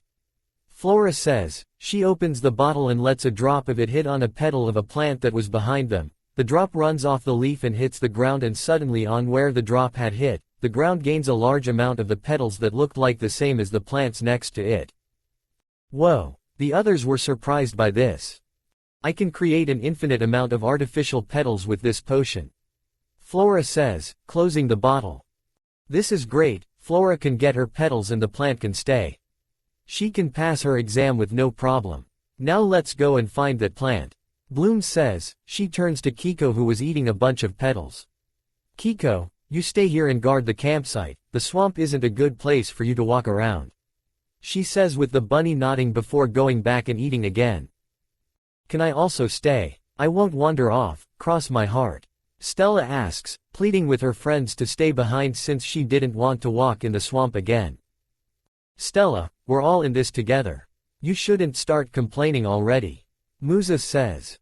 Who's complaining, but we will go back to Alfie once we find the flower right. Stella. Stella. The others yell. Time. 2:30 p.m., afternoon. 2 hours later. It had been a while since they began searching for the flower but they had no luck in finding it. They tried going deeper into the swamp but still found nothing. They tried going down a different trail but still found nothing. Found anything, Naruto? Flora yells up a tree, and on the top of the tree was Naruto with a pair of binoculars, looking through them in search of a field or anything that could have the cheerful gladiolus there but found nothing. He takes the binoculars off his eyes and looks down. Nope, got zero from up here. Naruto yells as he starts to leap from branch to branch toward the ground. On the ground, Stella was standing on a small hill as she steps into some mud, much to her cringe at feeling it ooze in between her foot and shoe. Oh, man. Stella says. She lifts her foot up and starts to wipe the mud off from it. Wire swamps are so, she was saying but was cut off. Swampy. Musa jokes, laughing a little, but Stella found her joke not to be funny. Your comments are uncalled for, Musa. Stella says. Musa just turns to her and gives her a flat look. So is your outfit. This is a swamp, not a fashion show, for goodness sake. Musa says. What does that have to do with anything? A winx is always a winx and freakily ah. Stella was saying, but she suddenly slips and falls off the hill to the ground below. Stella. The other girls yell. They rush to where Stella had fallen to hear her groan. They see covered with mud and sludge. Naruto lands next to her and helps her up. Stella, are you alright? Naruto asks. No, I'm not alright. I'm tired, sweaty, and fucking irritated from all this walking. If we just found those stupid flowers already we could be at home right now in MMPH. Stella started to go on her rant but get interrupted by Flora when she placed her hand onto her mouth. Shish, I found something. Flora says. She turns Stella to the lake next to them and points at something in the water. Look. She says. The others follow where she was pointing to and see what she found. It was creatures that look like miniature mermaids with transparent flaps of skin under their arms. Many of them were purplish or blue in color. What are those? Bloom asks, thinking those creatures were pretty. Those are water undines. They live in or near clear waters in forests and swamps. Flora explains, maybe they could help look for the flow. She was saying, only to stop and yelp from pain after Stella bit her hand to let go. Don't do that again, Stella says loudly. The yelp and Stella speaking alter the undines and were starting to flee and hide. Naruto steadily walks to them, holding his hands out. Wait, we're not going to hurt you. We're friendly, well, for the most part, but still. We're not going to hurt you at all. Look, we need your help. My friends and I are looking for this special flower, the cheerful gladiolus. It's in the swamp somewhere and we don't know where it is. Could you please help us? Naruto asks. This stops the undines from fleeing and adopt a thinking pose. They look at them before turning to each other and nod before turning back to our heroes. We don't know where the flower is but perhaps our queen does may know, she could help you there. Follow us please, one of the undines says as they float down the lakes with the group following close behind. Time, 2:45 p.m., afternoon. 15 minutes later. The winx were following the undines down the stream, with Flora admiring the surroundings. Wow, look at all this plant life. The lilies, the ovaries. The water undines were right to bring us here, maybe we'll find the cheerful gladiolus here. Flora says. She bends to a bed of flowers and smells the petals. Hopefully soon. Stella says. She looks down and spots something under the water. She takes a closer look and gasps, altering the others. What is it, Stella? Flora asks. Look, Stella says. She points to the water and the others look, and to their amazement, they see a whole city made with bubbles and there with houses made on the roots of the plant life in the water. It's a whole mini city. Incredible. Bloom says, in awe of this. The water undines live under the leaf of a water lily. Flora says. A few undines come up to the surface and look at them. We don't mean to be rude and all but we appear to have a problem. We can't invite you to our house. You all are rather big. One of the undines says. Naruto crouches a bit toward them. You guys really don't have to do that. It's fine, Naruto says, smiling at them. One more undine pops out of the water and floats up to the group.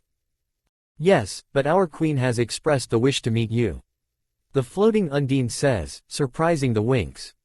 Really? Flora asks, seeing the undine nod. Well then, let's go and meet the queen. She says with the undine taking them further down the stream. They walk a bit until they reach a miniature throne that pops out of the lake under a tree, revealing a gold-colored undine in her royal guard next to them. Greeting young ones. I am the queen of the water undines of this swamp. It is a pleasure in meeting you. The gold-colored undines, now known to be the queen, says.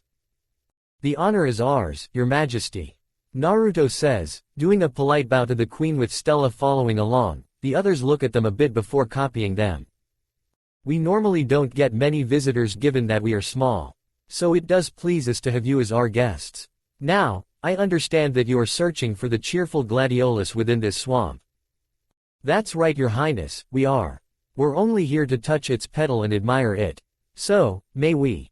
But of course, I can tell you and this boy have respect for nature and understand its beauty. I can grant you it but we need your services on a matter at hand. The queen says, gaining the winx's attention. On what? Musa asks. There is a monster currently threatening us on the daily basis. The queen says. Really? Flora asks, with the queen solemnly nodding. Unfortunately yes. It lives on that island there to your left. It lives in a cave under the island and it threatens anyone who goes near it. Why don't you all move away to a new place? Bloom asks, a little confused. Because our survival all depends on a plant that only grows on the island. It is called Zilf. With it, we can create a strong and transparent material that we use to manufacture the air bubbles we live in. Without the Zilf, we would be forced to live above water and where the predators wait for us. But this monster has made it difficult to get the Zilf from the island. One of the guards says. We sent one of our own, Lucy's, to the island to retrieve at least one of the Zilf's leaves, but she hasn't returned for a while now. We believe that the monster has something to do with her disappearance. If things don't change soon, we may soon perish. The queen says. The girls and Naruto look at one another and nod before turning back to the queen. We won't let that come to be, your highness. We'll go and get the Zilf and find Lucy's. That's a promise. Naruto says. He stands up, and flips his cap around before turning to the girls. You girls ready? He asks, cracking his knuckles. The girls stand up and nod. Ready when you are. Bloom says before they yelled, magic winx, and transformed into their fairy forms. Naruto looks down at the queen. We'll be back soon, your highness, with the Xlith and Lucy's. Naruto says, with the queen smiling at them. Thank you. The queen says. The girls took off into the air while Naruto followed them, leaping off one tree branch to another as they headed toward the island. While flying, Stella hears something in the water, causing her to stop and look around. Didn't you guys hear that? Stella asks, making the others stop and turn to her. No, Tecna says. You know guys, I was just thinking. The queen said that this monster was huge, but so were we to her. So, if we avenge things out, that this monster should be medium-sized to us, right? Stella asks. Naruto descended from the last tree and lands on a log that was on the lake, near the lake with the others. I don't think would be Naruto was saying, but stops when he sees something emerging from the water. Spotting Naruto pausing and seeing his eyes widen, Stella gets confused. What is it? Stella asks. The others turn to them and freeze at seeing what was behind Stella. A large shadow begins to cast over Stella, making her turn around to see what was blocking the sun, only to come face to face with a large creature. It had red scaly skin with glowing yellow eyes and its teeth appeared to be pointed. This creature roars loudly, forcing our heroes back a bit while Naruto is sent flying back as well. The girls regain control in the air and huddle together while Naruto skids a bit before standing once again. Do you think it's gone? Musa asks, looking around for this monster. I don't know, but we have to be ready. Naruto says. He holds his hand out and summons his sword, and shifts into his stance, ready and waiting for the monster to appear again. Bloom looks around for the monster to reappear, but when she looks at where Naruto was standing, she was shocked to her core. NN Naruto. Bloom yells, making the blonde turn to her. Yeah, Naruto asks. He sees her and the others were shocked. Why you're standing on water? Bloom yells, confusing him. What? Naruto says, confused by what Bloom meant. He was standing on the log. He looks down, and to his shock and surprise, he wasn't on the log anymore, and true to Bloom's words, he was in fact standing on water as if he was standing on a normal floor. What the? He was saying, but he suddenly falls into the water like his feet registered that he wasn't on solid ground or a floating surface. What the hell? What just happened? Naruto asks. But just before he could swim and return to, the monster pops out again and devours him whole. Naruto. The girls yell as the monster quickly goes back into the water, disappearing in it and leaving the girls. They regroup where Naruto was eaten. What are we going to do? Musa asks. She was really worried about Naruto. We have to go into the water and track it down and rescue Naruto. Tecna says. Yeah, but water isn't our element. How are we going to go down there since our wings aren't built for water and we can't breathe down there? Stella says. The girls start thinking of a way for them to go down into the water and save Naruto without making their wings wet. Flora snaps her fingers and thought of an idea. We can use the bubble method that the Undines use for their homes. Sounds like a good idea to M. Bloom says, but she gets cut off when large bubbles begin to form from the water and a rumble started below the girls. What was that? Stella asks. Before any of them could say or do anything, the monster emerges from the water, roaring with smoke coming from its mouth. The girls were about to attack it when it suddenly roars. RRRGH. The monster roars and shot out Naruto, blade in hand which was on fire, indicating he must have used one of his attacks to escape from its mouth. Naruto soars through the air and hits the water a few times before crashing into it near the island. His body floats up, back facing the sun. Naruto. The girls yell, they rush over to him and pull him from the water toward the island, and once they reached land, they set him down. They look over him and noticed that he wasn't waking up, or responding. Tekna immediately realizes what was happening. He's not breathing. Tekna yells, this alters the others, and Bloom instantly begins to perform CRP on Naruto. It took a bit, and just before Bloom was about to place her mouth onto his mouth. Cough, cough. Naruto coughs out the water and took in some deep breaths which let out the rest of it. He groans and sits up. Man, that was not fun, Naruto says before he looks over to the girls. Thanks for the save, girls. He says, smiling. It's no problem, Naruto. Bloom says, letting out a sigh of relief. What happened down there? Musa asks. Naruto lets out a chuckle and points to his sword that was next to him while standing up.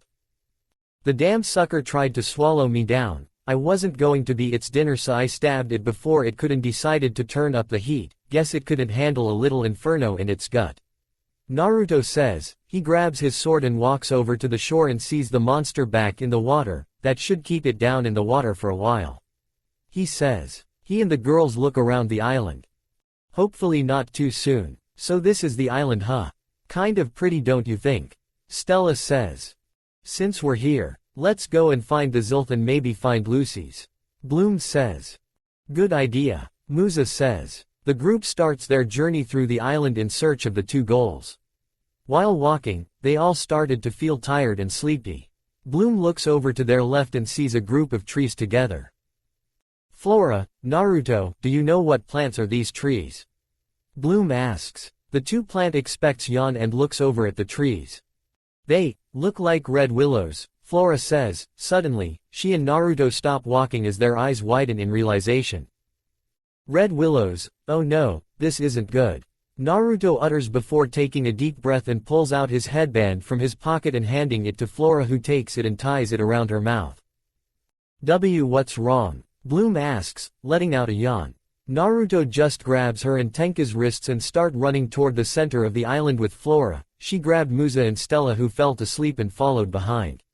Once they reach the center, they see a big withered willow tree with 3 yellow eyes and a mouth full of pointed teeth, and it was the only willow to be red in color in the area. Naruto lets out his breath and turns to Bloom as she was about to fall asleep. Yeah, these are red willows.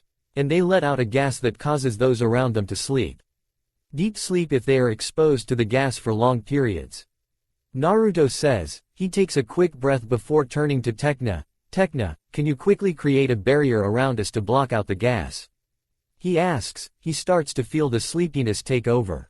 Tekna nods and conjures a dome around them. Once the dome was set, the gas had left and the sleeping girls began to wake up. What happened? Musa asks, rubbing her eyes. Naruto chuckles and goes to help her up, Flora and Tekna doing the same as the others. You're still on the island in Black Mud Swamp. You girls fell asleep. The gas knocked you out. Thankfully me and Flora reacted fast enough to find the leader of the willows and got the gas away. Naruto says. Flora takes off the headband and was about to hand it to Naruto when she spots someone at the bottom of the tree. Hey, look, at the bottom of the tree. Flora says, pointing toward the tree, and the others see an Undine laying there, asleep. I think that's Lucy's, she says. It looks like she's been there for a while. If she stays there any longer, she will be asleep forever. Naruto says. We need to make this bubble bigger to get to her and get the gas away. You girls wanna help? Tekna asks, with the other girls nodding. They get ready and push their magic into the dome barrier, enlarging it further around the area while pushing the gas out of it. Moments later, the dome reaches the base of the leader Willow and Lucy's. She twitches a bit before she starts to wake up. The group heads toward her. You're Lucy's, right? Naruto asks, crouching down to her. Yes, but how did you know my name? Lucy's asks. Your queen told us that you volunteered to go and search for the Zilth but you never returned. Bloom says. Lucy's adopts a thinking pose as she tries to remember everything. Yes, I remember now. I did go and search for the Zilth, but when I arrived on the island, I fell sleepy and fell right to sleep before I could leave. Lucy says when suddenly, the island begins to shake. What the? Musa says as they were fighting against the shaking to keep their balance. The monster. It's coming back. Stella yells. Lucy's floats up to them and shakes her head. No, do not worry. The monster isn't coming, it's already here. Lucy says, confusing our heroes with what she said. I'm not following. Naruto says. I fell asleep. I discovered something about this island. The island we are currently on isn't an actual island. It's the monster's shell. It is a giant sleepwalking turtle. Lucy says, surprising the winx. It's a turtle. Musa asks. Lucy nods. Yes, it is. And thanks to the red willow tree that is causing the turtle to be in a constant sleep, and it has made it to sleepwalk and unknowingly attack anything that is near it. Lucy says. And the rumbling we just felt was it moving around. Tekna says. Yes, the poor thing has been sleepwalking for perhaps eons. And with the red willows constantly releasing their gas, it will never awaken. Lucy says. How do we stop this and wake it up? Musa asks. The only way would be to destroy the leader, Red Willow. Doing that would cause the others to perish as well. Lucy says. Naruto stands up and faces the tree. Bloom, Flora, we need to uproot and burn this tree. Naruto says, equipping his katana once again. Bloom and Flora nod and they got ready to destroy the tree, but before they could start, the tree roars and starts attacking them with its vines. The vines break through the dome, forcing the girls to leap back while Naruto blocks them with his katana before cutting them in pieces and leaps back. Once they got away, they see the vines start to grow back at a rapid rate. It's gone crazy. Lucy says, but Flora shakes her head. No, it hurt us and is now trying to stop us from destroying it. Flora says the tree attacks them again by attempting to swat them, which our heroes could barely avoid. Bloom turns to the tree, glaring at it as she starts to gather her fire in her hand. Pick on someone your size. Fireball. Bloom yells, firing a ball of fire at the tree, hitting it and causing it to burn on impact. Once the flames had dissipated, the group saw the tree begin to heal itself. That did nothing. She says, shocked to see her fire had no effect on the tree. Flora looks at the tree and notices a large portion of its bark was covered with its roots, and she realizes something. No, we have to attack it by its roots. I'll try using a spell that'll uproot it. Naruto, you'll cut it in half, and Bloom, you finish it off by burning again with your spell. Flora says. The two nod.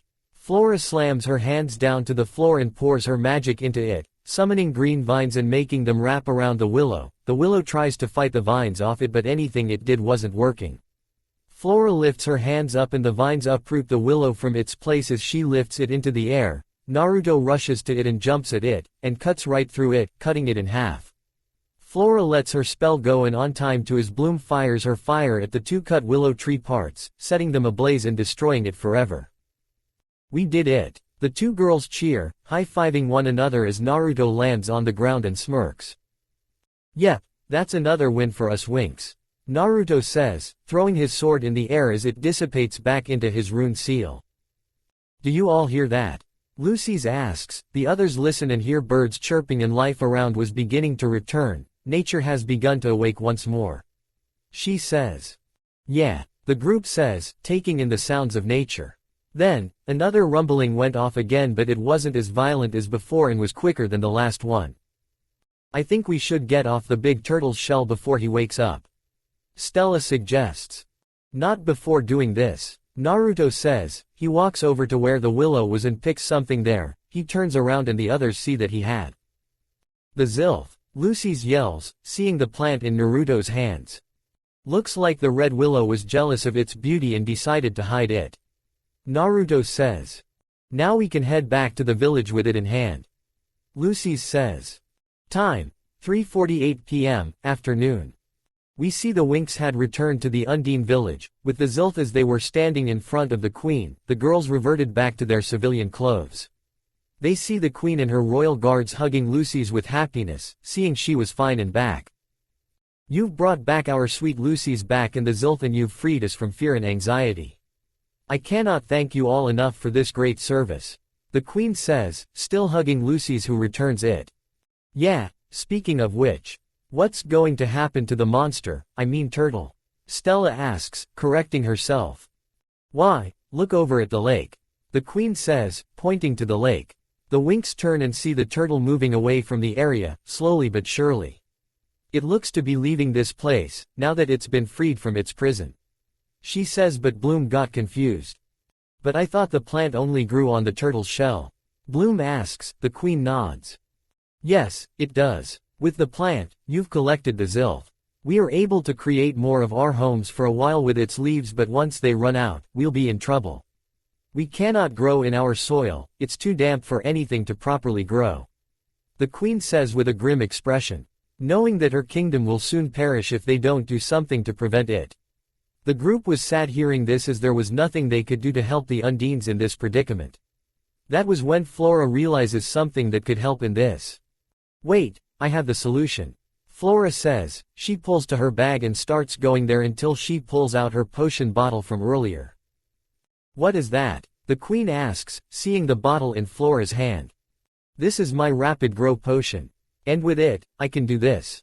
Flora says. She takes the cap off of the potion and lets one drop of it hit one of the leaves of the zilf. When it did, more leaves begin to sprout from it, surprising the Undines as they cheer.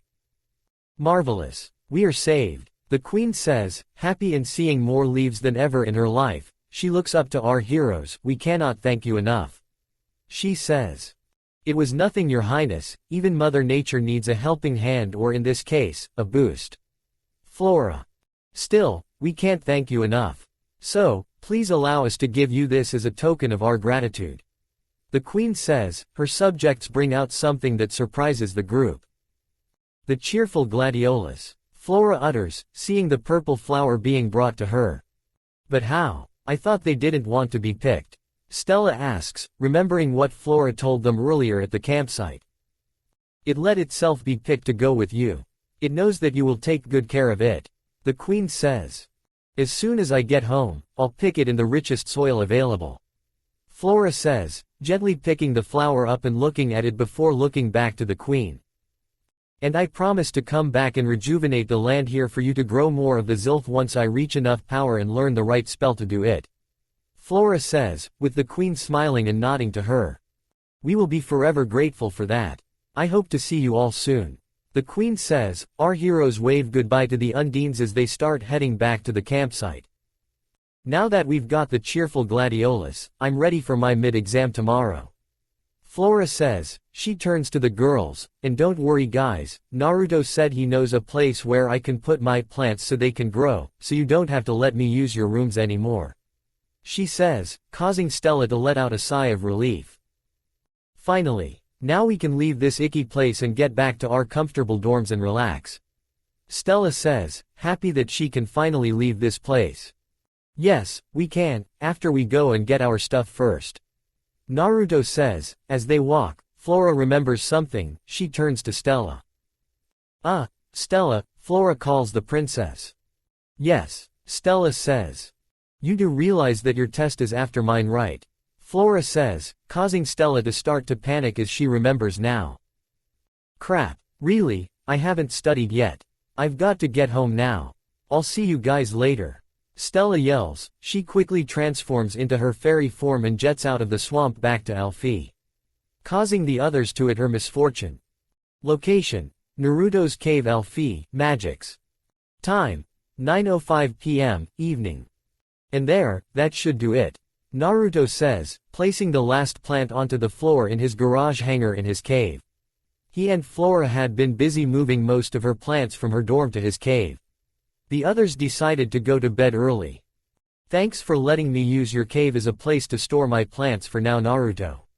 Flora says. Naruto just smiles and waves her off. It's no problem. After your test, we can go to my spot and plant them there.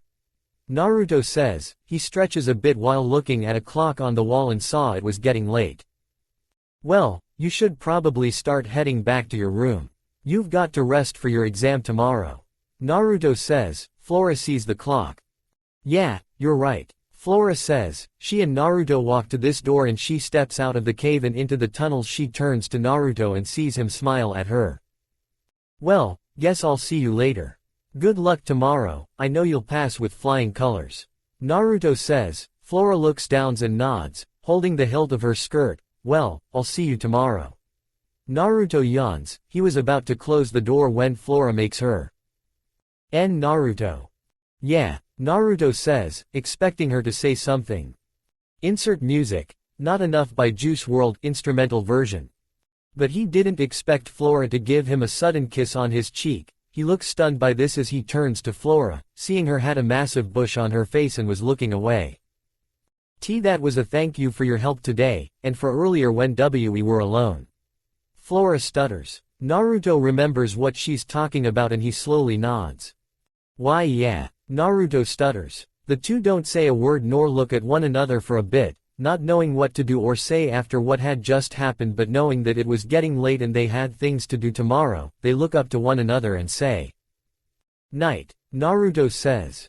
"Night," Flora says, and with that, she leaves. Naruto closes his door and turns around, only to slide off the door and sit on the floor, looking at his ceiling as he had a big blush creeping to his face. Not being able to process what just happened. Down the tunnel, Flora had stopped walking and was leaning on the stone wall, taking deep breaths while having her hand on her chest, where her heart was. She goes to her pocket and pulls out her glasses. She stares at them for a bit as she remembers what Naruto said to her about her wearing them. Unknowingly letting a sheepish, yet happy smile, Flora puts on her glasses and steadily walks down the tunnel back to her dorm, ready to go and do some reading before heading to bed. Faragonda's office. Alfie, Magic's. Time, 4 p.m., afternoon. Another glorious sunny day in Magic's as the midterms exams were still underway as Naruto and Hank had finally finished fixing the simulator. While the students of Alfie were doing said exams, the secret human student of Alfie was busy in the dean with the dean herself as the two were having a conversation. And by conversation, I mean they were having some quality time together.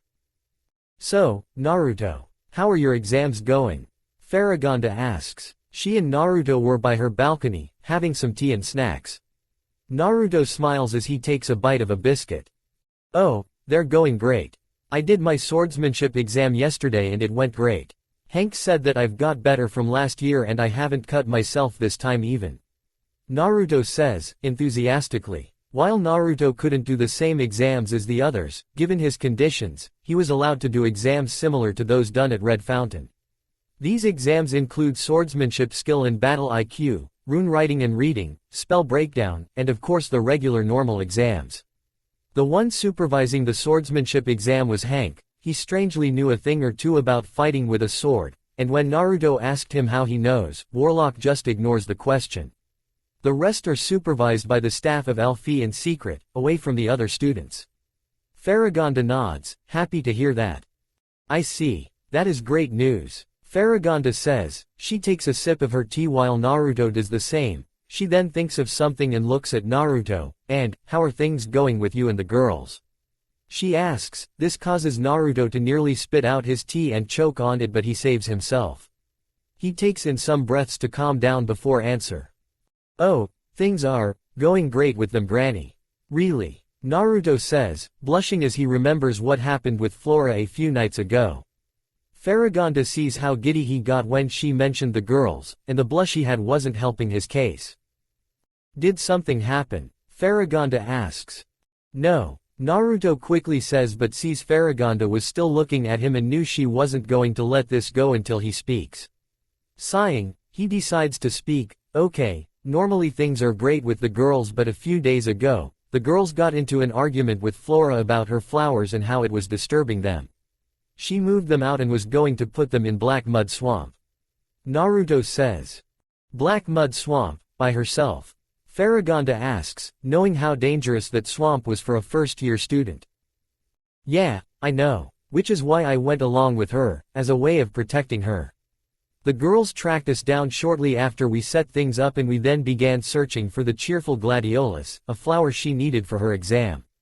We searched for a few hours, but instead of finding the flower, we found a kingdom of nymphs by the lake. Naruto says, gaining Faragonda's attention. Nymphs, the little creatures who live in water. Faragonda asks. Naruto nods. Yeah, they asked us to help them find a plant called the Zilfin also a missing nymph that went to look for the plant but never returned. Naruto says. Faragonda nods and lets him continue. We went to the lake to look for it. The girls were flying while I was using a log to float and stand while in the water, but a giant red turtle came out of the water and knocked us back a bit with its roar. It ate me when I fell into the water, but before the sucker could swallow me, I used my fire art attack and burned his insides. It coughed me out but I fell unconscious and the girls rescued me. We made it onto the turtle's shell and we discovered there were red willow trees growing on it, and me and Flora acted fast before their gas would knock us out, and we found the leader and the missing nymph. We took care of the red willow and found the plant and saved the nymphs when Flora used one of her potions to create more of the plant's leaves for them to use. We got back and I let Flora put her plants in my room for the time being, as I can take her to my garden and we'll plant them there after she's done with her exam. He says. Well, that is sweet of you to do for her. Faragonda says, smiling as Naruto gets sheepish. Yeah, it's the least I could do for her. Naruto says, rubbing his neck, but he stops as he remembers something that happened that day. But something happened while we were at the lake. He says, causing Faragonda to look at him. Such as? Faragonda asks, raising her eyebrow. When we were making our way to the turtle's shell and the turtle knocked us back, I was still standing after it did, but Bloom screamed and made me look down and we all saw that I wasn't on the log anymore and I was standing on the water. Just like how if I was standing on solid ground. Naruto says. Faragonda's eyes widen at hearing this. What? How did that happen? Faragonda asks, but Naruto just shrugs. I don't know. It just happened. I did feel something from my body while it was happening. Naruto says, gaining Faragonda's utter attention. What was it? Faragonda asks. It felt weird yet familiar, like my body knew what to do when I landed on the water. It reacted on its own. Only when I saw that I was standing on the water did it stop, like my body finally registered I wasn't on the ground, Naruto says. Faragonda places her hands together and thinks. I see, Faragonda says, silently before looking up at him. Have you tried to recreate this? She asks and Naruto shakes his head. No, I haven't. I've been putting it off to focus on my exams. Naruto says. I see, Faragonda says. She and Naruto sat there in silence as she was thinking about this new information while Naruto sat there, feeling a bit nervous as nothing happens until a phone rang on the table. Naruto looks down and sees it was his and saw Bloom was the one calling. He picks the phone up and answers it. Bloom, what's up? No, I haven't seen Stella. Why do you ask? She missed her exam. What do you mean she wasn't at the infirmary? Do you think she got kidnapped again? Alright, I'm on my way to your dorm. I'll see you in a bit. Naruto says before dropping the call. He looks at Faragonda and stands up. Sorry about this, Granny, but I have to go. Bloom needs me to look for Stella. She went missing. Naruto says, but Faragonda smiles and waves him off. It's alright, dear. You go and help look for your friend. Faragonda says. Naruto nods and heads toward the bookshelf and pulls a book out to open the door to the tunnel system. He waves goodbye to Faragonda, who does the same as he enters the tunnel, and the bookshelf door closes behind him. Once it had closed, Faragonda lets out a sigh and turns to the window of her office, and looks at the sky as she starts thinking about what Naruto had told her. Standing on water. That's impossible, unless, could it be that Naruto used the energy pools within him subconsciously to stand? Too many things to think of in so little time. Faragonda thought as she lets out another sigh. She takes off her glasses and runs her eyes as if this was something she wasn't expecting. She knew she had to tell the rest of the staff about this in case this happens again. She then thought about a bad feeling she had been getting since the year had begun, and she felt it could involve Naruto. I hope I can find an answer. So, with Bloom searching for Daphne the nymph and now this with Naruto. It's only a matter of time before things turn for the worse, and I don't want to see the worst case flourish with Naruto being taken and used for something sinister. I just pray to the great dragon that never happens.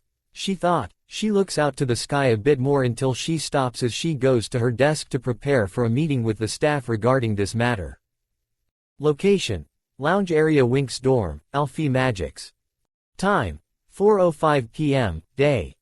We turn things to the Winx as we see Flora, Musa, and Tekna in the lounge area of their doing, relaxing as they had just finished their exams. The hatch in the floor opens up and out pops Naruto. "What's up, girls?" Naruto greets the girls who turn to him. "Hi, Naruto." "Hello, Naruto," greeting Naruto. The three greet him while Flora had a small blush appearing on her face. Naruto closes the hatch and looks around and sees Bloom wasn't there. "Where's Stella?" Bloom said that she wasn't in class. Naruto says. The door behind him opens and in steps Bloom, looking a bit confused. "She wasn't. And she wasn't in the infirmary either," Bloom says, gaining everyone's attention. "Why? What did she have to do there?" Naruto asks. "She told me that she was feeling sick in the morning today before we left for class and said she'd stop by the infirmary, but when I got there, said that I was the first one there today." Meaning that Stella never went there and was never sick. Meaning she chose to skip Palladium's class. Bloom says, surprising those there. "I wonder why she's acting like this. The exam wasn't even that hard." Flora says, and Musa agrees with her. "Yeah, I mean we all did and aced it. What is she afraid of anyway?" Musa asks. Naruto shrugs. "Maybe some stage fright," Naruto says. "Whatever it may be, running away isn't going to get her anywhere. Sooner or later, she's going to have to take the simulator exam, just like the rest of us did." Tekna says. "So, what happened to her anyway?" Naruto asks as Bloom shrugs her shoulders. "I don't know. I looked around the garden and the library and she wasn't there. I figured I'd find her here with her nose in a book." Bloom says. She walks over to Stella's room and opens the door to find the room littered with various types and amounts of clothes. "She's not here, but what's that smell?" "Smells great," she says, smelling something nice in the room. "It's Infinite Sunset, it's my new perfume. Glad you like it," a voice says behind the red hair, making Bloom turn and see Stella standing by her door, but she looked different today. She was wearing a red-violet colored, backless, halter top that cuts just above her navel along with a light blue mini skirt. She wore lilac wedge sandals, a lilac belt, a blue cuff bracelet, and a blue headband for accessories. She walks into the room and starts looking through her closet. "Stella, you don't look sick at all. Care to explain?" Bloom asks, crossing her arms. "Stella, where have you been?" Naruto asks. "Oh, I had some stuff for later," Stella says in an uppity tone. "Such as?" Flora asks. She and the others enter the room to see what was going on. "Oh, I had to get ready for this year's Miss Magic's beauty pageant," Stella says, getting Bloom's attention. "Miss Magic's? What's that?" Bloom asks. Stella points at her wall and the others see a poster taped onto it. "It's an annual beauty competition that is held in the city to determine who is the most beautiful and talented young in the Magic's universe, and this year I'm dead set on coming first place," Stella says with a fire of determination. She spots a dress in the closet and starts changing into it. "Stella, don't you think it's a little irresponsible to do something like this at a time like this?" Naruto asks. He had turned his head the moment he saw Stella grab her top and turn to the window to avoid seeing her change. "He's right. You should be focusing on your schoolwork instead of a beauty pageant. You're way behind from the rest of us and you could get kicked out if you end up failing," Tekna says, crossing her arms. Stella had finished changing and was now in a midnight blue, single-shoulder, mini dress with a pink brooch attached with a dark blue sash on the right strap. She also wore matching midnight blue heels and a headband. "Oh please, don't let me down. I really need all your support, guys." Still says, "This is something that's incredibly important to me. I promise I'll study all night for my exam. Please, pretty please," she says as she gives the others the puppy eyes. While Naruto wasn't affected by it, due to him still looking out the window and not seeing the puppy eyes, the others saw it and knew Stella won't give up on this, so they sigh. "Fine, but this is the last time and you promise you'll study all night for your exam," Bloom says, giving Stella a stern look. The other girls nod in agreement. The blonde princess herself beams and smiles. Yes, I will." "Oh, thank you." Stella cheers, hugging Bloom. "Oh, you guys are going to have fun tonight." "That I promise," she says. "I hope so, since that would be a first," Tekna says, picking up a piece of clothing. "Yeah, considering that every time we are in the city, we run into the tricks," Flora says, remembering the 2 times they've had met with the tricks and what it led to. Relax guys, I know from a reliable source that we won't meet those nasty witches tonight. It's a beauty pageant. What witch would go to a beauty pageant? Stella asks, and the girls thought about it and found that it made sense for no witch to be near a pageant. Is it safe for me to turn around now? The girls turn and see Naruto was still looking out the window and they realize why he did it. Oh, what a gentleman. Yeah, it's safe. Stella says, smiling at Naruto's matters, now come on, we've got some time to get things ready before we head out. She yells, and the winx begin to prepare for their trip to Magic's. Unfortunately, Stella's source would be wrong since other events were happening at the same time. Location: a dorm room, Cloud Tower, Magic's. Time: 4:10 p.m., afternoon. Right around the same time, we find two first-year witches in their shared dorm, as they were discussing the Miss Magic's pageant, with one of them trying to convince her friend not to do something in it. Come on, Murta, the tricks could totally help me win the Miss Magic's contest. Lucy says, assuring her friend of this. But Lucy, think about it. This is a beauty contest where magic is prohibited. You can't ask Icy, Darcy, and Stormy to help you with the trick. It's not right. It could be even dangerous. Murta replies, knowing this would lead to bad things and knowing how dangerous the tricks really were. But listen, I want to take part in that contest and I wanna win it. So what if I can't use magic? Icy, Darcy, and Stormy are so powerful, they can do anything. They're literally the most powerful students in this school, if not counting Miss Griffin. For them, it'll be a no-brainer to turn me into a stunning beauty queen. Lucy says, imagining her winning the pageant, but realizes something: even if the real me could never win such a contest. She says, looking down at herself and seeing how she looked. Lucy didn't say a thing as she was concerned for her friend. But everyone will be looking at me, Murta. For once, I'll be the center of attention instead of the laughing stock. Don't you understand? I need this. Lucy says, still intent on asking the tricks for help. But Murta still felt this was wrong. No, I don't. You don't need to be someone else to be popular. You need, Murta was saying, but her words were the wrong ones to use as they angered Lucy. Oh, get lost. I know what I don't need. And I don't need you trying to ruin this for me. Don't come to the contest, I don't wanna say for your face. She yells, slamming the door on her way out. Lucy flinches at the slam as she looks down to the floor and her eyes begin to water. Lucy, Murta mummers, worried that her friend was about to make the worst decision of her life. Location: Performance Center, Magic's. Time: 8:15 p.m., night. A few hours later. It was nighttime and the winx were heading toward the performance center where the contest was being held. I already know how this is going to end, Flora says. In a ball of dresses, makeup, and flames. Tekna jokingly asks. Oh, don't be such wet blankets, you guys. Everything will be fine, Stella says. Come on, let's get this over with. We shouldn't be out this late, Bloom says as Naruto nods. He was carrying the bags of outfits and makeup. Yeah, since with the exams underway, Auntie beefed up the night patrols. If we don't hurry up, we'll be in much worse trouble than last time. Naruto says, knowing that Griselda would catch them if they did, hurry. Hearing this made the girls rush into the center to get things ready, but they miss three witches entering the center after them. Moments later. Within the center. Ready for the show? Darcy asks. She and her friends were walking down a hall in the center, all looking bored.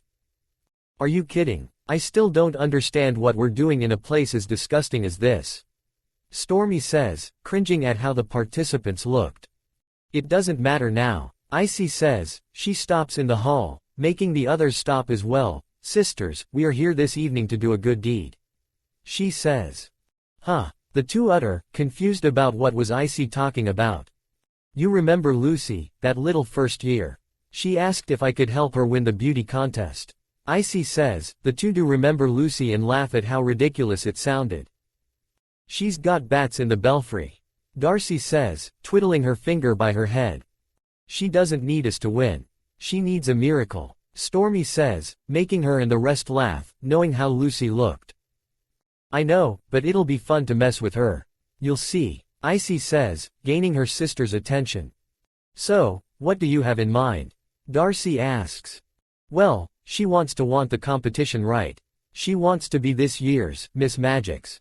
And we'll make sure she is, and when she is praised by the audience, we'll expose her in front of them all. Icy says. How so? Stormy asks. We'll cast a spell that'll make her irresistible, and then, we'll break it as soon as she's crowned Miss Magics. She'll be totally humiliated, right there at center stage. Icy says, darkly grinning, and the others copy the grin. Wow, Icy, that's downright evil. I love it. Darcy says, licking her lips. And that'll make our evening. Good thinking, sis. Stormy says. I always have good ideas. And, enough talk. Let's get to work. Icy says. The trio resume their walk and find Lucy leaning by a wall, waiting for them. Lucy, are you ready? She asks, making Lucy turn to her and nod. Yes, I am. Lucy says, and with that, the tricks begin to cast their spell onto her. In a dressing room within the center. How about this one? Stella asks, showing off an outfit. While waiting for the pageant to start, Stella was busy trying on some outfits to wear for it.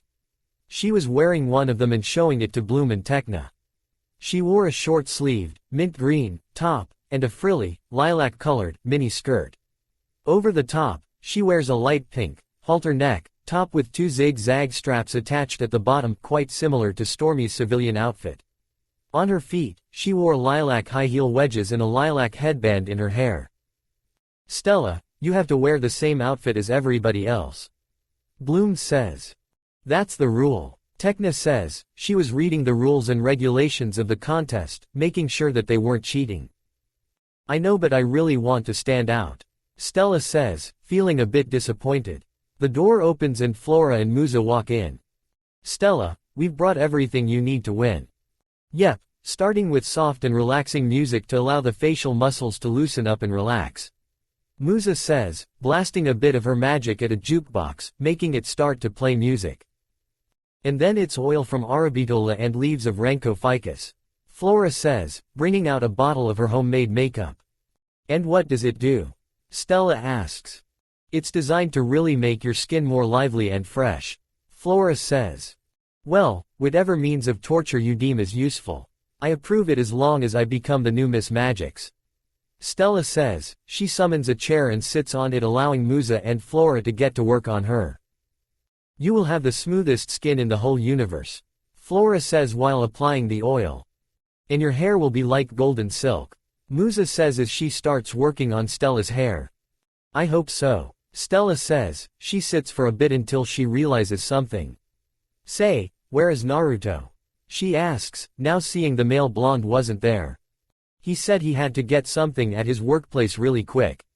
He said he'd be back before the show started. Bloom says. Oh, okay. Stella says, letting Flora and Musa continue to apply her makeup. With Naruto. Naruto had just entered the backstage and was heading to Stella's dressing room. He had something in his hand as he chuckles. Hope Hank doesn't mind me borrowing this for tonight. This will defiantly help us keep Stella in one place. Naruto thought, knowing that this little item he brought would come in handy later. He walks down the hall a bit until he starts to hear crying. He looks and sees 2 girls, with one of them girl bellowing her eyes out as she had puffed out hair. What the hell? Naruto thought. He approaches the girls. Hey, are you okay? Naruto asks, making the girls turn to him. No, we've got a catastrophe happened. One girl says. I don't know. Look at what happened to my hair. The girl cries, pointing to her puffed out hair. Normally it's straight. I was just walking down the hall when it suddenly poof and my whole head of hair puffed up just like that. She says as she resumes her crying. Naruto felt bad for her and was trying to find the right words to encourage her that things were going to be okay, but the 3 hear a gasp behind and they turn and see the winx peeking their heads out and looking at them. Stella notices the girl with the puffed out hair. What is that? Stella asks. Her question causes the distorted girl to cry even more and run away as Naruto just facepalms. Great, Naruto moans, knowing that this was going to be a long night. Suddenly, he senses the presences of dark activate magic. He looks around, trying to figure out where was it coming from, but it disappeared before he could pinpoint it. What was that? Naruto thought, looking around for the source. He was brought out of his thoughts when he felt someone grab his shoulder. "Hey, Naruto." Bloom calls to him, making him turn to her. "Are you okay?" She asks. "Why yeah, I'm fine. Just, felt something," Naruto says. "Really? What was it?" Bloom asks. "Don't know," Naruto says, but he looks around one more time. "But I have a weird feeling about something. Something not good," Naruto thought as the two head back to the dressing room to get Stella ready for the pageant. 1 hour later. An hour passed and the Miss Magic's contest had finally started. An announcer walks onto the stage. "Ladies and gentlemen, a warm and magical welcome to this year's edition of the one and only, Miss Magic's pageant," the announcer says, as the crowd clap. "Tonight, 15 beautiful young women will battle for the title. We all know the rules: no magic. All curses and spells are strictly prohibited and will lead to instant disqualification. This contest is a celebration of natural beauty. What could be more enchanting, ladies and gentlemen?" the announcer says, using dramatic poses and gestures while speaking. The rest of the winx were backstage, watching the announcer go off. "This dude is really overly dramatic," Naruto says, arms crossed as he was seeing how this guy was overdoing it on the dramatics. "Yeah," the girl could help but agree with Naruto. And now, here they are. Number 1, Miss Launi, number 2, Miss Heidi, number 3, Miss Lesta, number 4, Miss Ogwen, number 5, Miss Bara, number 6, Miss Stella. The announcer was calling out each girl by their number, and when Stella walked out, she looked stunning. She wore the same thing as everyone else. She wore a light pink, one-piece, bodysuit with a transparent darker pink skirt on top. She had a white brooch with the number 6 on it attached to her bodysuit and light pink high heels. Her hair is in a high ponytail, and it is decorated with light purple ribbons. She winks at the crowd as the girls and Naruto cheer and whistle at the back. Number 7, Miss Lohana, number 8, Miss Karen, number 9, Miss Sabitha, number 10, Miss Lucy. The announcer calls out the rest, but when he calls out Lucy, she looked like a whole different person. Her hair was longer and smoother, with chickly cut bangs, all while retaining its greenish tint. Her face became beautiful and her eyes were blue under a thick fringe of lashes. Her contestant outfit was the same light pink, one-piece, bodysuit with the transparent darker pink skirt on top and the brooch with the number 10 on it. She had on light pink high heels. The crowd reacted differently to her than to the others, all were amazed and enchanted at how beautiful she looked. In the crowd, the tricks were watching this in the back and smirked as they see Lucy walk out. "Ladies, we have created a masterpiece," Icy says, feeling pro. "Damn, that girl's hot," Naruto says, causing the girls with him to look at him. "Naruto." The girls yell, especially Musa, Flora, and Bloom as they gave him a stern look. "What? Can't I say the truth? The girl's hot just like everyone is, including Stella." "But," Naruto says but stops, placing his finger on his chin. "But what?" Bloom asks. Naruto looks at Lucy and narrows his eyes. "Something's off with her. Something about her doesn't seem right," Naruto says, continuing to look at Lucy with a suspicious look. Number 11, Miss Robin, number 12, Miss Nami, number 13, Miss Nikki, number 14, Miss Nexus, and number 15, Miss Nadia. The announcer says, with the last girl coming out and all of the contestants were standing in a line in the middle of the stage. There you have it, ladies and gentlemen. Let's give our contestants a warm round of applause, the announcer says, with the crowd clapping to the girl as they all start to walk backstage. Backstage. Did you hear the audience's reaction when number 10 came out? "Oh, now I'll never win," Stella says. She had met up with the group to discuss Lucy. "Stella, it's just a game," Bloom says. She can never understand why was Stella being so childish. "Yeah, but where's the fun if I don't win?" Stella asks, pouting. "Isn't the fun where you can say, I participated?" Musa asks. Bloom turns to Naruto, who still had a serious look as he thought about Lucy. "You still think there's something wrong with that girl?" Bloom asks and Naruto nods. "Yeah," Naruto says. Suddenly the door opens behind them with Lucy walks out.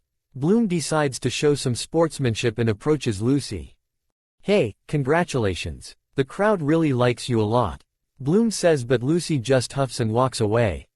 What a strange and rude reaction. Bloom says, feeling offended. Naruto narrows his eyes at where Lucy had walked off to as he knew something was up. Okay, now there's something going on here. And I think that dark magic presence I felt earlier has something to do with this. Naruto thought. The contestant must also be polite and show some class. Stella shouts, ticked at how Lucy was acting toward her friends. Flora walks over to the princess and places her hand on her shoulder. Calm down, Stella. Now's not the time to freak out. You have to focus. Flora says. She was able in calming down Stella enough to listen. Flora's right. You have to get ready for the first event. Tekna says. Stella takes in some deep breaths as she finally calms down. Alright, I'm fine now, Stella says as she turns to them. Let's go and get things ready for the talent event. She says. You girls go on. I need to go and get a drink. I'll catch up. Naruto says. The girls nod and they leave to the dressing room to get Stella ready. Once the girls had left, Naruto went in the direction where Lucy had gone to. He walks down a hall, passes a few doors, and reaches a corner. He was about to turn it when he hears people talking. Murta, I told you not to come here. Naruto hears someone speak, causing him to stop and hide by the corner. He peeks his head from it and sees Lucy speaking with a ginger-haired girl he has never seen before. I know you did and I'm sorry for not listening to you, but I couldn't just stay at school, knowing my friend was making a bad decision. The girl says, looking worried as Lucy scoffs. A bad decision? How can this be a bad decision? Did you hear the crowd when I walked out? They loved me, they loved me. I finally get the praise I've been waiting for and now you're trying to ruin it for me. Lucy says, scowling at the girl, but she shakes her head. I'm not trying to ruin things for you. I'm trying to stop you from something bad happening. We both know how they are. You shouldn't trust them. The girl says, shocking Naruto at what she said. The tricks. They're involved in this. Naruto thought. As I said before, the tricks are powerful and they can do anything. I mean, look at me. I'm stunning, they made me like this to compete. Lucy says. So that's why I felt dark magic. The tricks used magic on Lucy to make her look like that. She's cheating, Naruto thought, clenching his fist at this. But this isn't you. This isn't the real you. The girl says. Lucy looks at her hands before clenching them as she looks up at the girl again. I know. But I'm not going to quit until I win. No one going to stop me from being crowned Miss Magics. Lucy says. She turns around and opens the door to her dressing room. She enters and was about to close the door but speaks one more time. I think you should leave, Murta. You're not welcome here, she says. The girl, Murta, was trying to say something. But. Leave. Lucy screams, cutting Murta off while scaring her. Murta looks down. Okay, Murta says as she starts to leave. Lucy looks at her a bit before she closes the door. Murta walks down the hall and turns the corner, but she bumps into someone. She looks up and sees Naruto. Sorry. Murta apologizes. It's cool. Naruto says. Murta nods and walks away, leaving Naruto in the hall as he sighs and runs his hand through his hair. So the tricks are here. Great. And knowing them, they'll try to cause havoc during the pageant. I've got to track them down in the crowd and confront them. Naruto thought, making his decision. He leaves the hall and head toward the dressing room to see how were things going with the girls. 1 hour later. The talent portion of the contest had gone on, but true to Naruto's words, most of the contestants had messed up their performances in some way. Naruto had felt the source of it all and he finally pinpointed where it was coming from. When Lucy's performance, her ballerina act was the only one that had gone unhindered, much to her joy as the crowd went wild for her dance. Even the other girls, both the contestants and Winx, clapped for her. Naruto did not, seeing that it wasn't all her. And it was Stella's turn. For her performance, Stella had changed into a dark orange, short-sleeved, jumper with a dark teal shirt on top. The shirt is tied up in the front, and it exposes her midriff. She also wore dark orange bell-bottoms with a brown belt on top. Her shoes were brown boots with white high heels. On her head, she wears a purple headband, but it was currently blocked as she was sporting a brown cowboy-style hat. She started to perform a dance she dubbed Happy Dance, a dance styled and based on how cowboys danced in the olden days. The Tricks were shocked as Stella's dancing was actually good and was winning the crowd off, so they decided to try and sabotage it.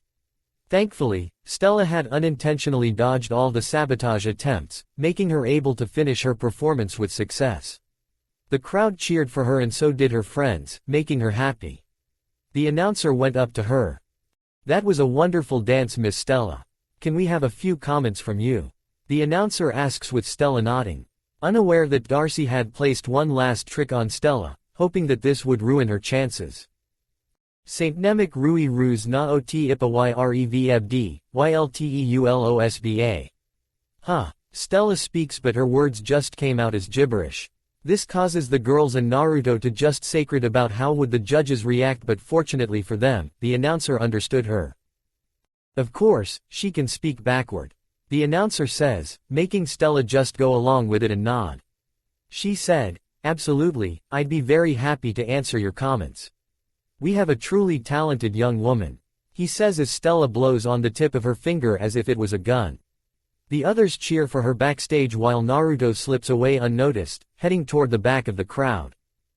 A few moments pass as the judges were making their final votes. All the contestants were gathered on the stage and were waiting for the results. Most however looked disheveled and worn out. The only two that didn't look worn out were Stella and Lucy. And now, the moment we've all been waiting for. The coronation of this year's Miss Magics. Let's have a round of applause for all of our contestants. The announcer says with the crowd clapping to the girls. He gets handed an envelope that had the results. He rips it open and takes out the note with the winner's name. And with the judges' votes, this year's Miss Magics is. The announcer stops for a dramatic pause as Stella waits to hear who won, thinking it was her but, Miss Lucy. He yells, causing Stella to get mad. Lucy gasps as the crowd went wild, applauding her as the attendants put on the crown and sash. Icy's eyes flash purple and suddenly, Lucy started convulsing before she turns back into her normal appearance. This makes everyone stop and see her and realize she was using a spell the entire time. The crowd began to laugh and boo at her as her crown and sash were taken away. She begins to tear up and starts to cry and runs off the stage from embarrassment and shame. At the far back of the hall, Myrta was standing by the door and she watched what had happened. She lets out a sigh and shakes her head, knowing that she did try to warn her friend about this but she didn't listen. She turns to the door and leaves the center to head back to Cloud Tower. The Tricks were laughing their heads off at what they did. This was pure gold. Suddenly, a black blade appeared at their necks, causing them to freeze, feeling the cold steel touching their skin. Are you three really masochists or something to do this to a poor girl, or do you really just enjoy ruining people's lives? A voice spoke from behind. They slowly turned to see who it was and they came face to face with Naruto, whose pupils were slit but whose irises were still the same deep blues, glaring at them. "You," Icy says. She was starting to gather her magic to freeze Naruto and kill him when he slightly moves his sword, now really touching her neck, which makes her stop.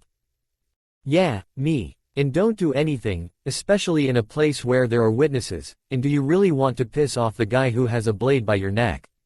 Naruto asks, clenching his sword as he dares them to try anything. Fortunately, the Tricks didn't do a thing. "Good, you do listen. Now listen here, I don't appreciate what you did here tonight against all those girls, and I really don't appreciate how you nearly tried to hurt my friend while she was performing. I don't know what you three were thinking about coming here and trying to ruin things for everyone, but my friend there, she prepared for this and this is important to her. And I'll be damned if I let you try to ruin this for her. So, what's it going to be? I slice your throats and end this crap once and for all, or you three leave and don't try and come near us again. And you better choose fast, 'cause I'm so close to running out of patience," he says. The Tricks looked at their opinions and saw the pros and cons of them. Looking at each other, they nod and slowly get up. Naruto backs away but was still on guard in case they change their minds and try something. They back away from him with their hands up. Once they were away from each other in the distance, did they ease up a bit. "Let's get out of here, girls, we're done," Icy says as she and her friends were leaving the hall, but Icy turns back to Naruto and glares at him. "You better pray to the great dragon that we don't meet face to face again. 'Cause if we do, you rip your heart out and freeze before crushing it as you die." she says, as she leaves and slams the door. I'd like to see you try, cold-hearted bitch. Naruto coldly says as he unequipped his sword and makes his way back to the others. Once the booing and laughing had calmed down, did the announcer read something he got from the judges. Well, as we just saw, Miss Lucy had been using magic throughout the duration of the contest, and is, therefore, disqualified. Therefore, this year's Miss Magics will go to the runner-up, Miss Stella, Princess of Solaria, the announcer says, causing Stella to gasp in shock as joy overcame her. She walks up to the front and is presented with the sash and crown. The crown claps and cheers for her and she takes a bow. Backstage, the girls hug one another, in celebration of Stella's win as Naruto joins in. A few minutes later. Outside the center. The winx were walking out of the center, now having done the pageant. Oh, man, I feel fantastic, Stella says in a happy tone. She was spinning around as she walked before turning around to her friend. Come on, let's go and celebrate, she says, but all of them shook their heads. No, we have to get home and rest, Tekna says. Naruto moves toward Stella and walks beside her as he pulls something out of his jacket pocket. Oh, but the night's still young. I know this great spot by the park where we can, Stella was saying, but Bloom cuts her off. Aren't you forgetting something, Stella? Bloom asks, crossing her arms while giving Stella a stern look. What? Stella asks, confused about what Bloom could be asking. Clung lock. Suddenly, Stella hears something snap in place and lock in as she then suddenly felt most of her magic reserves drain away in an instant while feeling something on her right wrist. She looks down and sees a metal cuff with glowing runes on it and glowing red stones embedded in the cuff. What's this, and why do I feel drained? Stella says, feeling a bit tired. That, my dear, is a prototype magic dampener of my boss's design. It was made and designed to drain the magic out of the user, not enough to kill them but enough to leave them without magic to use to escape. I went to my job and borrowed for just in case you'd try and skip studying. You promised us, Stella, that you'd study all night, all, and a promise is a promise. He's right, Stella, you did promise. Are you going to break it? Bloom asks. Stella looks around and see the rest were looking at her with stern expressions and she knew she could get out of this. Sighing, Stella looks down. Oh, okay. I'll study, Stella says, and with that, the winx heads toward the bus station to head back home for the all-night study session.